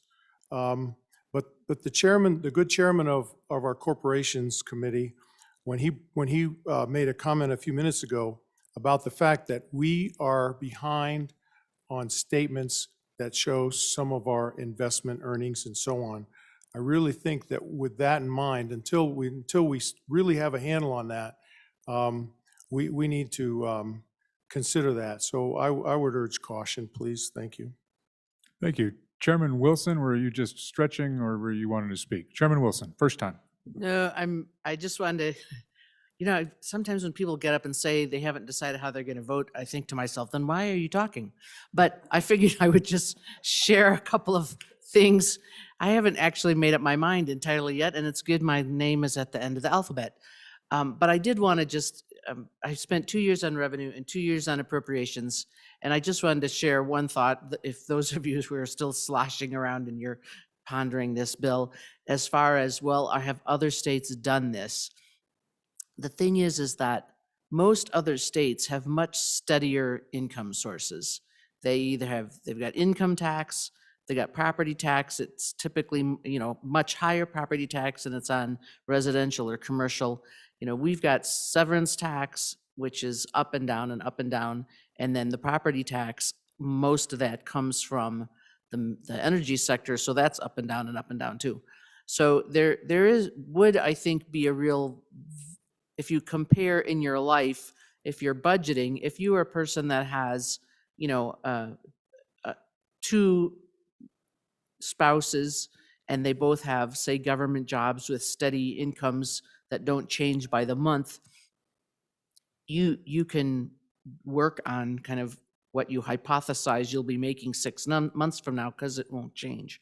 Whereas, and I won't hesitate, I won't go into the ag field because I'm not an ag producer, but fields like that, or where you're self-employed and your income might vary a lot by the month, you'd be more interested in a cash based, because then you really know what you've actually got in the bank, because it might vary a lot. So that's just one of the thoughts that I have in my mind. I do think that the speaker just before me who talked about making this big change when we're having trouble getting everything reconciled now is also really valuable. And so just as far as why am I talking, those are the two thoughts that I'm wrestling with. I try to bring those up in just a simpler way, because a lot of the folks that have spoken are probably down in the weeds a little bit more than some of you. So I wanted to just give you a thought up there floating around in the bubble land rather than the weeds. Thank you for that floating. Representative O'Hearn, first time Thank you, on the Mr. amendment. Thank you, Mr. Speaker. Maybe we're so far behind, as District 43 Representative mentioned, because we have so many tips and flower pots, and we aren't as transparent as we could be. So that's a good incentive, I think, to getting it make more like KISS. Keep it simple. Keep it simple and special. I think that's what you meant to say. Chairman Harshman, first time on the amendment. Thank you, Mr. Speaker. I think this is really important to all legislators, and I try to put it under my pillow every night. It absorbs it in there. But I think a couple things. I just think Wyoming has lived within our means. It's been incredible. There's no state legislature that meets as short a time as us and gets as much work done, passes as many bills, and a balanced budget faster, cheaper than us. We got the leanest operation that passes the most bills in the time allowed of anybody in America. It's incredible what this citizen legislature has done over the decades since statehood.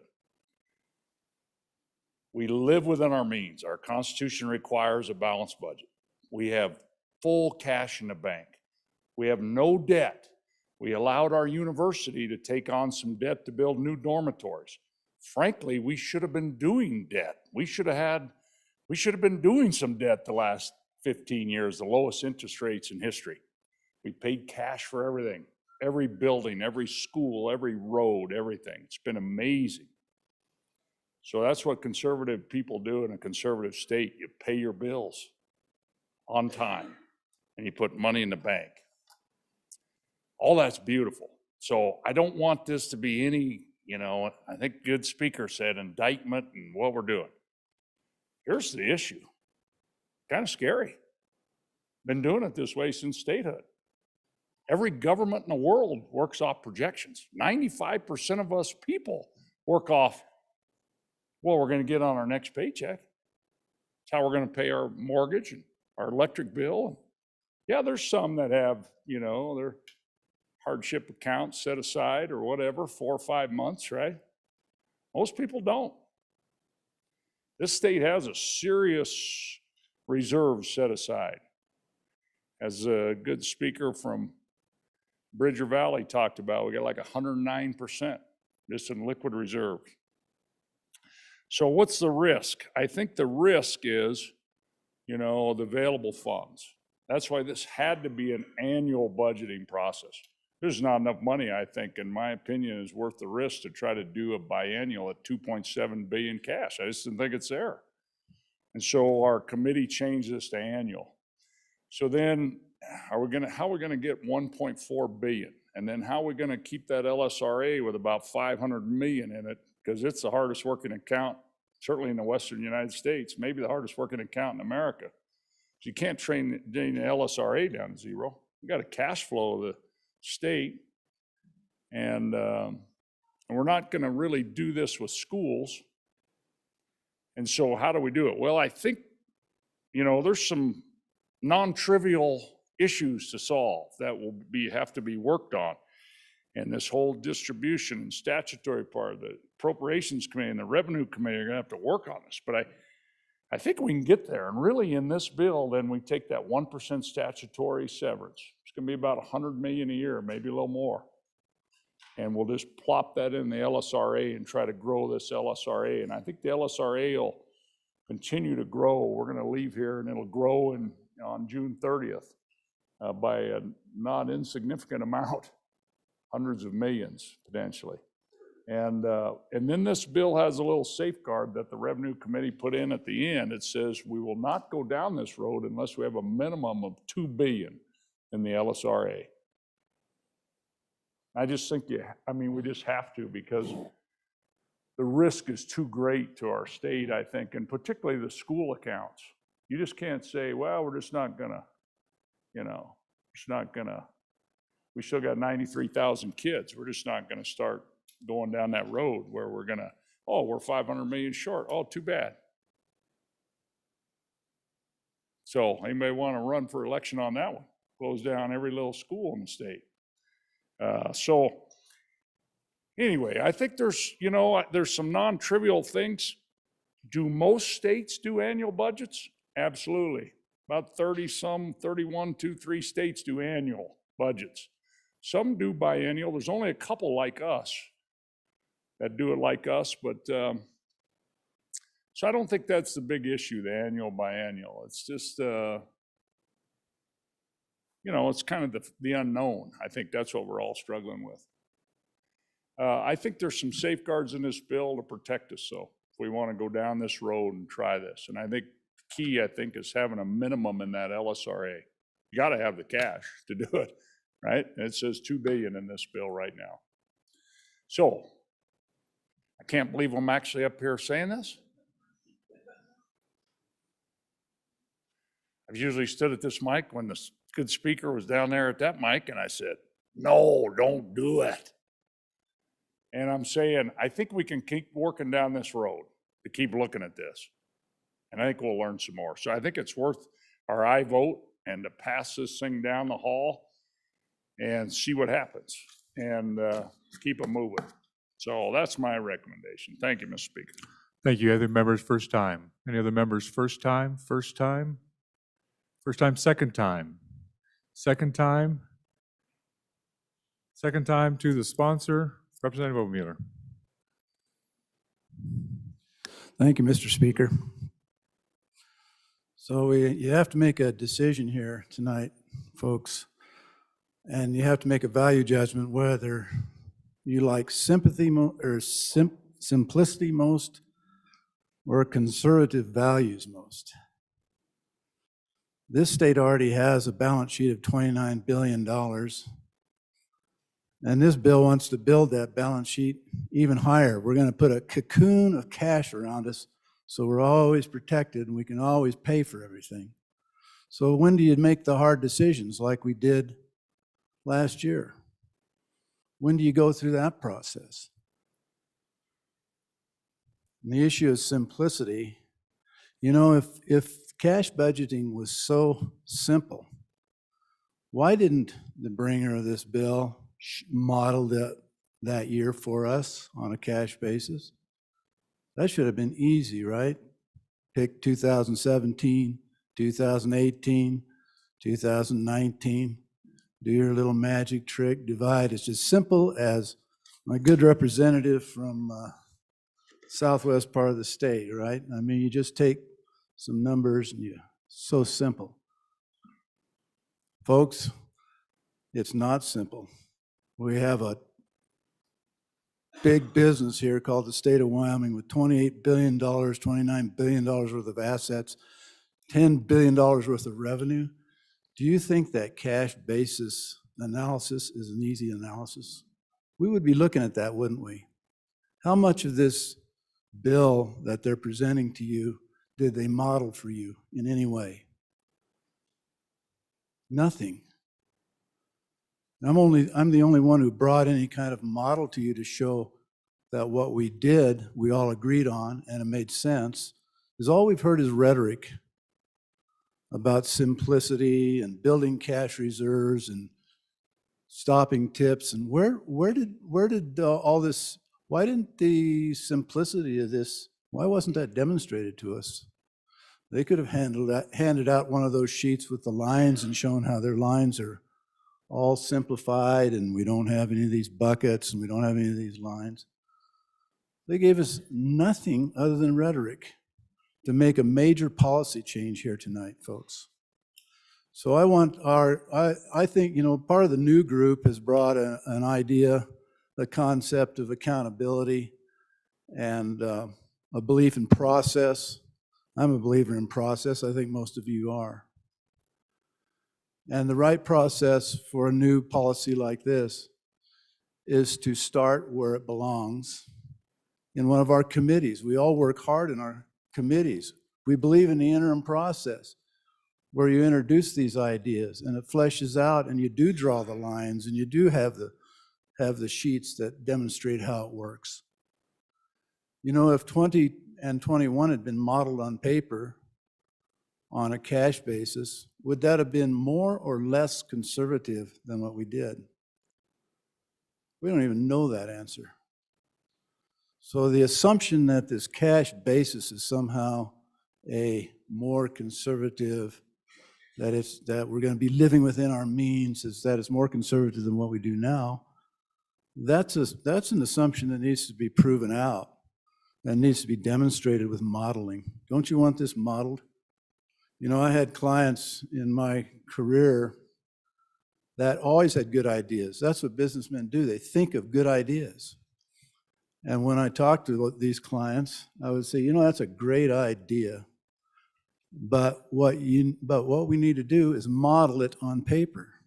Model it on paper. See how it flows. Because if you can't model it on paper, it probably isn't going to work. So that's where this is in my mind. I don't think this deserves to be a bill we pass today.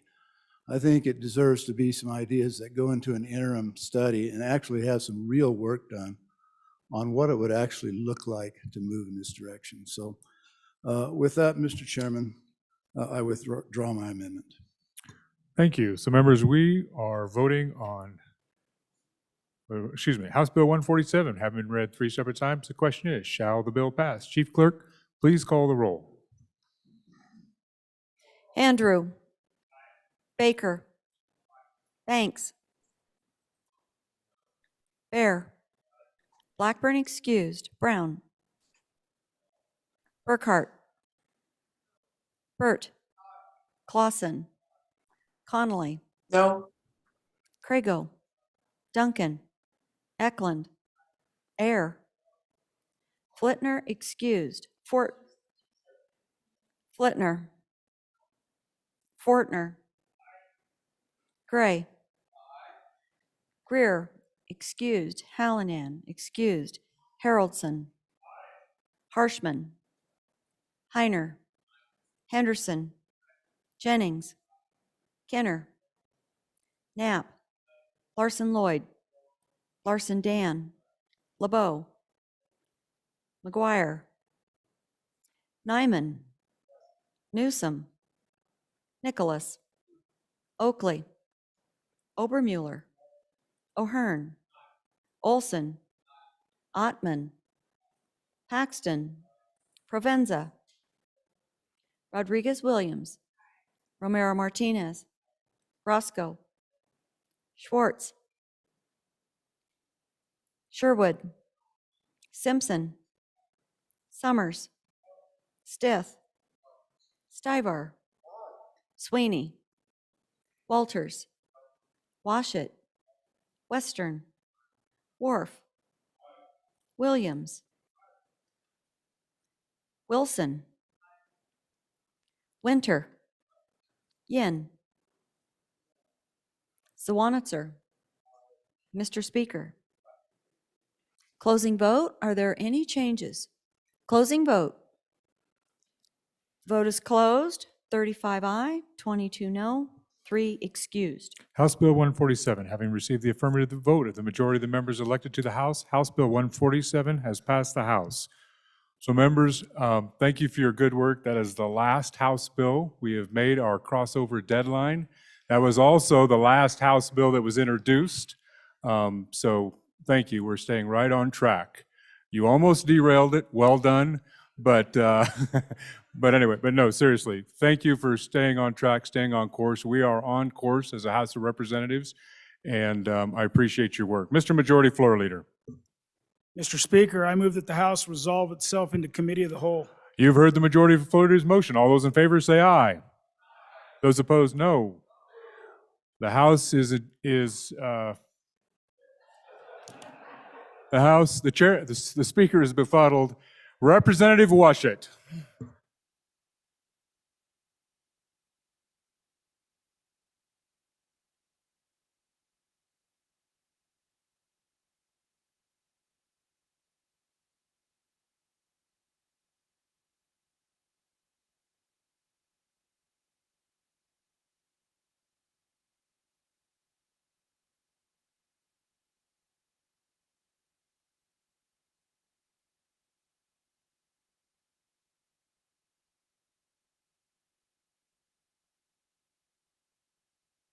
The Committee of the Whole will come to order. The first bill for our consideration is, where are we at? Senate File 66. The reading clerk read the bill. Senate File 66, sponsored by Appropriations. American Rescue Plan Act Recovery Funds Appropriations, an act relating to the emergency expenses of government. Mr. Speaker, your Committee Number 2 Appropriations, to whom was referred Senate File 66 engrossed, American Rescue Plan Act Recovery Funds Appropriations, respectful report, same back to the House with the recommendation that it do pass with the following amendments. Ayes, Representatives Kenner, Larson Lloyd, Nicholas, Schwartz, Simpson, Stith, Walters. Representative Nicholas, Chairman. You have heard the reading of the bill. What is your pleasure, Chairman Nicholas? Thank you, Mr. Chairman. I move in the committee whole rise and report. It does so with the recommendation that Senate File 66 do pass.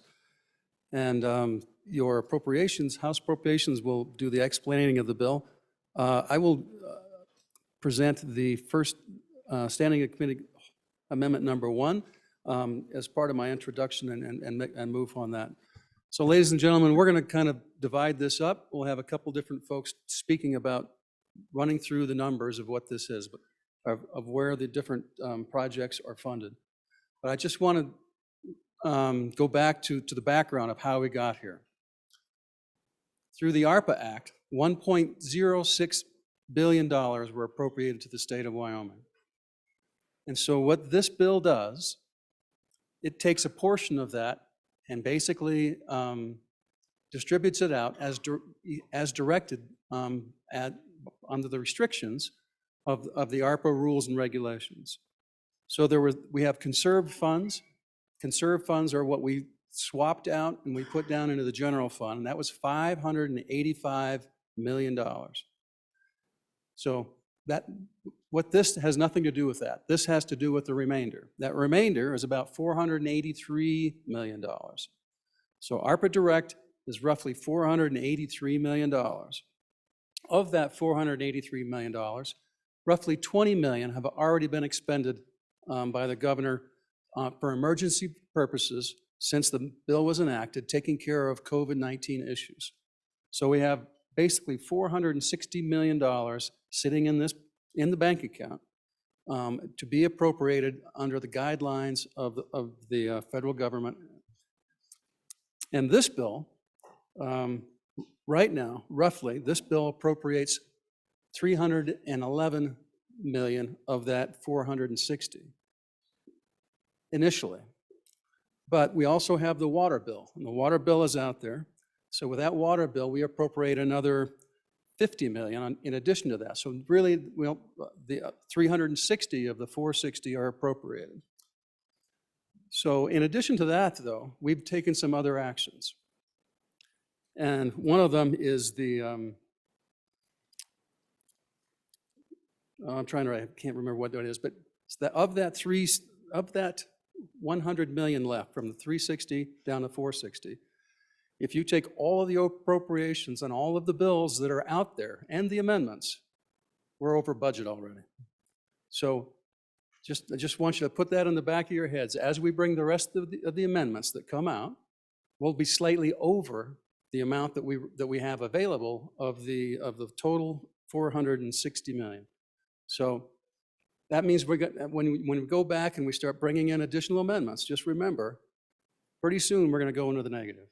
And as we do this and we go through the different amendments, we'll try to keep you up to date as fast as we can on those numbers, because you might have to start subtracting from one or project from another.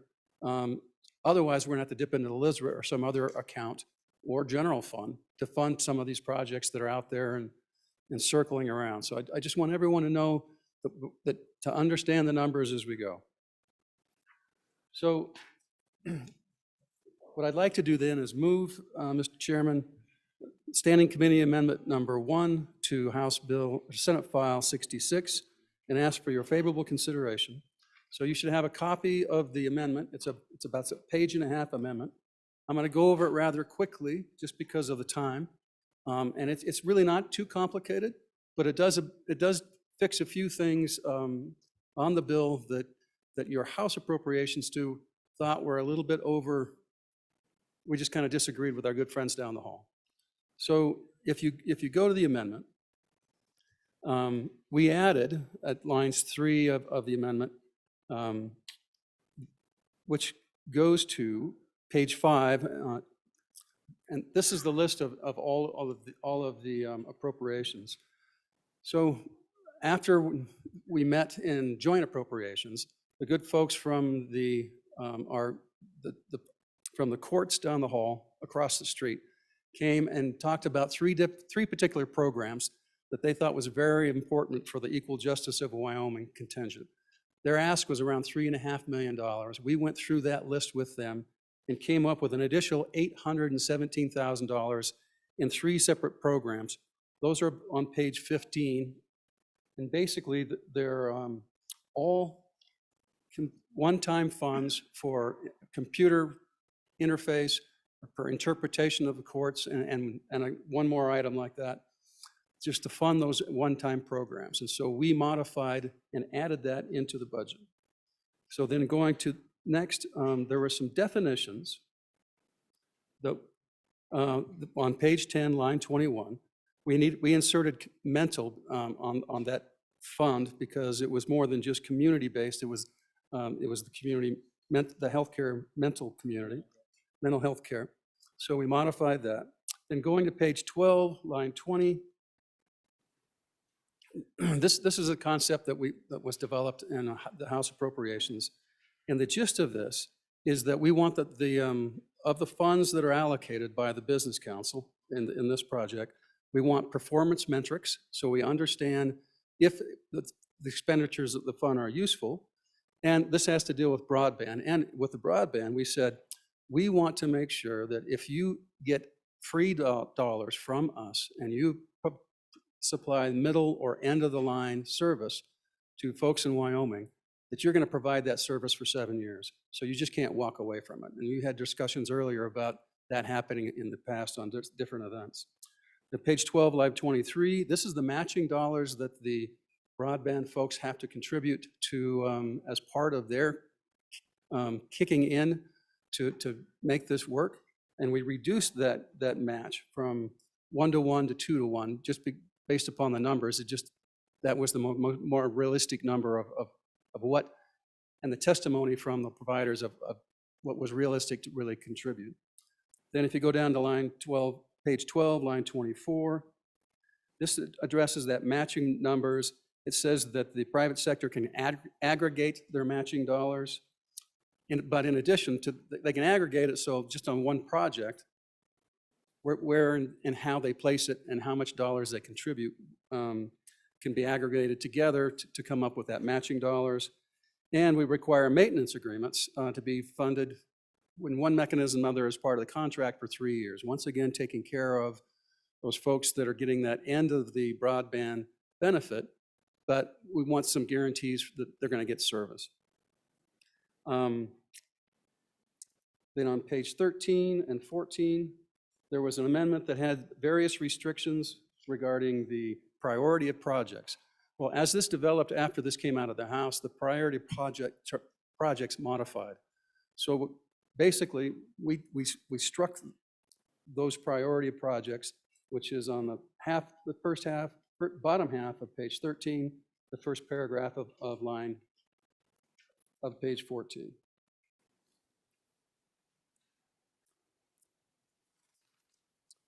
And that, in essence, is what we did in the House. We'd be happy to answer questions or have someone else answer your questions. So ask for your favorable consideration on the amendment. See anyone at the mic? Discussion, question being called. You've heard the motion on the standing committee amendment. Are you ready for the question? Question having been called, all those in favor say aye. Those opposed, no. That amendment has been adopted. Standing committee amendment number 1, House Bill 66 has been adopted. Back on the bill, Chairman Nicholas. Yeah, he was trying to clarify, when this bill hit the floor here, there was 45 million available right now. But with the amendments, we'll be over. So that's why I thought it was important that we keep track of the numbers as we go forward. So my vice chair said I need to clarify that. And he's right.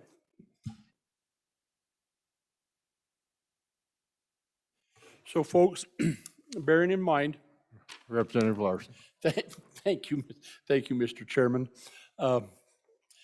We know it's late, and we'll go through this as quickly, but we don't want you coming tomorrow and saying on second reading, because we were going to, if we do a lot of these second reading amendments tomorrow, you're going to want to have discussions. So we kind of want you to understand what the programs are and how we went to it. You've received a big tabloid sheet here. This will help you understand. Off to the left, it talks about GL number 70. That's the governor's letter number 17. And that's where he put in all the proposals that you saw for the use of ARPA dollars. And as you come over there, you'll see who the lead agency is and their number, the requested funding, and then the engrossed funding, meaning what we adopted in JAC, and then the difference, and a little bit of explanation on the left there. So we're going to go through the bill, and the bill doesn't work line by line with this, but this will let you, I hope, go and kind of track a little bit and understand what our actions were. So right now, down at the bottom, if you look at difference, down at the bottom, you're going to see we've got about there's 69 million in there that's unspent. Reduce that to about 45. That's what our LSO staff told us with the outstanding bills that we have right now. Level playing field, that's about what's left there. We do have some amendments in the hopper that would, if they were all passed, would consume that. And so bear in mind, just please bear in mind that's where we're at. Now we're going to divide these up a little bit, starting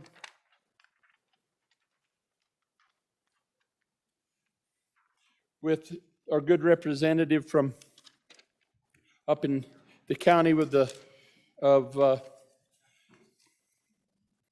Great Tetons. And so we'd like to turn the time over to him. And then if you don't mind, what we'd like to do, he's going to take us down through we'll start on page 4 of your bill. Start on page 4 of your bill, and we'll go down through line 8. Then we'll ask questions. Then we'll move on from that point. So Representative Schwartz. Representative Schwartz. Thank you, Mr. Chairman. Thank you, Mr. Vice Chairman. So before I get started, a little tip to help you follow along as you look at pages 4 and 5, which delineates all the appropriations, you will notice footnote numbers. And so on pages 5 through whatever, you'll figure it out. Looking at those footnotes will help you understand somewhat of what we will be saying when we describe the appropriations. So beginning with line 4, what we have is, it says discretionary health response. You go to footnote 1, and it identifies this as money going to the governor's office, which he may use as needed to assist healthcare facilities in dealing with both the direct and indirect impacts that COVID has had on our healthcare facilities. Moving down to line 5, and this also goes to the governor's office and is discretionary. It is funding that can be funneled through the Wyoming Business Council, the Department of Workforce Services, the University of Wyoming, and the community college system, basically as a jobs creator. And you can look through the footnote and see all of the delineations of how they define those jobs that are necessary to get our economy back going. Moving on to lines 6 and 7, they're very much related, footnotes 3 and 4. I'll start with number 7, actually, which is $2 million going to state parks and cultural resources for them to use to put money into their facilities to help get them in shape to deal with the influx of tourism that we have seen as a result of COVID. Line 7 above it, rather line 6 above it, is $10 million.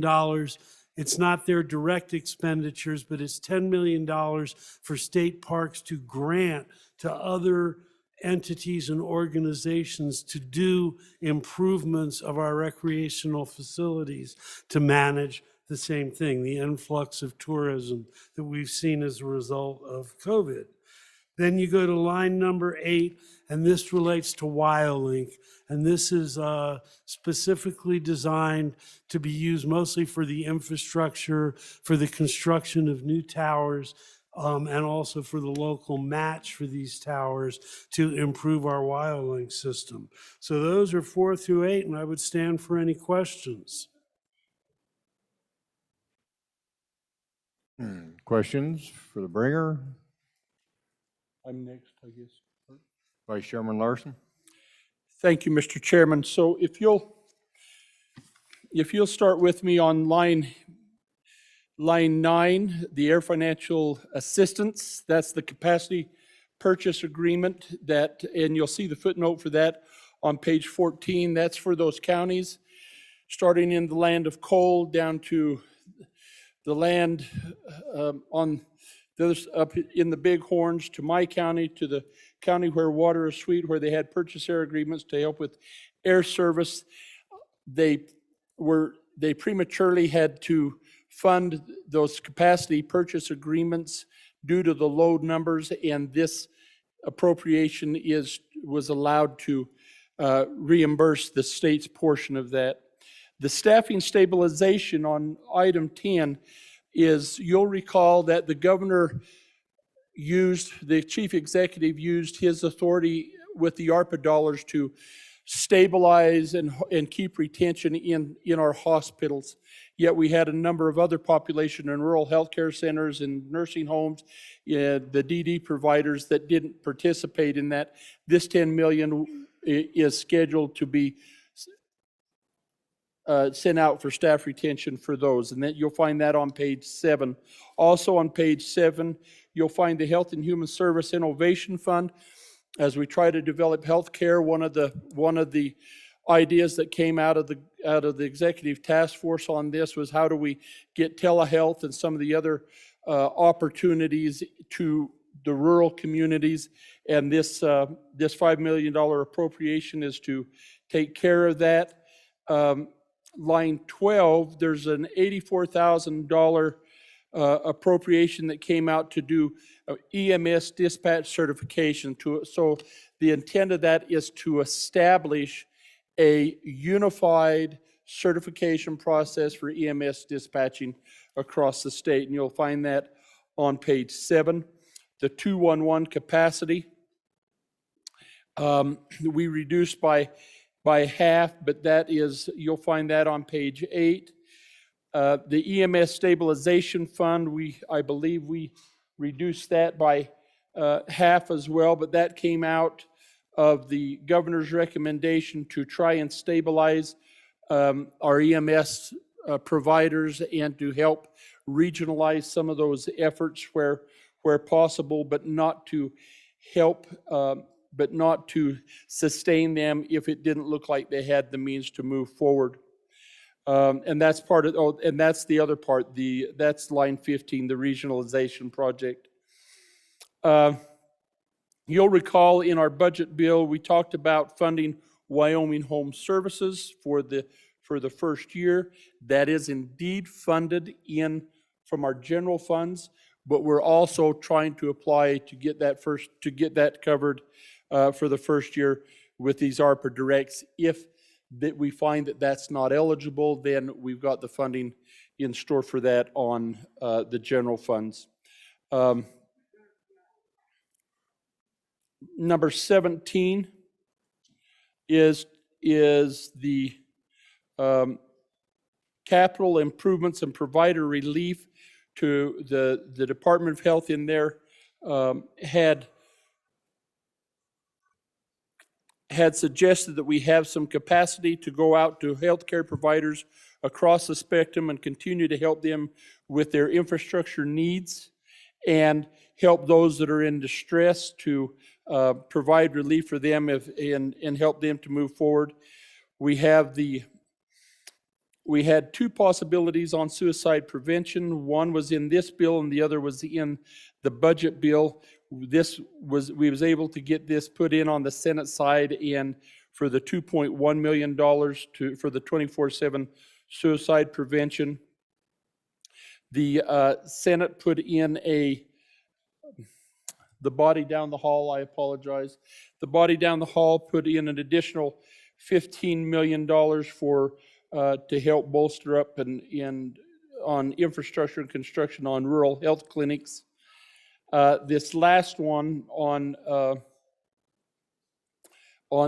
Unit 49, which is Department of Family Services, we talked about as I made their presentation that they secure those crisis beds.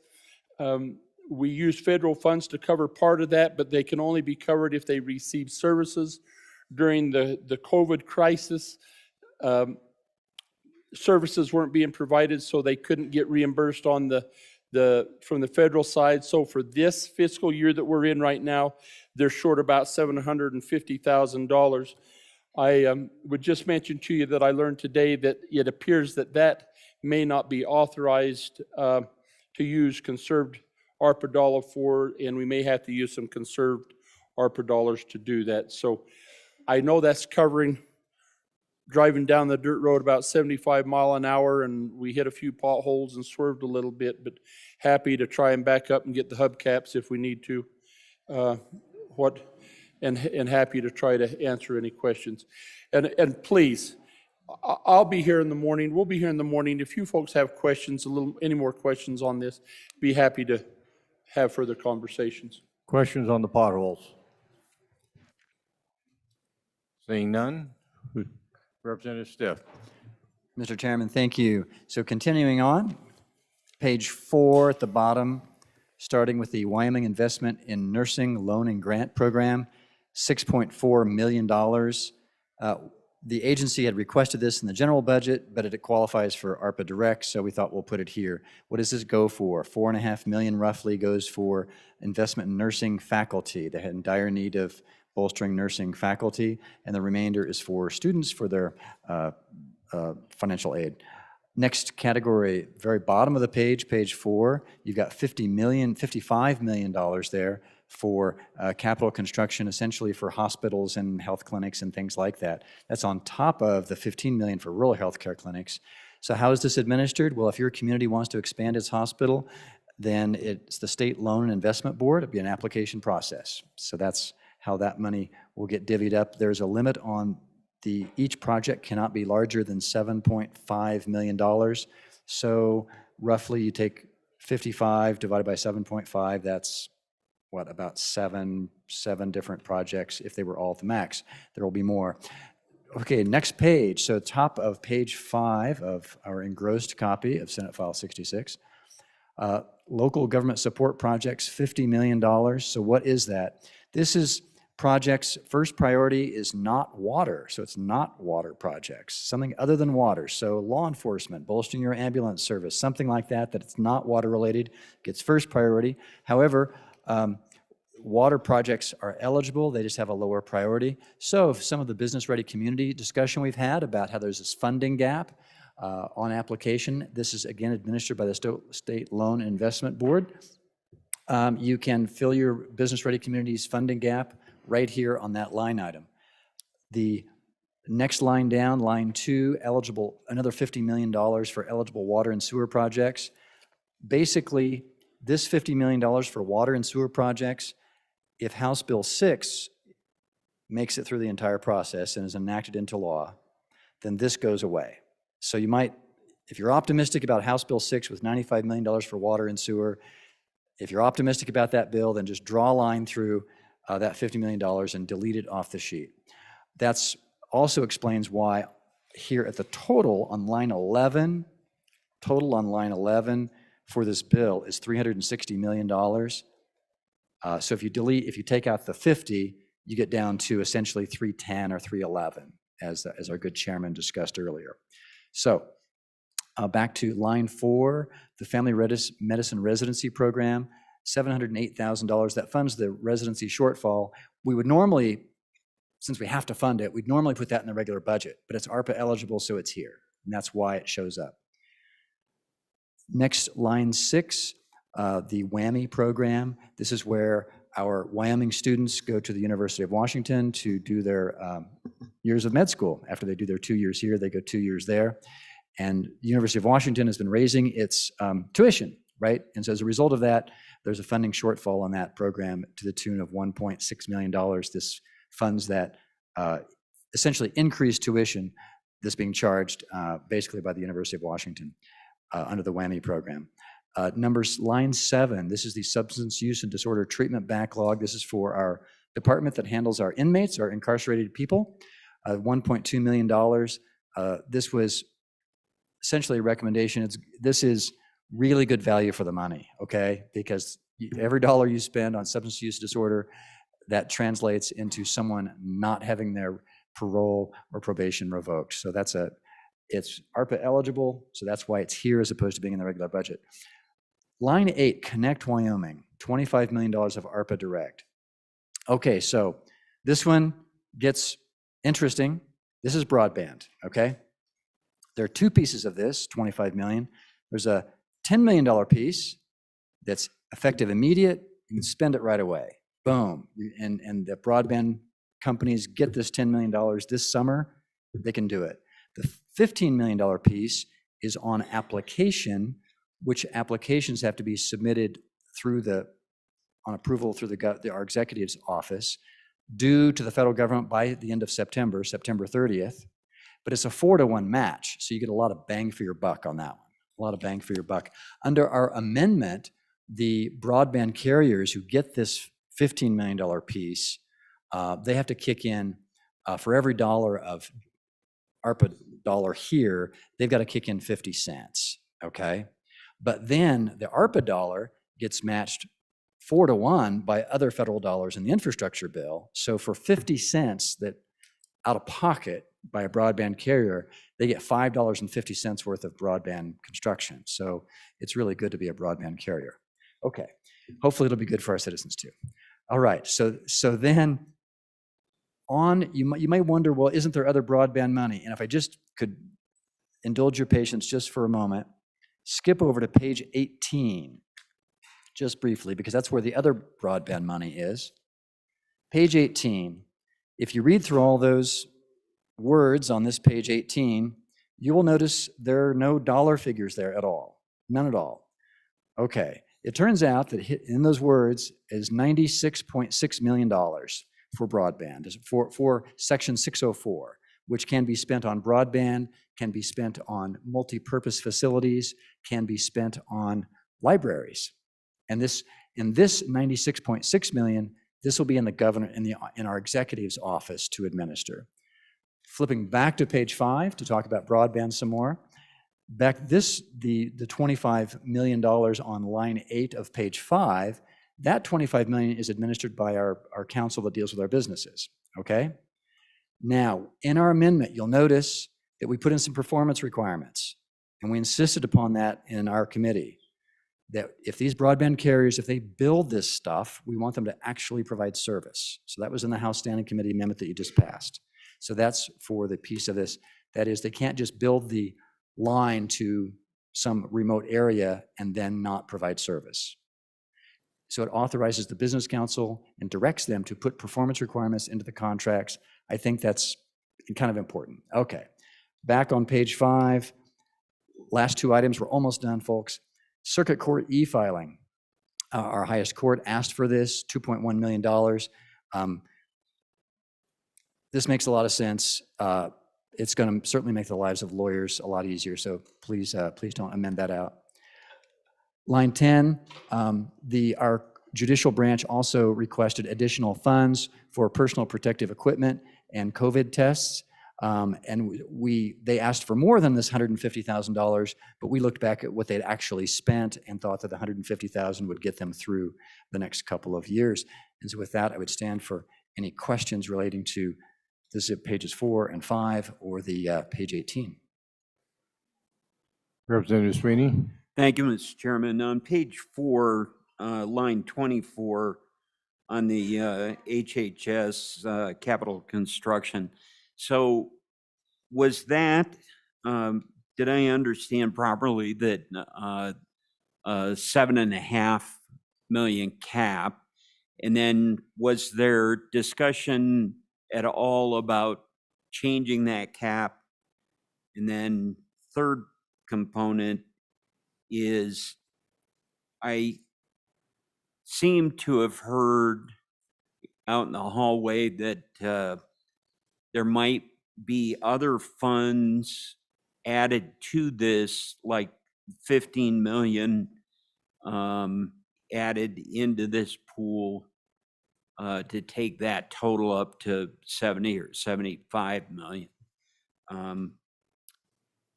So if we could start there, and then I've got a question also on page 5.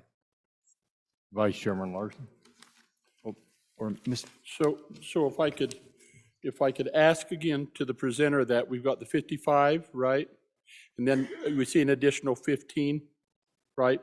You're correct. In essence, it distinguishes between rural healthcare centers on that bottom one, which was put in on the other side as they read through the bill as an amendment, but it is to work in harmony with that 55 that's up above on capital improvements. That is Stiff. Mr. Chairman, I think the good representative from District 54 answered the question. I would note, if we didn't say it, that there is a matching requirement required on that. It's in footnote 16 for those projects. And then we've got $7 million of this 55 is for community mental health center regional crisis stabilization facilities and women's substance abuse disorder facilities. That's at the bottom of page 10 for that. Hopefully that answers the question. Yes, Representative Sweeney, follow up. Thank you, Mr. Chairman. Was there any discussion with JC as far as moving that cap from 7.5 down to 5, or? Vice Chairman Larson. Yes, actually, we've done the opposite. It started out at 5, felt that was probably a little low in the ballpark, and raised that to 7.5. Okay. Thank you, Mr. Chairman. And then I did have follow-up question. Representative Sweeney. Thank you, Mr. Chairman. So on page 5, lines 2 and 3, did you say that 50 million is now totally deleted? Mr. Chairman. Representative Stiff. Mr. Chairman, thank you. Great question. So if House Bill 6 is enacted into law, then it is deleted. And House Bill 6 has $95 million for the same thing. The only difference, there's an administrative difference between House Bill 6 and this.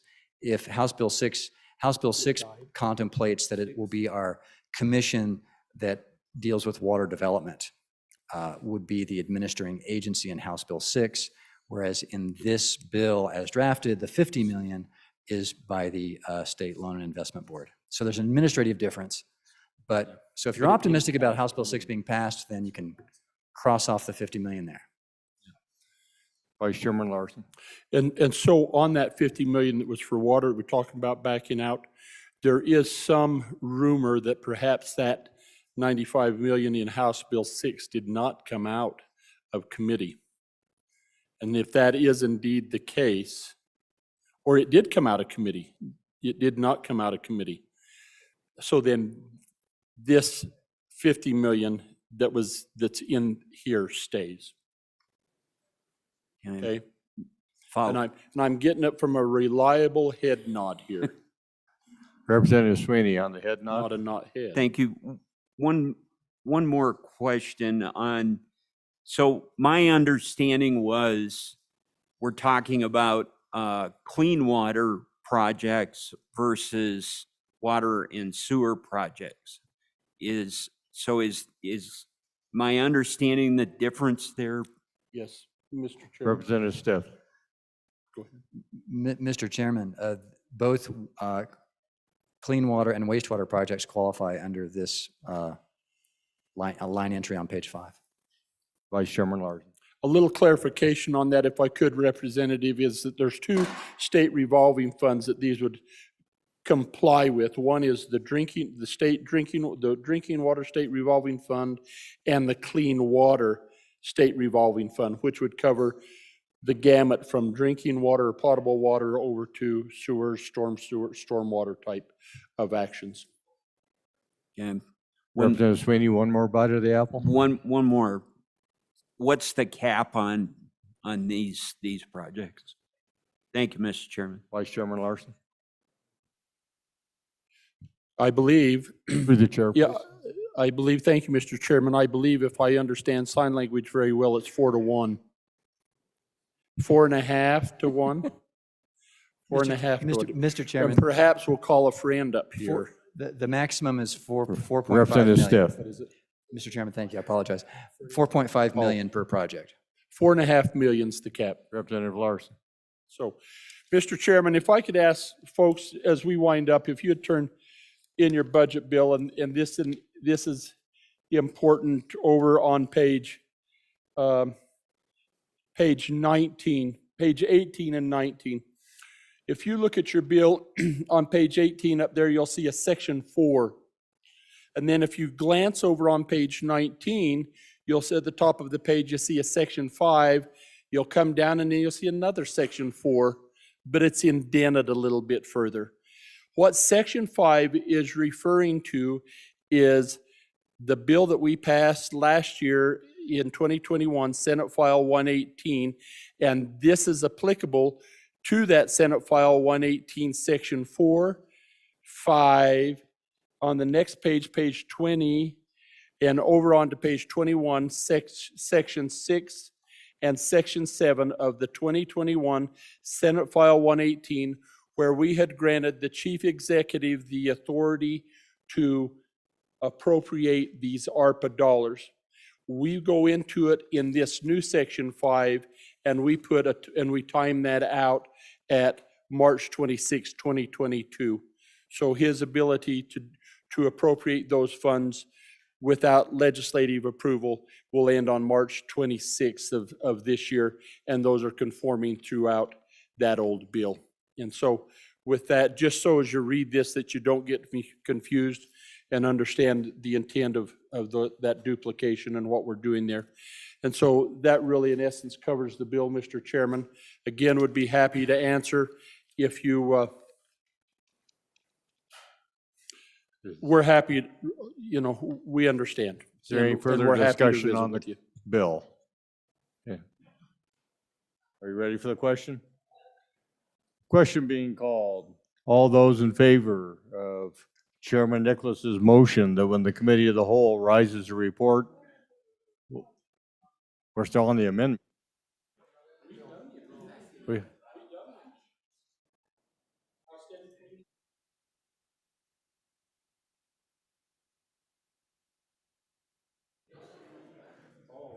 Majority Floor Leader.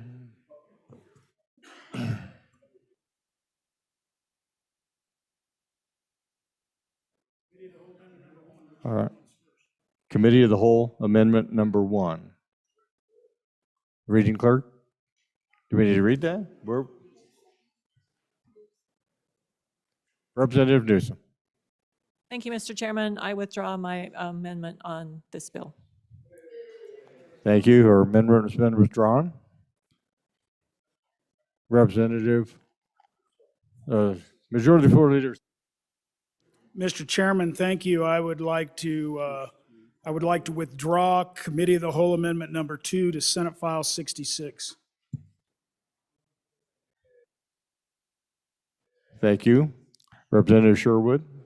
Thank you, Mr. Chairman. I would like to withdraw amendment number 3 to Senate File 66, but you will see it tomorrow. Amendment number 3 has been withdrawn. Chairman Wilson. Thank you, Mr. Chairman. I respectfully withdraw first Committee of the Whole Amendment 4 to Senate File 66. Committee of the Whole Amendment number 4 has been withdrawn. Any further discussion on the bill? Western, Representative Western. Thank you, Mr. Chairman. I'd like to withdraw first reading amendment number 5. Thank you. First reading amendment number 5 has been withdrawn. Chairman Nicholas.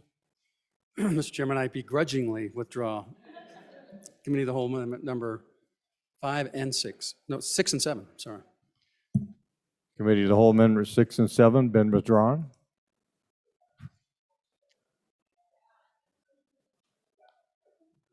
Back on the bill. Question being called. All those in favor of Chairman Nicholas's motion that when the Committee of the Whole rises to report it, do so with the recommendation that Senate File 66 do pass. All those in favor say aye. Those opposed, no. Senate File 66 is passed Committee of the Whole. The next bill for our consideration is Senate File 67. Chairman Nicholas. Thank you, Mr. Chairman. I would move in the Committee of the Whole rise and report. It does so with a recommendation. Ayes out of order, Mr. Chairman Nicholas. Reading clerk will read the bill. Senate File 67. Senate File 67, sponsored by Appropriations, State-Funded Capital Construction, an act relating to state-funded capital construction. Mr. Speaker, your Committee number 2, Appropriations, to whom is referred Senate File 67 engrossed, State-Funded Capital Construction, respectful report, same back to the House with the recommendation that it do pass with the following amendments. Ayes, Representatives Kenner, Larson Lloyd, Nicholas, Schwartz, Simpson, Stith, Walters. Representative Nicholas, Chairman. Chairman Nicholas. Thank you, Mr. Chairman. I move in the Committee of the Whole rise and report. It does so with the recommendation that Senate File 67 do pass. I will turn that and the Standing Committee amendment over to the good representative from Casper. Representative Walters. Thank you, Mr. Chairman. So the way we're going to walk through this, there'll be a couple of us from the committee that are going to be presenting this. And so we're going to present the amendment and the bill simultaneously. So you'll see us jump around the Standing Committee amendment a little bit, but we'll incorporate it into the actions as they come up within the bill. And so I'll get started here. The first thing we do is actually on page 2. We're going to skip the top half of page 2 as that will come up here in a little bit. And we'll move down to line 14 on page 2 and onto the top of page 3. And that is all deleted and then re-added a short time later on page 4 on line 2 of page 4. It's the exact same language, but what we have done is we created its own section with that language. And then you'll find on the second page of the amendment in lines 28 through 31 of the amendment, we make that section 2 effective immediately. And so then the next part of the on the amendment page, there will be some technical renumbering stuff, but that is all technical. So then we move down on the bottom of page 3. As this fine building we're in here this evening is complete, the renovation is complete, we have a restoration account, and we're moving the funds from the restoration account really to the preservation account, as that's what we're going to be doing going forward. And so that's what that section 95109 page 3, lines 8 to the bottom of the page and finishing on the top of page 4. Then we move on the top of page 4 to section 2 of the bill. Section 2 of the bill is really just the definitions. I draw your attention to page 5, subsection B. It just notes that anything that isn't used on these projects will revert to the accounts in which they were funded from. And the real meat of the bill then starts on page 7 of the bill, and this is section 3, and these are the projects contained within this bill. So can I privilege the Chairman floor? Nicholas. Thank you. Privilege the floor, Mr. Chairman. I just want to let folks know that who are waiting for House appropriations that we will not be meeting tonight so they can go home.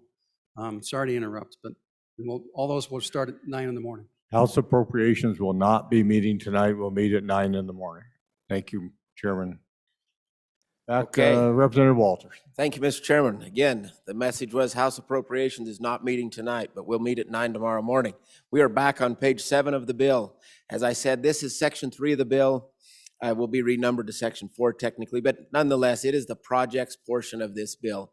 And so it starts up at the top, and so we have the SBC Flex Fund. SBC Flex Fund, we will be adding $5 million to the SBC Flex Fund from general funds. Then the SBC Contingency, we will be adding $2.3 million. So the contingency fund within SBC is used really for property acquisition, emergency repairs, and things like that, whereas the Flex Fund is really more of a contingency for overruns in construction costs or remediation costs and things of that nature. Moving on down to line 6, the first real project is we have the Barrett Building Security, and this is for $150,000 of S13, that's SIPA. Moving on to line 7, the Hirschler Building Sound, $280,000, again, S13 SIPA, and this is in the newly renovated Hirschler Building. There are some echoing issues still occurring that need to be remedied. Moving on to line 8, Hathaway Building, 4th floor renovation, $5.3 million, S13 SIPA. Line number 9, Liquor Division, Pole Barn. This is for $70,000 SIPA. The request was for $60,000. They were going to have a dirt floor in this building. This is for them to hold all of their property maintenance, forklifts, things like that. It's not for the alcohol housing. It's really for the equipment there. The committee added another $10,000 to that from the original request because we thought it would make sense to put a concrete floor in it during initial construction as opposed to a dirt floor and then come back in a few years and put concrete. Moving on to line 10, Liquor Division, a snow pad for $24,000. So this is a request to have someplace good, either a gravel structure or a concrete structure with a drain in it, because they have so much heavy truck traffic coming in there that when the snow is piled and the parking lot gets really wet, it tends to, and the trucks are turning on it, it tends to tear up that parking lot. And so this is to find a place on site, on a fairly constricted site, to better alleviate those snow piles and snow concerns. Moving on to line 11, we are at Camp Guernsey for barracks, and there's going to be 2 of these in a row. And both of these projects are federal funds, $6 million each. The first one is a 2022 barracks construction project. The second one, which is on line 13, is a 2023 barracks construction project. Very similar in nature, but they happen over 2 consecutive years. Again, $6 million each, federal funds on both of those. Moving on down to line 15, the Oregon Trail Cemetery, federal funds, $2.7 million. And this is really to upgrade and improve the Oregon Trail Cemetery. It's also to add on some of the places that you put folks when you don't put them in the ground, but they need more sites for that. And then Camp Guernsey, an administrative building. Again, this is federal funds. Moving on to line 17, the Law Academy, the first one for $952,000 SIPA is for an expansion and growth and renovation of their outdoor pistol range. Then we move on to line 18, the Law Academy Security, $364,000. This is to improve basically all of the locks throughout the building. The building's almost 50 years old, the locks, most of which are original, don't want to hear all the stories about what might be unlocked there because the locks aren't working. Anyhow, line 19, the Law Academy gun range. So this is for a long-range shooting project here. And really, as law enforcement has changed, the use of shotguns and things has really gone away, and now it's more into some longer range shooting, and the facility doesn't meet those needs. And where it's located, there are some rural neighbors that are becoming concerned with the longer range shooting, and so that would be to 1.5 million SIPA to improve and renovate that long gun shooting range. And I'm going to stop there and see if there's any questions thus far in the bill. Questions so far? If not, I'm going to pass it off to the good committee member from Sheridan County. Representative Harrelson, do you have a question? Okay. Representative Kenner. Thank you, Mr. Chairman. Ladies and gentlemen, I'm going to pick up on line 20. And the next section, as you can see there through 23, really involves state parks. And really all we're looking for is spending authority. This is special revenue, and I'm just going to highlight those 4 projects.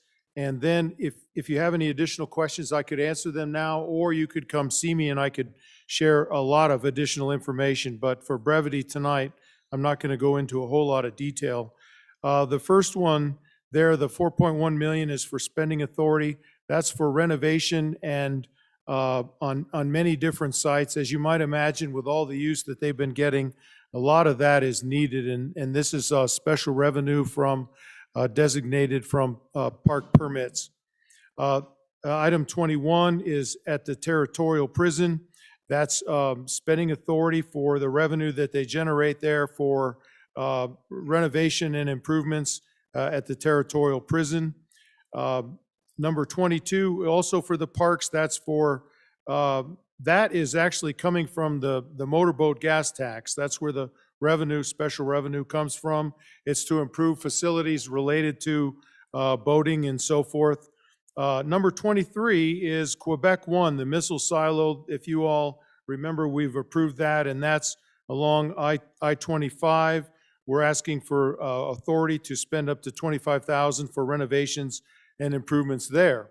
That completes the state parks. On line 24, Riverton Fire Academy, 1.3 million in SIPA funds now. And this is at their request to put in additional access and egress to there. What they find is when they're training, the road goes pretty close to the fire, and so they've recommended that we really need to do something for safety there at the Fire Academy. Number 25 is in the Department of DFS, the boys' school. What we're doing is needing to tear down a couple buildings that were built in 1931. They really need to be replaced, and this allows us to build a 80 by 100 brand new building to store a lot of things in and to complete a lot of work in. The next section, ladies and gentlemen, goes to your community colleges, and I'll just highlight the reason I'm not going to spend a lot of time, these are the same community college projects that have been on this list for some time now. So the first one that you see there comes from, it's the Central Wyoming College project in Jackson, the Jackson Outreach Center. And all these projects, by the way, are matched by local, and you can see the matches included there. So that's the project on line 26 and 27. Flipping the page to the next page on your bill, you'll see a Northwest College project for the Student Center.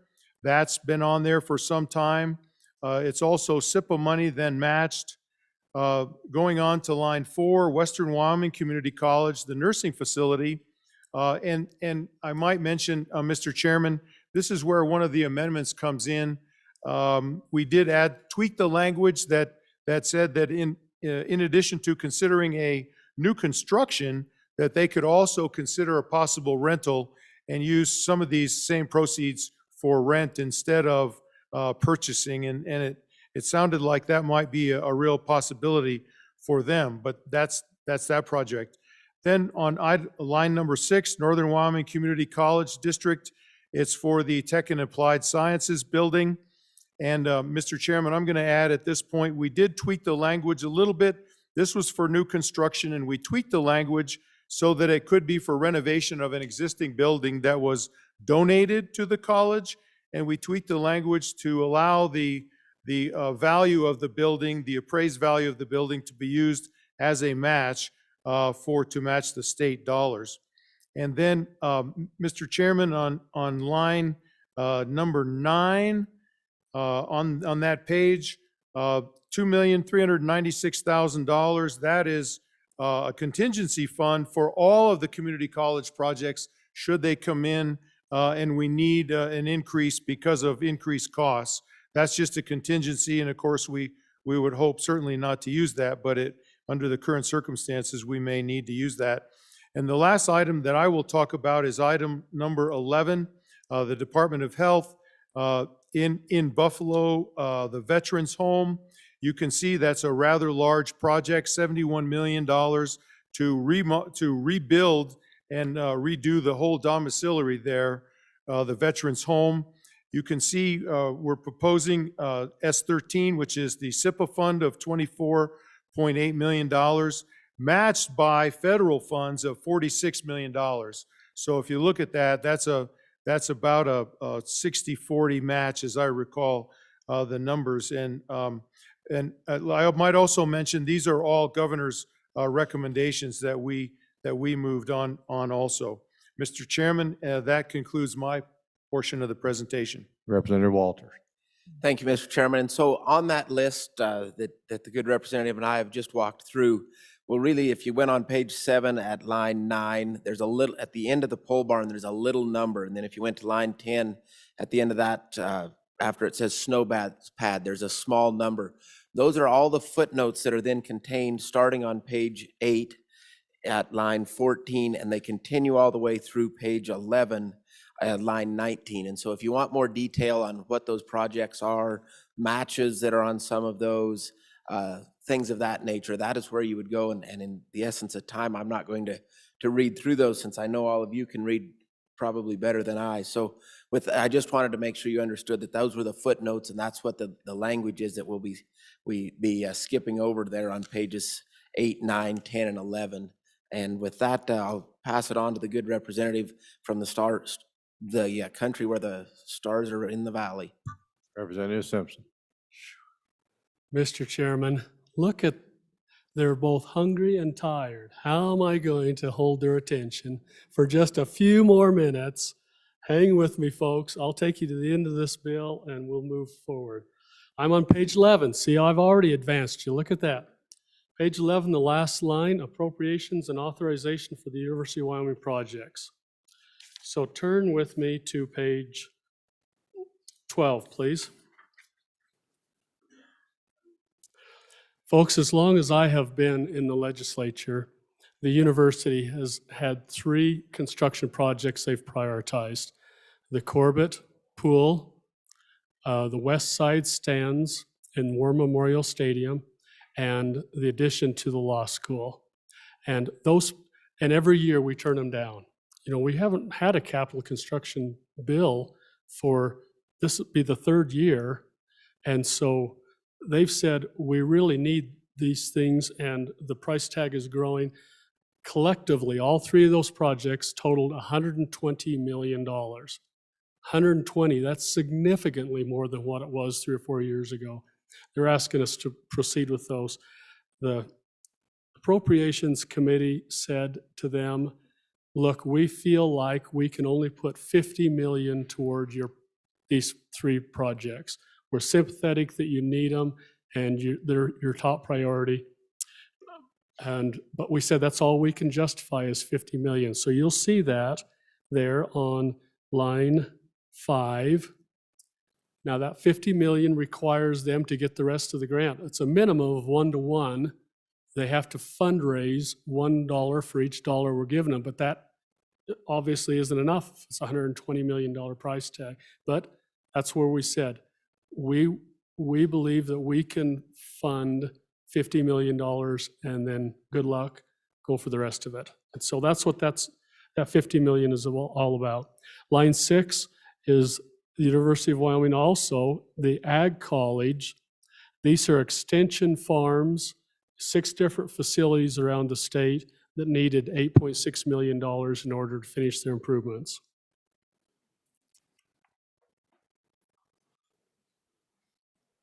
That covers all of the University of Wyoming. So turn with me now to page 14, section 4. We're almost there. Thank you. You're being troopers. Section 4, we are merging 2 accounts. The capital renovation and restoration account is now going to go away. We're taking that money, we're sweeping it and putting it into the capital square preservation account. That's what section 4 does. Now there's a standing committee amendment here, and you're going to want to watch. This is important. Focus with me. The standing committee amendment for section 4 does this. It appropriates $250,000 from the general fund to the capital square preservation account for the purpose of planning, development, and construction of a display that would house the Wyoming Constitution in it and bring it here and put it in the Capitol building so that everyone can see it. It's in a vault somewhere. No one sees it. We want to bring it forward and display it here in the Capitol building. So that's the my portion of that amendment. Okay, let's go back to your bill, section 5. One last item for you. In Lander, we currently lease a facility that we keep all of our ORV trails maintenance equipment and our snowmobile grooming equipment in for many, many years. This building has come up for sale now, and it makes sense to us to purchase it. And so we're proposing the purchasing of that facility for that same purpose and just continue to use it. There's 2 renters in the building besides us, which is good for us. As we purchase the building, we'll actually receive rent from those 2 renters, and this bill commits it, that'll pay for the operation and maintenance of the facility going forward. So on page 15, you'll see that we're appropriating $1.4 million from the snowmobile trails account and $1.4 million from the off-road vehicle, recreational vehicle accounts. Those agencies involved with those are supportive of this. This is from their funds, but it's to buy a building that they will keep their equipment in and do all the maintenance in their equipment. So that is the end of that section, and effective immediately, section 6. Thank you very much, ladies and gentlemen, for hanging with me. Vice Chairman Larson. So, Mr. Chairman, if I could go back to page 8, I just was wondering there on line 9, we've got an SBC contingency, and I'm wondering if that contingency, appropriations out of that contingency can also be used to repair the damage to the speaker's mallet that's come at the hands of the current committee of the whole, Chairman.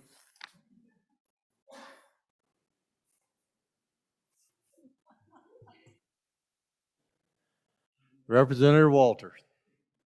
Thank you, Mr. Chairman. I think that would have to go before that SBC committee to see if that's an eligible expenditure. But anyhow, members, as we walked through this, we're also incorporating the standing committee amendment, and it has been moved. It has already been moved. And so with that, unless there's questions on the standing committee amendment, I would call for the question on that, and we could approve that. You've heard the motion on the standing committee amendment. Are you ready for the question? Question having been called, all those in favor say aye. Those opposed, no. Standing committee amendment number 1, Senate File 67, has been adopted. Back on the bill.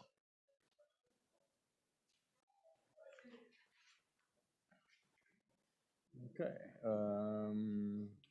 Question being called, all those in favor of Chairman Nicholas's motion that when committee of the whole rises to report, they do so with a recommendation.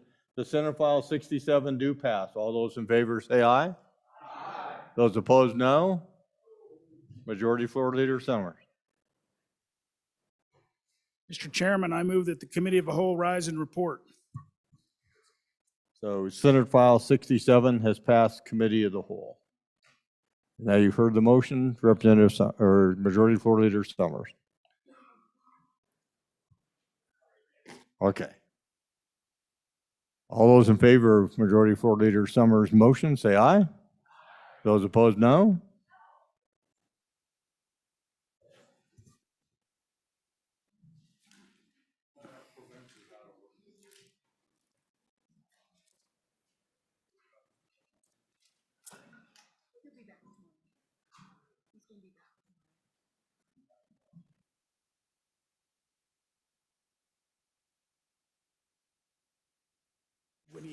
Reading Clerk, Committee of the Whole report. Mr. Speaker, your Committee of the Whole, having had under consideration bills on general file, begs leave to report as follows. Senate File 66, do pass amended. Senate File 67, do pass amended. Representative Washit, Chairman. Representative Washit. Chairman Washit. Mr. Speaker, I move the adoption of the Committee of the Whole report. You've heard the motion. All those in favor say aye. Those opposed, no. Congratulations, Chairman Washit.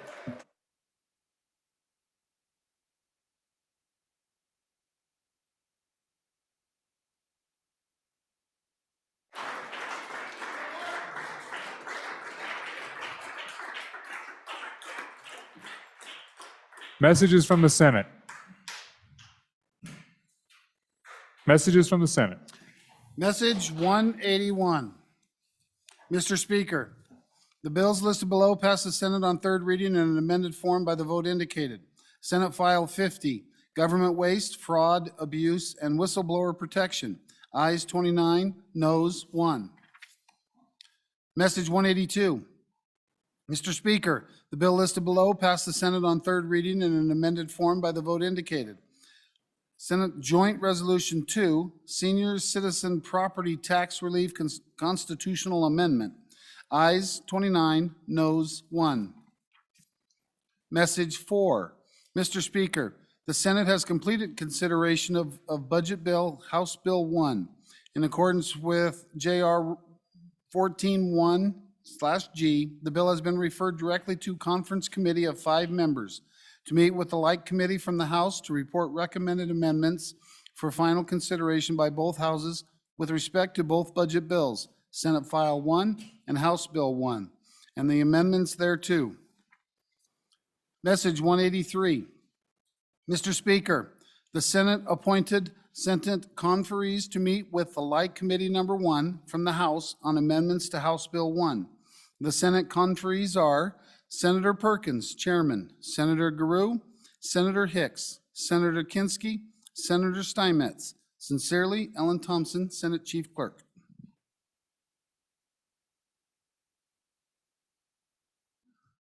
Mr. Majority Floor Leader, that clears the world, the desk. Mr. Speaker, I move that the House adjourn until 10 a.m. tomorrow, the second day of March 2022. And I hope I got the date right. Committee announcements. Chairman Nicholas. Thank you, Mr. Speaker.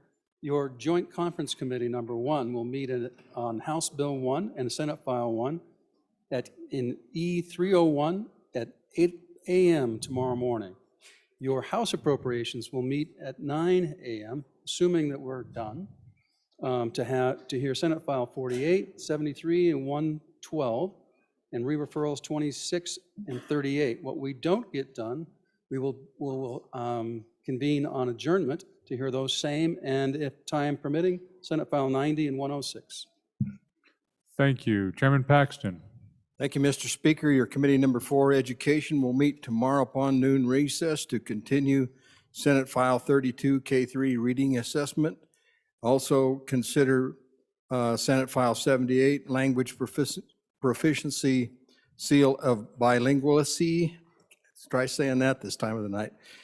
And Senate File 43, Community College District Elections. Thank you. Vice Chair Duncan. Thank you, Mr. Speaker. Your committee number 9, Minerals, is meeting tomorrow morning at 9 a.m. Get that? 9 a.m. For Senate File number 84. Chairman Wilson. Thank you, Mr. Speaker. Your committee number 10, Labor, Health, and Social Services, will meet tomorrow morning at 8 o'clock in our usual room 3 to consider 2 bills, Senate File 85, Child Care Facility Certification Exemption, and Senate File 76, Financial Exploitation of Vulnerable Adults. Chairman Olson. Thank you, Mr. Speaker. Your committee number 1, Judiciary, will meet tomorrow at 8 a.m. That's right, 8 a.m. in E001 to consider 2 bills, Senate File 68, Decentralized Autonomous Organizations, and Senate File 77, Name Change Duration of Residency Requirement. Thank you, Mr. Speaker. Thank you. Chairman Zwanitzer. Thank you, Mr. Speaker. Your committee number 7, Corporations, will meet tomorrow upon noon recess in E05 to hear 3 bills. Senate File 12, Airport Restaurant Liquor Licenses, Senate File 53, Local Government Liability Pool Amendments, and Senate File 55, Insurance Sandbox. Representative Kinner, privilege of the floor, please proceed. Thank you, Mr. Speaker. Ladies and gentlemen, just a reminder that tomorrow morning, the Capitol Commission Bible Study will be held in W052 at 7 o'clock in the morning. That's right next door to where we have our lunches and so on. And I must admit, I was wrong last week. Spouses were not available, but spouses are welcome. Thank you, Mr. Speaker. We're getting a little punchy. Any other announcements? Anything else for the good of the order? So, Mr. Majority Floor Leader.